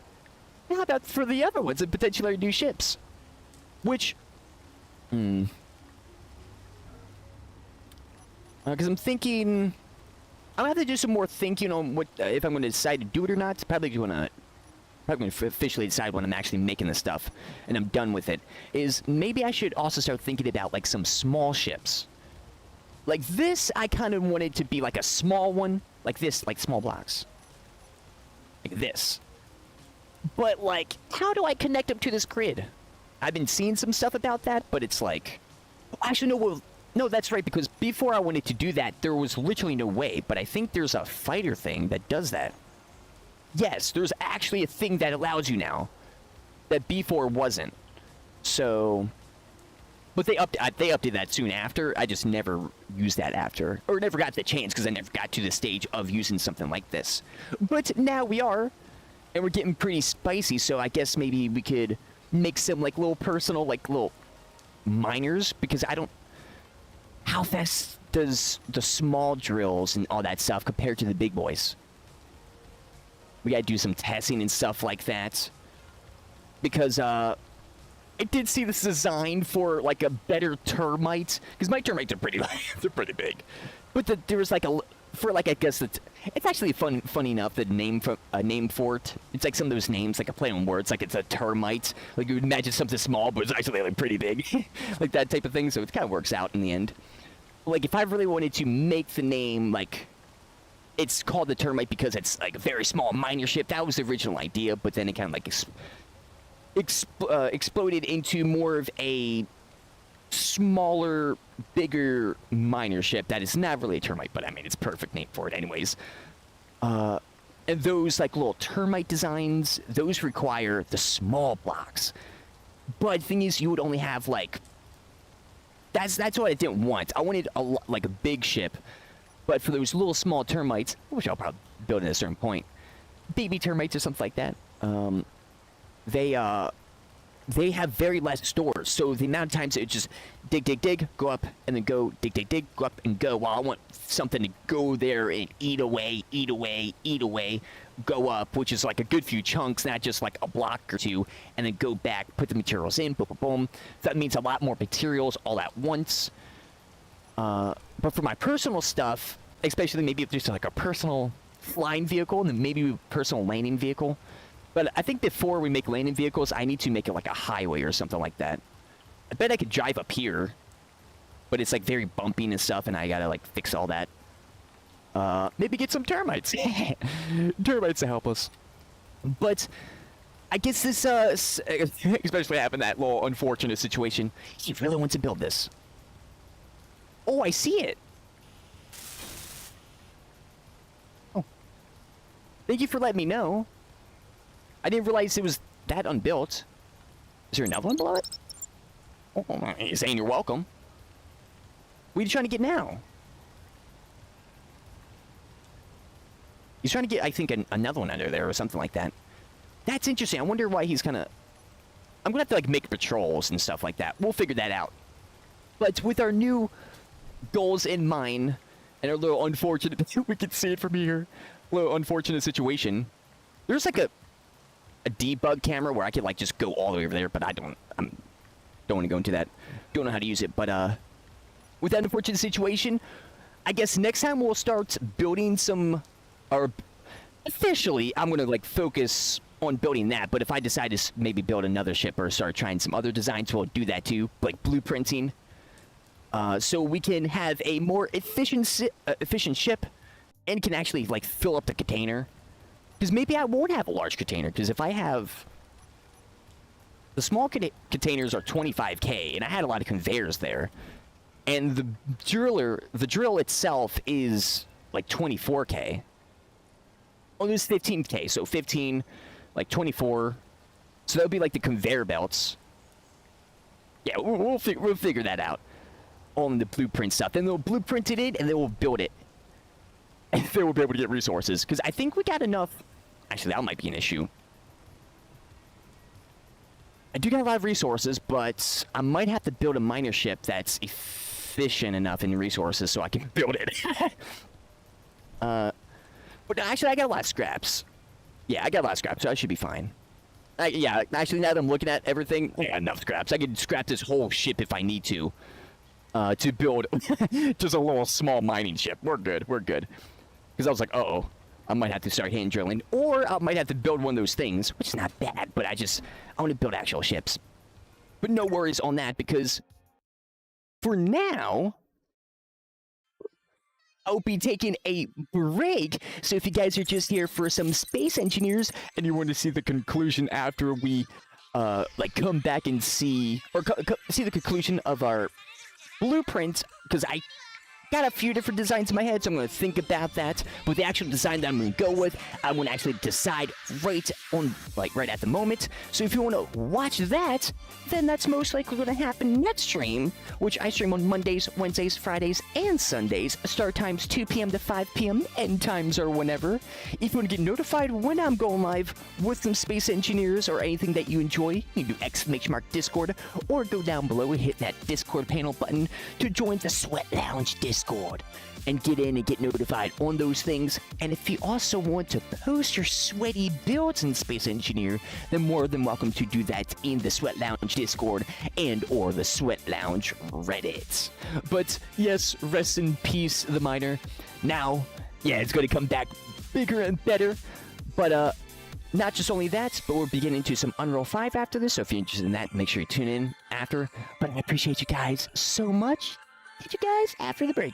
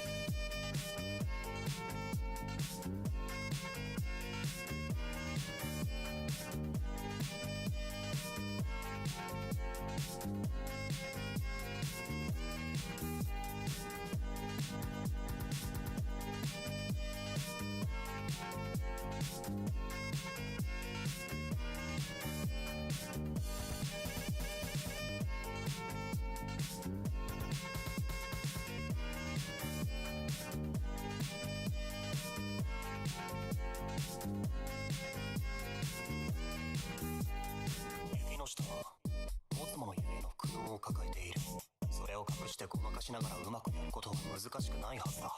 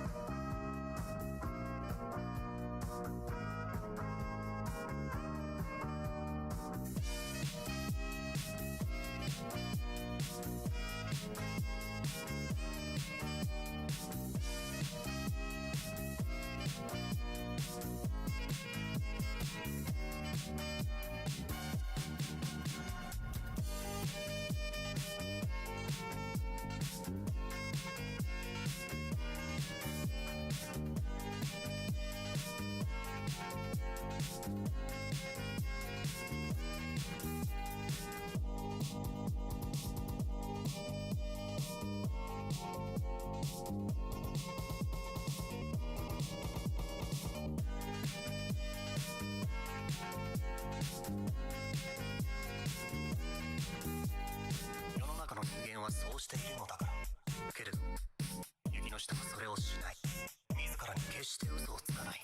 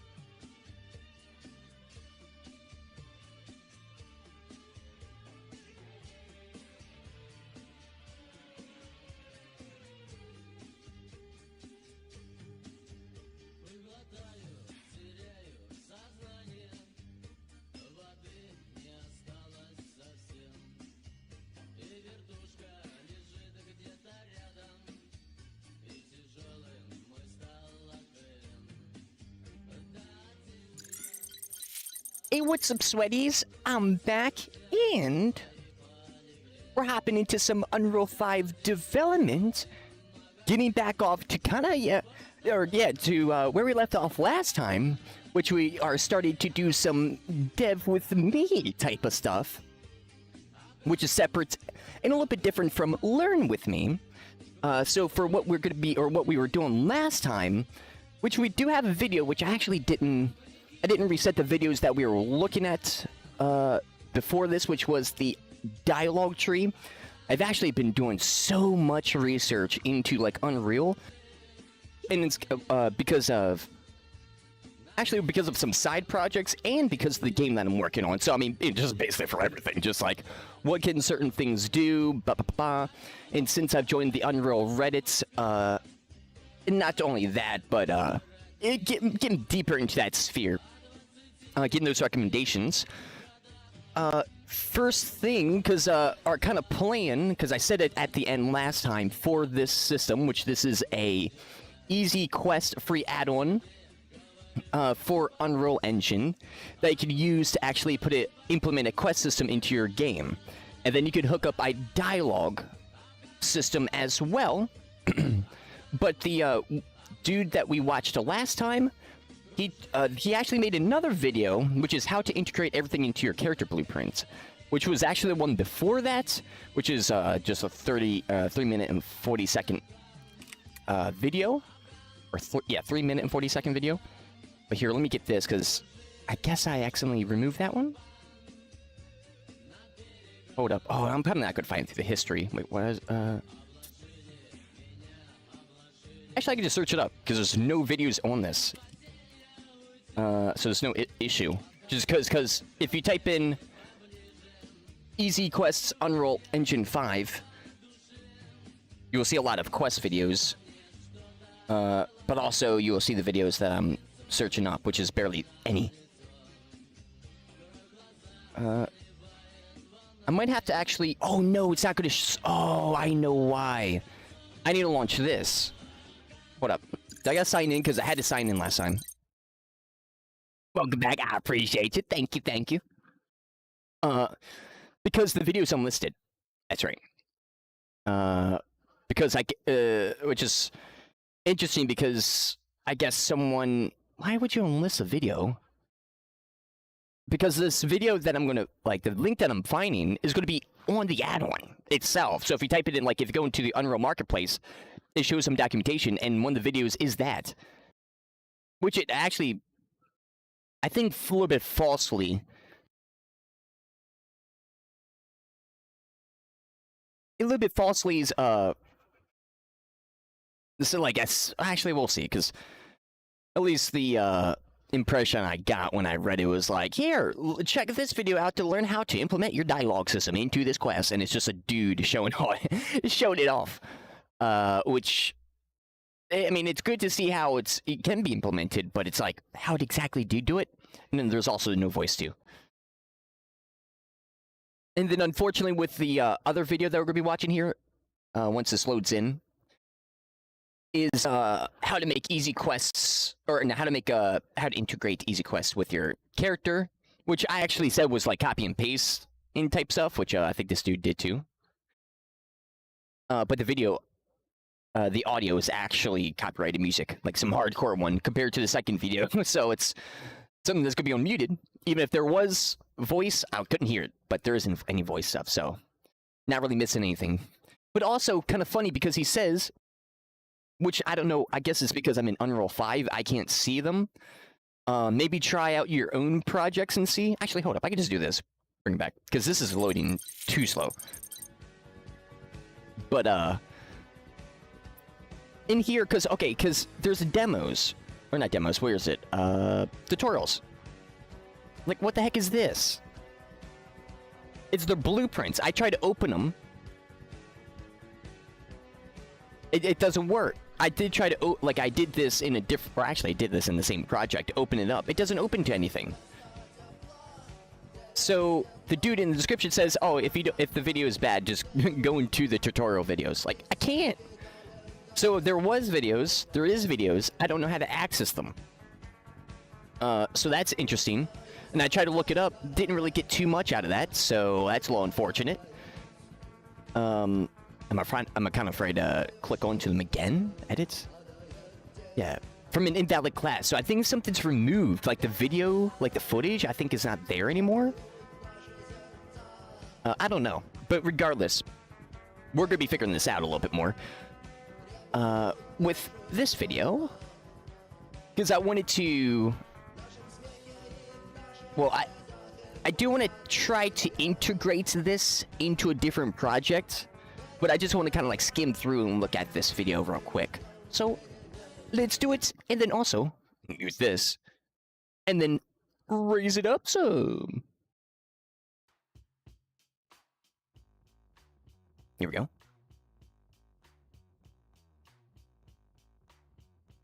Now, actually, I can turn that. Well, yeah, more information in description. And it says what I said earlier. So it's like, okay.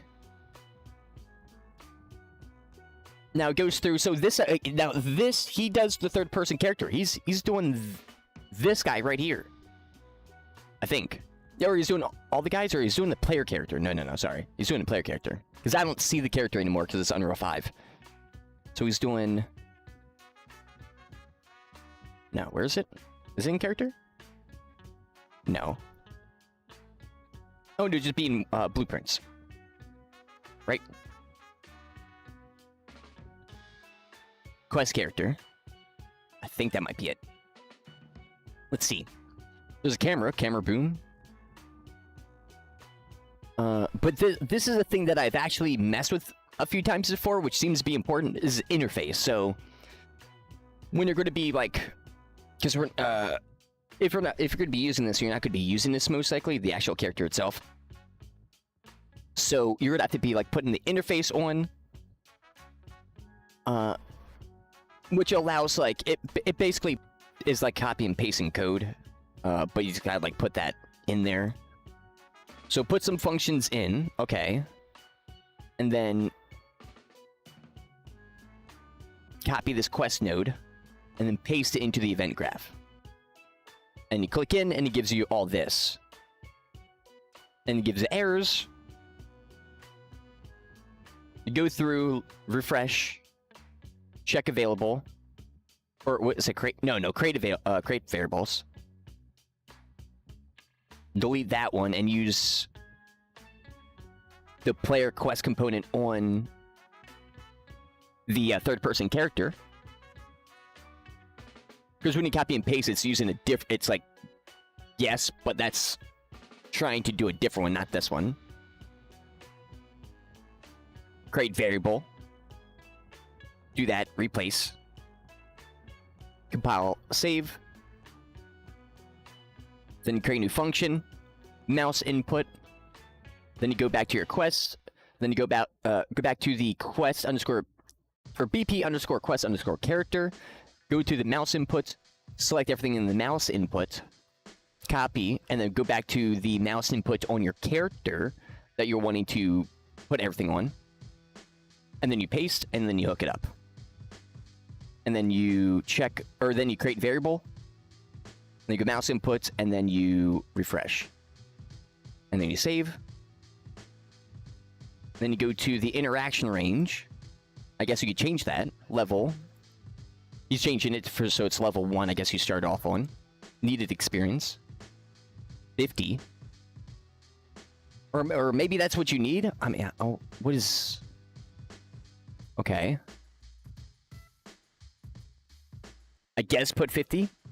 Or I guess you start with 50?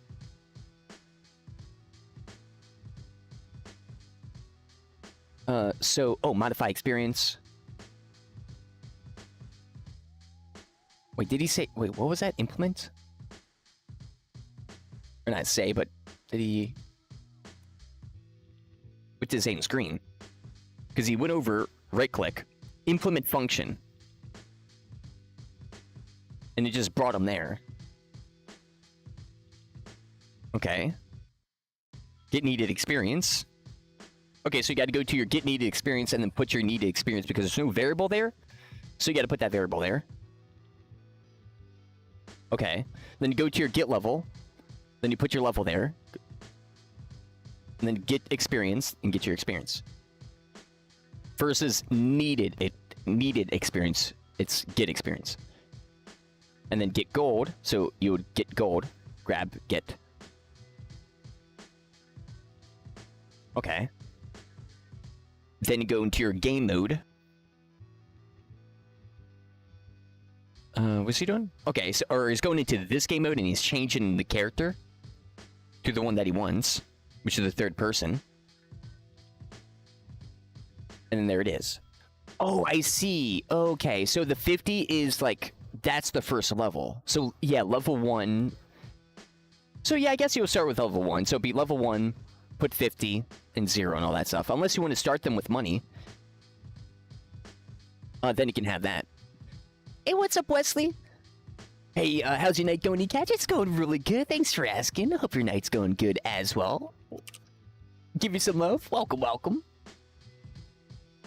Just figuring out some dev stuff.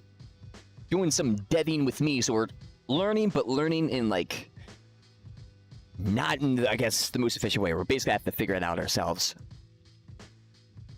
Which is not bad, because we're doing it. And then boom, it begins it, and okay, then you're allowed to do all that stuff. Okay. Because putting the stuff on that is separate, because that's not the actual controller, the person, this. Oh, he changed the speed.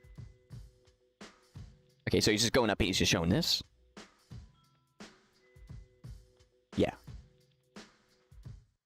Okay, there we go. Okay, so yeah, we know that. Okay, so there's that. So that's how you implement that. Let me copy and paste this. There you go. There's that one, and then here is this one for those who want to follow along with the videos yourself. Because for like an item, so here's an item. That's right. Okay, so place an item. Boom. I want to go in. Actually, no. No. I want to duplicate the item. Unless it's got some default stuff. Does it got some default stuff? No. Doesn't. Is that like a... Wait, is that a thing? No. Okay. So, because we want to duplicate this to create a new item. So, Control D. BP in collectibles. So this would be BP item. I'll call it item. I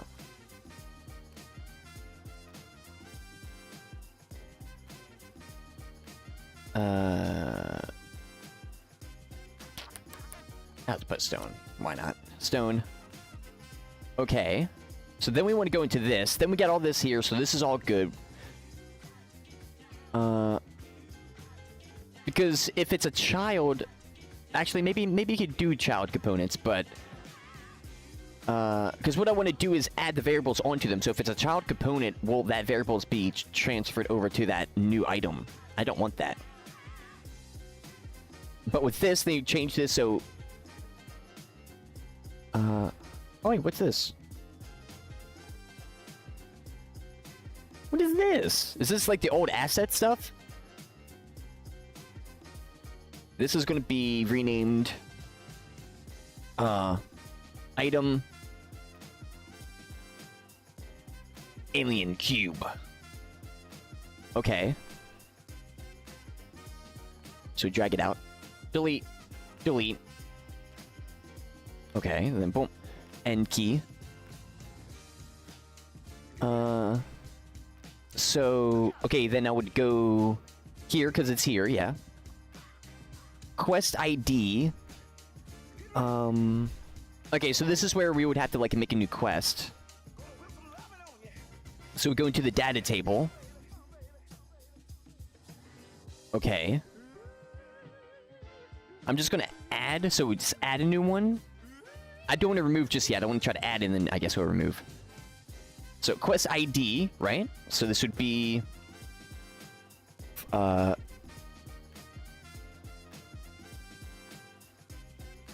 I don't know how to spell this. Quest. Oh, quest name. Wait, do you have to rename that too? Oh, you do. Oh, so you straight up. Oh, okay. So you gotta do that there. I thought it automatically does it. So quest name gets alien box. Category main quest. Area name. I mean, yeah, I guess for now, I mean, I could, well, okay, so area name, I can easily change by going into here, structures, areas, add enumerator,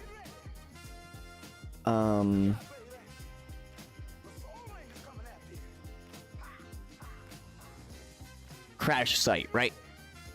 Save, go back in here, crash site. Oh, let's go,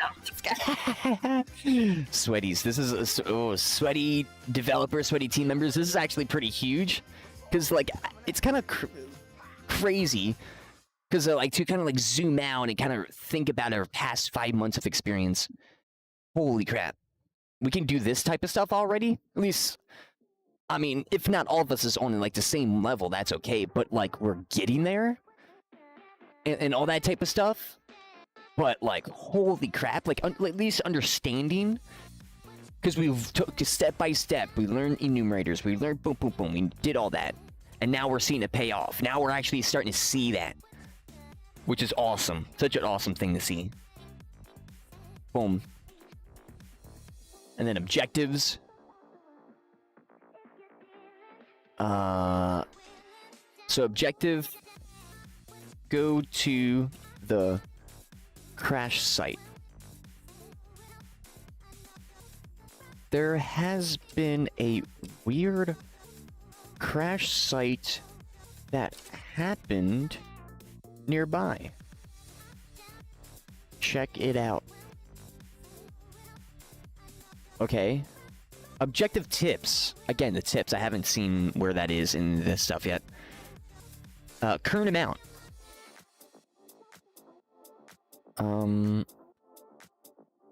Current amount.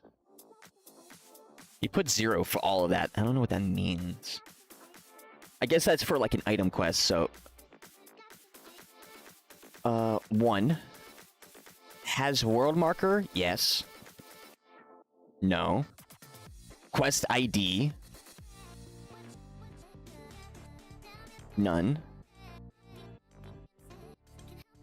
And then plus... Oh, no. I messed up. Wait, what the heck? Oh, I did the wrong one. Wait.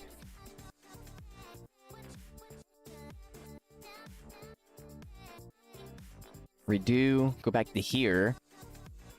Go to crash site. Required amount to 0. But wait, how does he do... Rest in peace? Rest in location? Yeah, like what?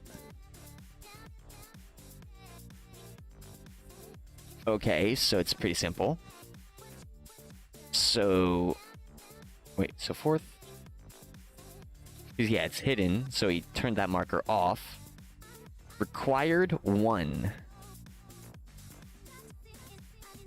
Oh, required? Oh, no, not required, but required amount 1? I don't know what that means.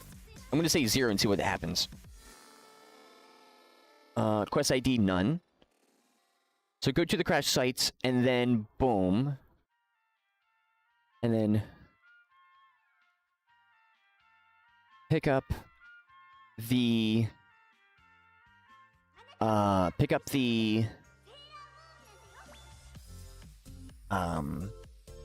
Oh yeah, alien box.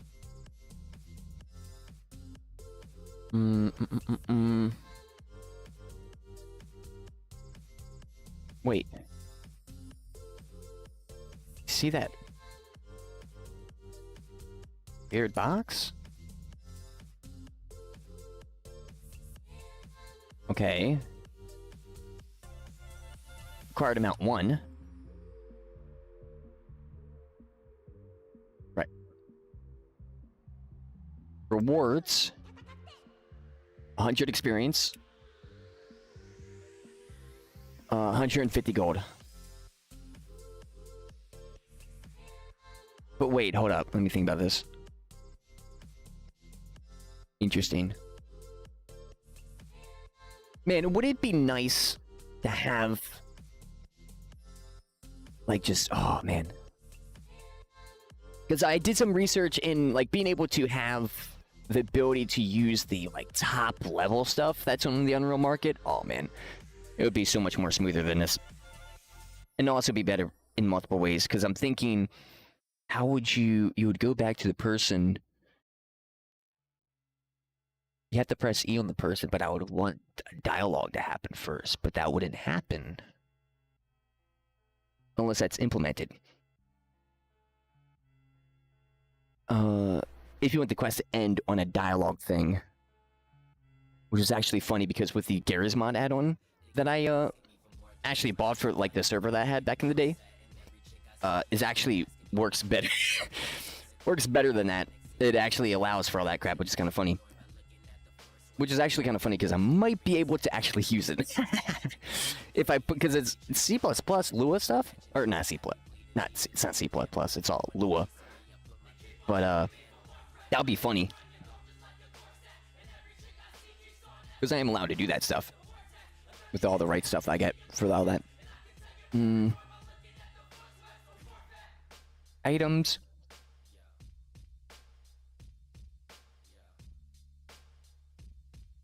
Alien box. 1. Required quests. Did he put a required quests? Yes. First quest.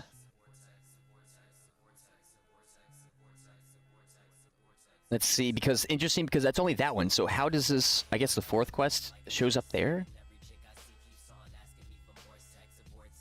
Actually, I'm going to wait on the fourth one. This would be fourth quest. Right. Quest to add after completion. Done. Can be boarded? No. So we made the data. Quest ID. Fifth quest. Objective ID. Okay, so now here's just like the area, because that's what I was thinking about, because like in the Garry's Mod thing, it's actually easier to create in like an area thing. Which would be, because like how would, because we would have to create that ourselves, like a budget version.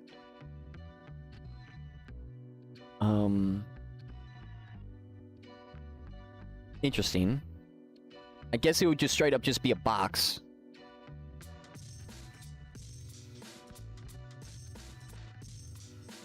I guess you would do something like this then. I wouldn't put this in here. It'd be like in there.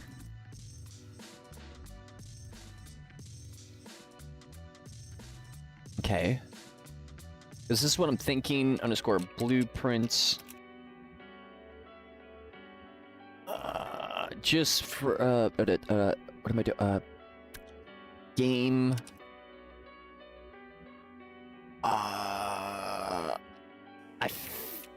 Game objects? That seems like a pretty dev term. I kind of want to make a layman term for that so it's easier to understand.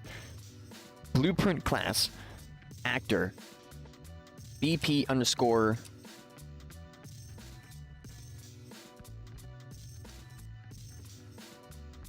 Yeah, there, okay, yeah, game object? Game object underscore, because it'd be GO, so game object to make that short. But I want to understand this a little bit. So game object underscore box call underscore small. Or you put S for small. So you think what I'm thinking? So it'd be like box collision, right? Oh no! Wait, crap! No, I don't build it here. That's right. That's right. That's right. I mean, I could put the other stuff in, but that's right. That's right. So Control D. I guess I'll move it first because I already named it objects. Where is he? Oh, there. Okay. Game objects. Move here. Delete. No. Delete. To change the name. Game object underscore box col underscore small. I wonder. Wait, what the heck? Uh-oh. Wait, what?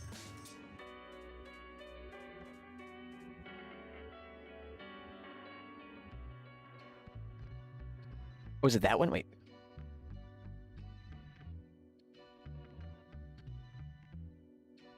Wait, what?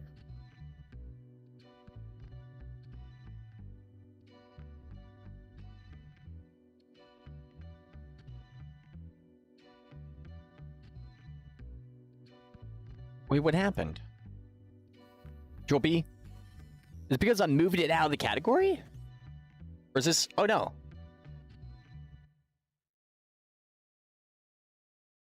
Find events.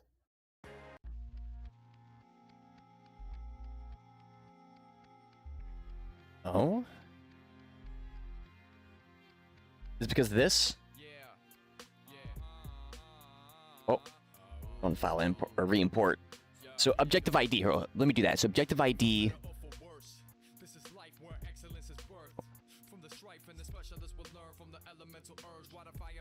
I guess pick up the alien box. Yeah.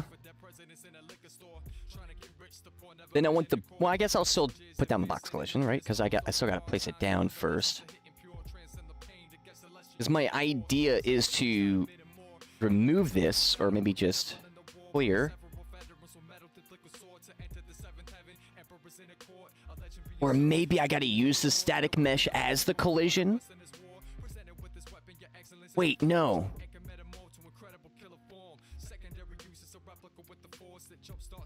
No. Okay, so you gotta create a whole new thing. That's right, okay.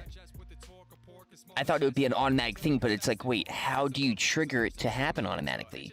You would have to press E if you wanted to actually still activate that next part of the quest. And they don't have that in there. You go to the area and you interact with something to proceed to the next thing. Interesting. It's that's okay, but it doesn't give you the ability to do that then. To, like, really put, like, hey, go here. Right? No. Wait, or maybe I'm wrong. Maybe I'm probably wrong. Is that even going to show the collision? Interesting.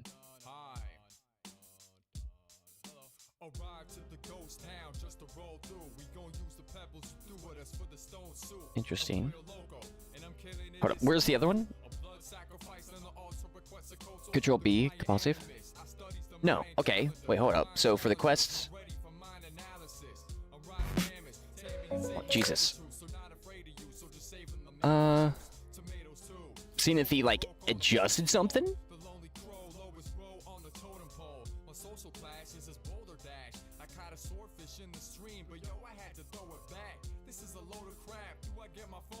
Actually, I don't know. Wait, did he make... Hold up, let me see. Did he make another video? Because he actually... No, that's a quest. This is an item. So no, he didn't actually talk about that.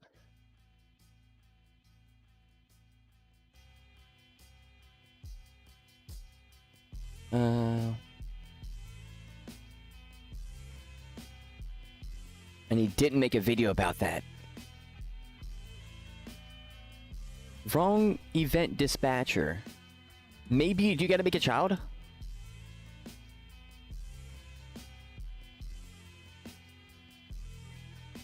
Oh, no.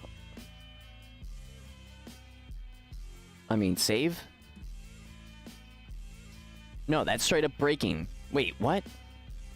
What? Save? No. Save? Oh, whatever.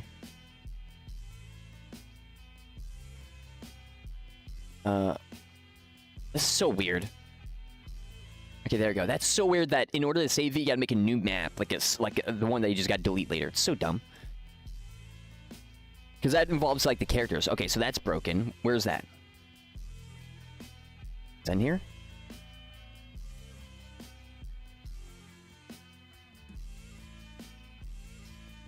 Where's the character? Wherever the blueprint character is. Oh, I need to delete it. Whatever. Okay, so...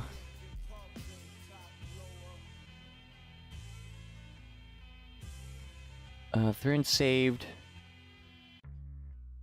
Okay, whatever. So bind on event track. On track quest changed. Wrong event dispatcher.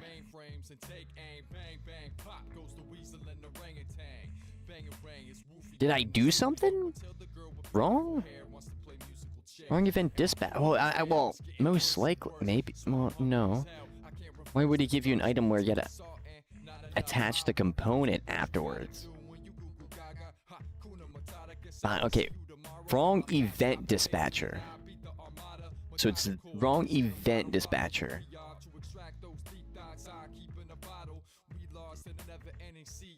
So...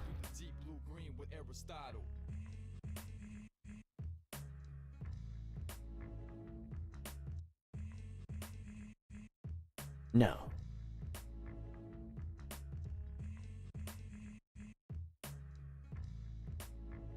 Oh, wait. Wait, why? Wait, whoa. Wait, maybe this system isn't actually like, wait, what?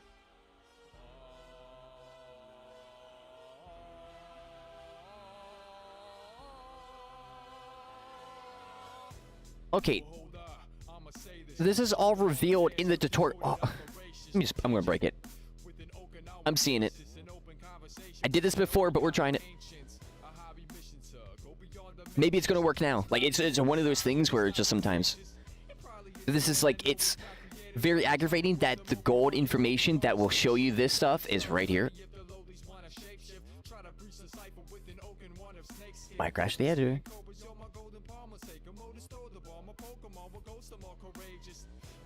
It's like, what, you know, like, what am I looking at? It's empty. That's so weird. Okay, so I guess maybe the system... Wait, then what's this? Hold up, where is it? Collect apples. Wait, hold up. Okay, hold up. Let's reverse engineer.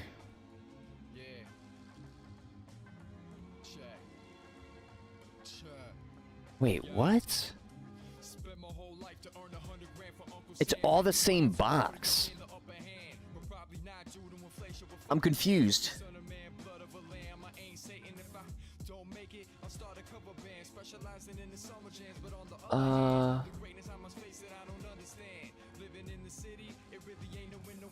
Oh wait, hold up. Is that?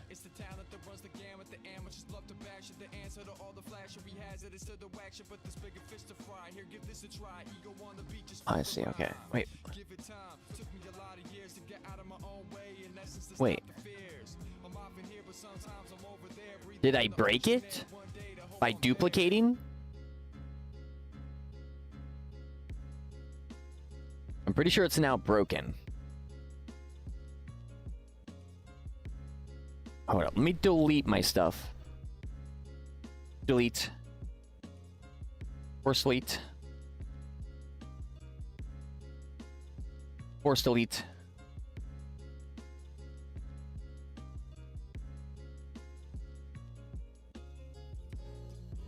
And it's good. Okay, interesting. So you do. Great child, right? So this would be... Game. Object. Coal. Okay. Okay, I guess that was it. Okay, that was the problem. You gotta actually make a child out of it. So move here. Still good. Interesting. Then box collision. Box call. So, okay, so that'd be like the reference of the box. Yeah. Okay. Oh wait. Okay, we might be saved here.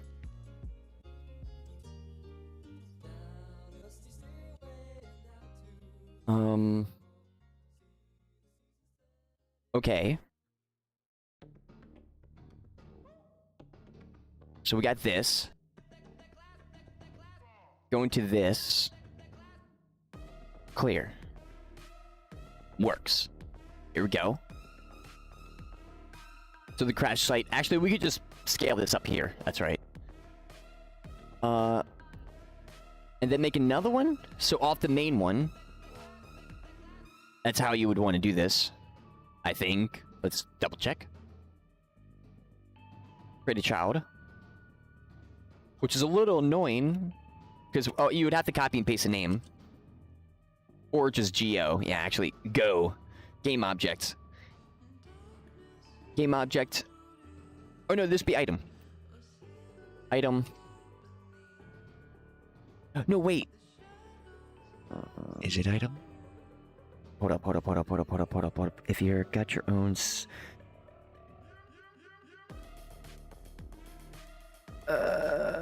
you might have to... So with this system, you probably wouldn't use this. You probably would copy the code off of this and put this on your item if you got your own inventory system. So if the item is also a quest, you can place the item down, or maybe it should be separate. Maybe it should be separate. I gotta think about that. It probably should be separate. So this would be GO, GOI, game object item, or game item. GI, game item, game object, game item. Alien box. And then move here. You probably could duplicate. You probably do this. You can. Okay. Because it all comes from the same thing. Yeah, it makes sense. Okay. I just don't want to break anything. Is there a blue one? Oh, there is. Okay. I think we found it. Hold up, sweaties. We're making progress. Quest ID, 5th quest. Pick up the alien box. Control A, Control V. Then select the box. Control A, 5th quest. Control A, Control V. And then open the first one. Go to the crash site. Probably should be all one word. And there we go.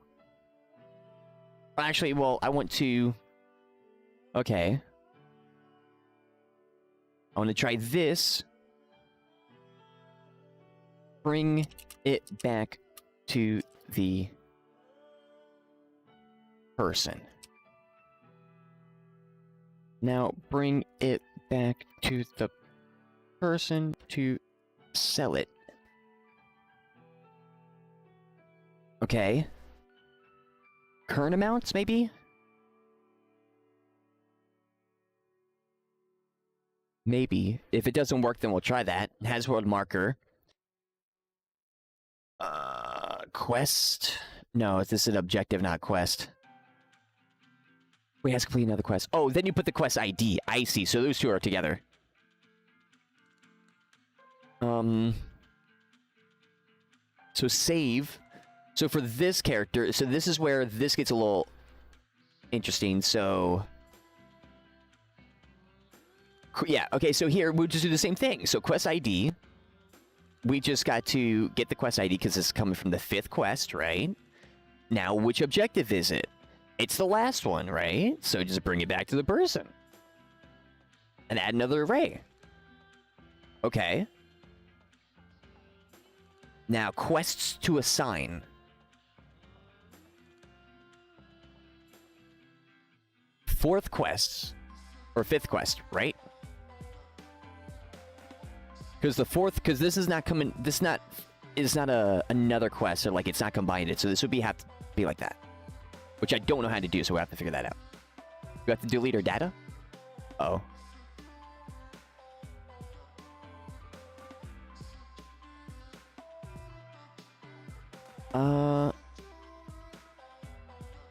What? Okay. Oh, I guess since I broke it earlier, it had like a pilot there. So I do got to whatchamacallit, delete the data, which just show explorer. Then we'll go in. Boom. Boom. And delete. And play. Press E. Tab. Wait, did it not? Are we breaking? Is it already breaking?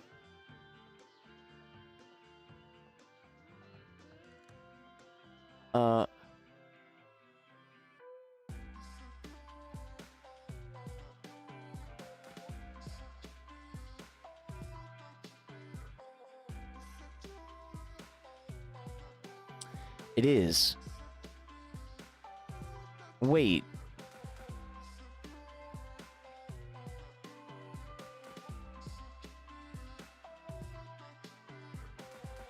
Oh man, this is so. I'm gonna get like annoyed heavily if it's this tutorial stuff. Like,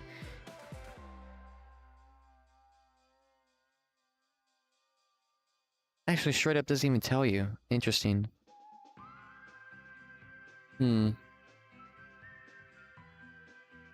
Because what I'm now thinking is this system even like, is this even like what?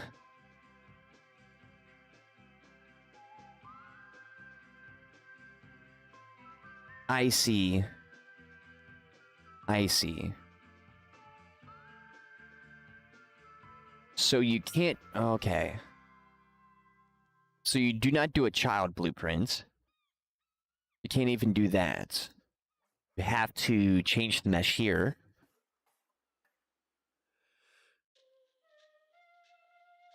Create a blocking volume?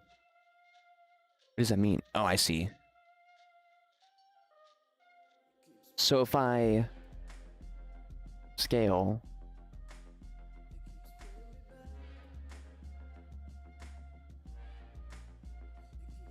Also, is all these blocks still here? Okay, so is that the way? Okay.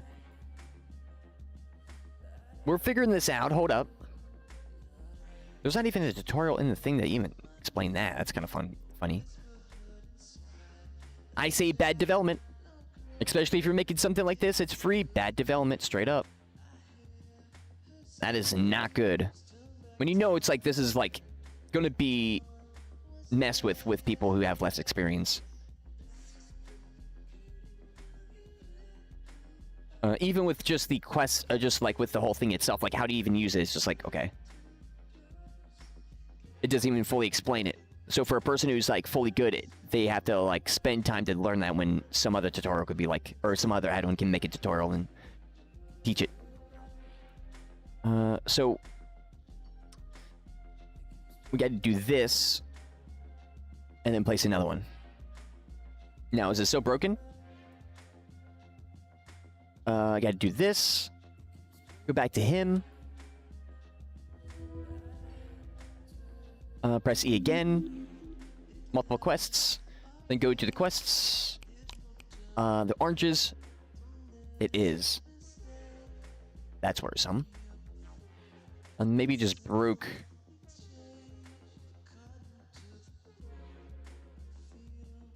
Yes, I did. Okay. Well, I broke that, I guess. We'll see if this breaks. Hold up. So, quest to give, or this would be object blue.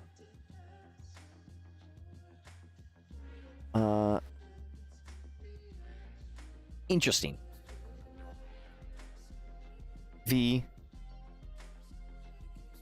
And this would be getting the box. Control A.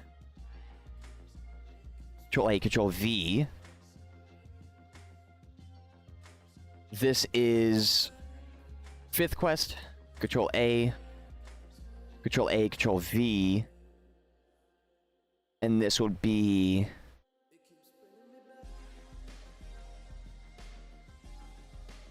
go to the crash site. Then...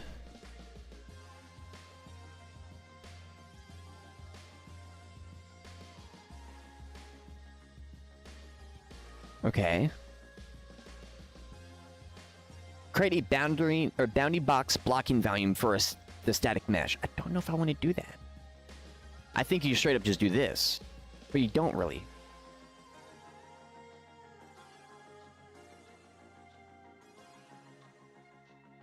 Wait, do you? We'll try it. And then clear. I don't think this is going to work the way I think it is. Play. So, actually, what's requests? Oh, it popped up. Interesting. It's already popped up.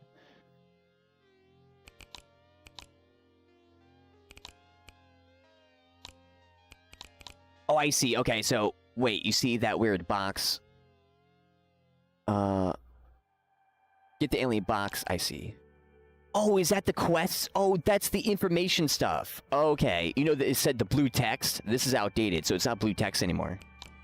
Yeah, that's very funky. Wait, did I already go in it?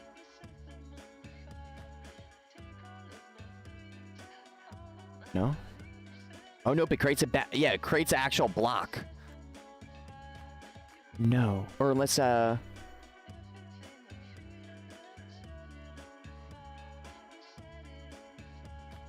maybe a trigger? No, it's gonna be... physics? No. What is it?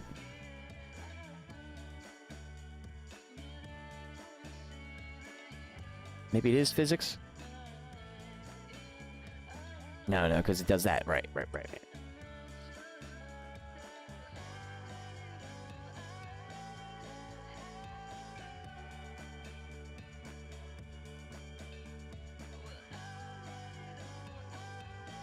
Interesting. So yeah, you would have to create a... yeah, so you can't create a go-to, so you can create a pickup. That kind of sucks, though.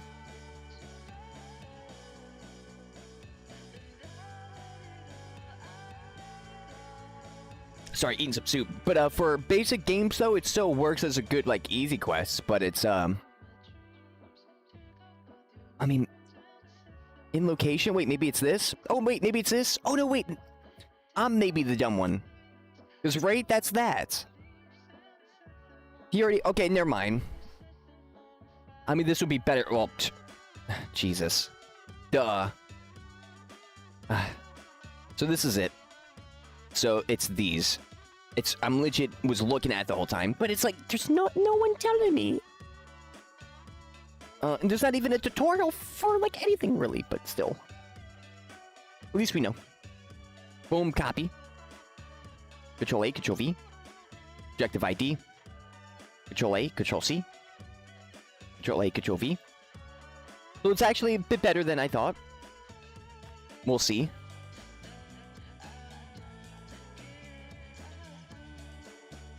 Oh, actually, hold up. Maybe I already broke. I might have to restart the quest. 5th quest, right? Go to the crash site. Yes. Okay, let me do that. Delete data. Save all. No. Start. Boom. Okay.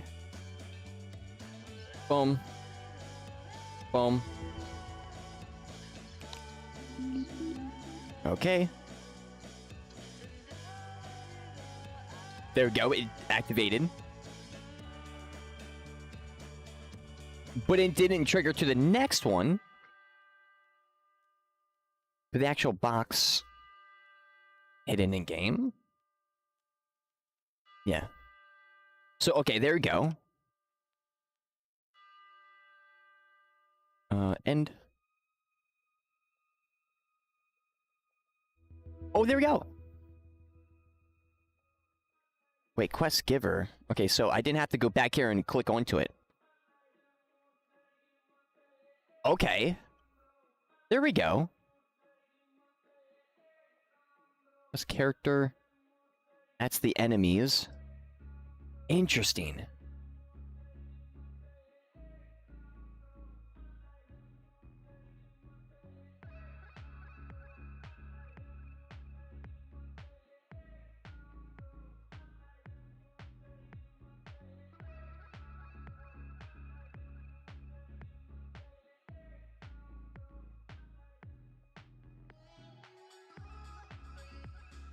So I guess, so it kind of redeemed itself there. Because it's got the hidden in-game stuff, so that's good. I like that. That's nice.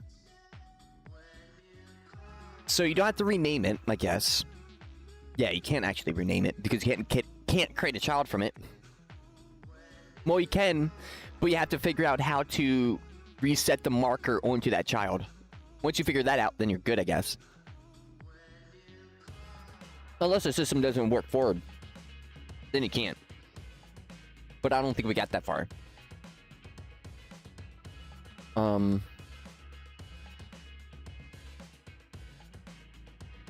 Is there also a quest that removes... Oh, there we go. So it didn't save my levels. So it just reset my levels when I did that.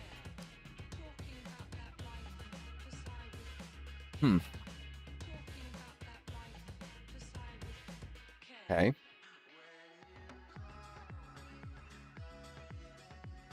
Wait, what is it? Oh, complete the training. I see. Ah, so if you do the side quest, it forces you to do the main one. Okay, so I gotta copy that third one. It's saying go back to the NPC. Okay, so I'm gonna escape, play, and it's still reset. Okay. I thought it was because I was in the menu. It's just doing it.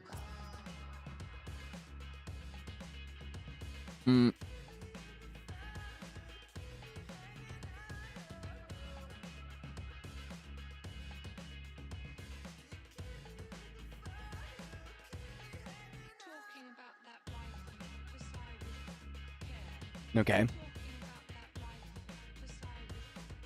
Why didn't that save? We just looked in here. We didn't mess with anything because this is the saving stuff right here.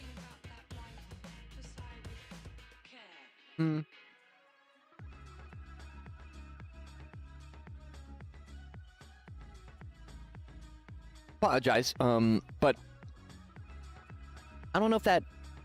Well, apologize for eating, but having the system. Would it do that in real play? I guess it would. You would close your app.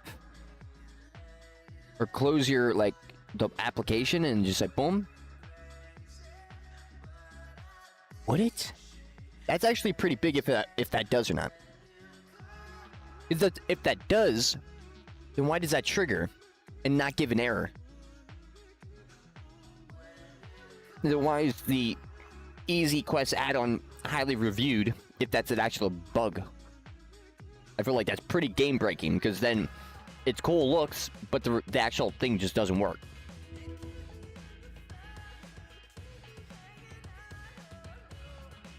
So,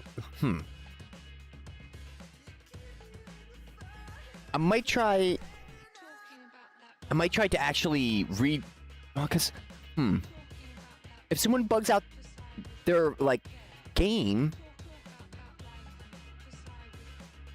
they're gonna have to reinstall it, right?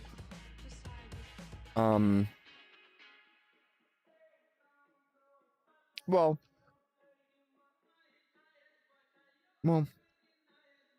if I reinstall it and it works, yes. If not, then no, because it still doesn't work. But they can just delete the save. but they would just don't want to delete the save, especially progress and stuff. You really don't want that in your game. You do not. That's like the worst case scenario, having those situations where if like it happens, but you need to avoid. So like for these situations, you gotta fix these bugs. They cannot be on launch on anything.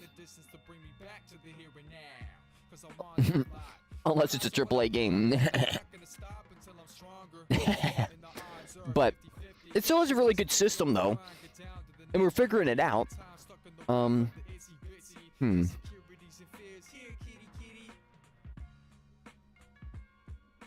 guess because I'm trying to visualize like quests and stuff and trying to see if there's like hard limitations versus just having like a duplicate and like, you know, making multiple items like that. But I guess not. I guess it is more efficient of having one item, it just changing the static mesh. Now, since it's a static mesh, you can't really, oh no, you can't, well, actually, because yeah, you got the boundary box, so you don't need a box collision on this. And if you want to make it a hardcore collision, you could. Oh, then you can straight up delete it. Oh, yeah, it's a straight up just blocking volume. Oh, easy. Okay. I guess it does work. I gotta figure out that. Especially because for a moment there, I wasn't going to try out the dialogue system. Also, that's something I didn't go into too much. But which is interesting. I hear it back and forth where the dialogue trees is not, or like the behavior trees is not a good system. Or like AI and stuff. Or just, I think people just say that in general, just it's not a good system. But I hear other people say it is a good system if you use it in the way. But it's like, then you have people who have like quest stuff that is in a whole different system. That's not even behavior trees, but it simulates behavior trees. So it's like, okay, but behavior trees can be good. So I don't understand like how it could be bad, especially if you do want to get complicated with it. Then it's just, if you want to get complicated with it, then you add the blocking stuff. So it doesn't go there, then that, maybe that's the stuff that they don't like? I don't know. I say that because the same thing can be said with the dialogue system as well, right? But it's like, you would kind of want it to have it like that, maybe. I don't know. It still works. It's one of those things. Multi-tool, baby. Multi-tool. So it still works. I'm still going to be using behavior trees until I guess I encounter that same issue. Because that's like that seems like you gotta be pretty high level to understand where it's limited versus it's not. Because there's still a lot where you can do, but I guess it's limited in certain ways where you just don't want it to be. But it's like, well, how? Because you can put a blueprint function on the thing. So it's like, well, no, it's not then. So how can it be? Do you just not know how to actually use it? But I don't know. That's something where we got to figure that out too. Because saying that, I want to try to hook up a dialogue system with this, which now, before we do that, we need to figure out how the system works. Not through each little thing, but I need to find a thing that basically says set quest. Or like whatnot. I mean, there's add quest. Check if the quest could be accepted, then add it to the active quest array. Maybe this is it right here, add quest. I mean, straight up might be it, actually. Because what we would have to do, right? Add quest. So like the dialogue tree, or like the behavior tree. So we would have to create a new behavior task and just hook it up to this, because it fires off this function. So we would have to put, wait, but we can't put this is a blueprint component. So we might have to reference the blueprint component somehow by making a variable. So we might have to actually, I think we have to make it here. So it'd be like you just reference itself here, then we call it through a variable, which it's referencing this. Then we can call the actual function within that. I think. That's what I've been thinking about with this, but we gotta see. I mean, I think this actually might be it, because this is the component, this is the main thing. I'm not seeing really anything else. Is quest active? That's not what you would want. It would be like an ad or set. I got start multiple quests. That might, well, but it's like add. Well, actually, then, okay, then you're gonna have to have multiple behavior tasks. So it's gonna have, for assign starting. Assign starting, start multiple tasks. That might have to be one. So you use this function, which fires off the next function. Because if we do that and we integrate both systems, then we are kind of creating like actually pretty like awesome system where it's like, okay, you just put this stuff and you hook it up. Basically, what's on the Unreal Marketplace, but just a little bit more polished. But besides that, I think this was a success. Trying to figure this out more. We haven't, because I don't know how much. I do want to really figure this out. I feel like we can figure this out. That's why I really want to try, because this is a good little dev with me situation where we can, at our current state of knowledge, try to figure this out. And if we can, or can't, or especially can, then it shows us how far we've come. But even can't, it still shows how far we've come, because we are still like getting this close. But not only that, but we're seeing how the insides work of the easy quest, which there's no video for us to actually like just easily explain it to us in like 10 minutes. So we got to actually figure the add-on out ourselves without the in-tutorial stuff. So that's the funny part there, just on that. So that kind of shows us how sweaty we are going off on that. But having to figure that out, that delays the inevitable, the learning of the system, so we can integrate the dialogue along with it, and then maybe some extra stuff too. That would be interesting. And then, because depending if, because I'll do some thinking and see if we'll be doing that next. Because if not, there is some other stuff that I do want to check out still, but it is that time again, my dudes. It is the end of the stream. If you guys enjoy the stream and you want to know when I go live, I stream on Mondays, Wednesdays, Fridays, and Sundays. Start times 2 p.m. to 5 p.m. End times are whenever.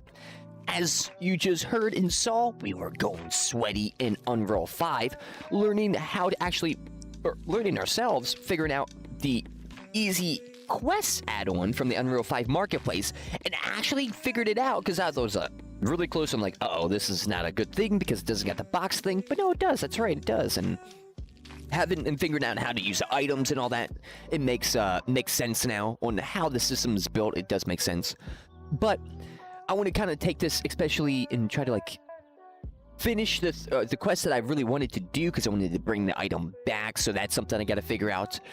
Once we figured out that, then I might do a new data table and be like quests v2 or something like that, and have that hook it up. Or if that doesn't work, then I'll just erase all the quests and just input more quests from scratch, so we could get the, like, we got the, you know, clean slate. Let's try to make some quests and make them work, get that experience, and see if the system is truly worthy to use, at least in my personal projects and also games. But if not, then we just got all that experience doing that with that type of system, which there's barely any information out there on that type of stuff. There is, but in this type of way, especially showing it in this type of level, there isn't. That's only stuff you get in the Unreal 5 Marketplace, unfortunately, but that is okay, because we're getting to those levels. So we're getting there step by step, and we'll figure it out. But not just only that, but we were super sweaty, started in H&G, servers were back up, and then we were in Space Engineers. Unfortunately, had an accident with the mining ship. Unfortunately, man, it just fell and then tumbled down the hill. Actually, not even hill, it actually tumbled down the mountain. And that was even more devastating, but that's okay, because we'll figure that out and get even sweatier with our sweaty designs. But I appreciate you guys for tuning in, and hope you guys have a great night, evening, and or morning. Sees.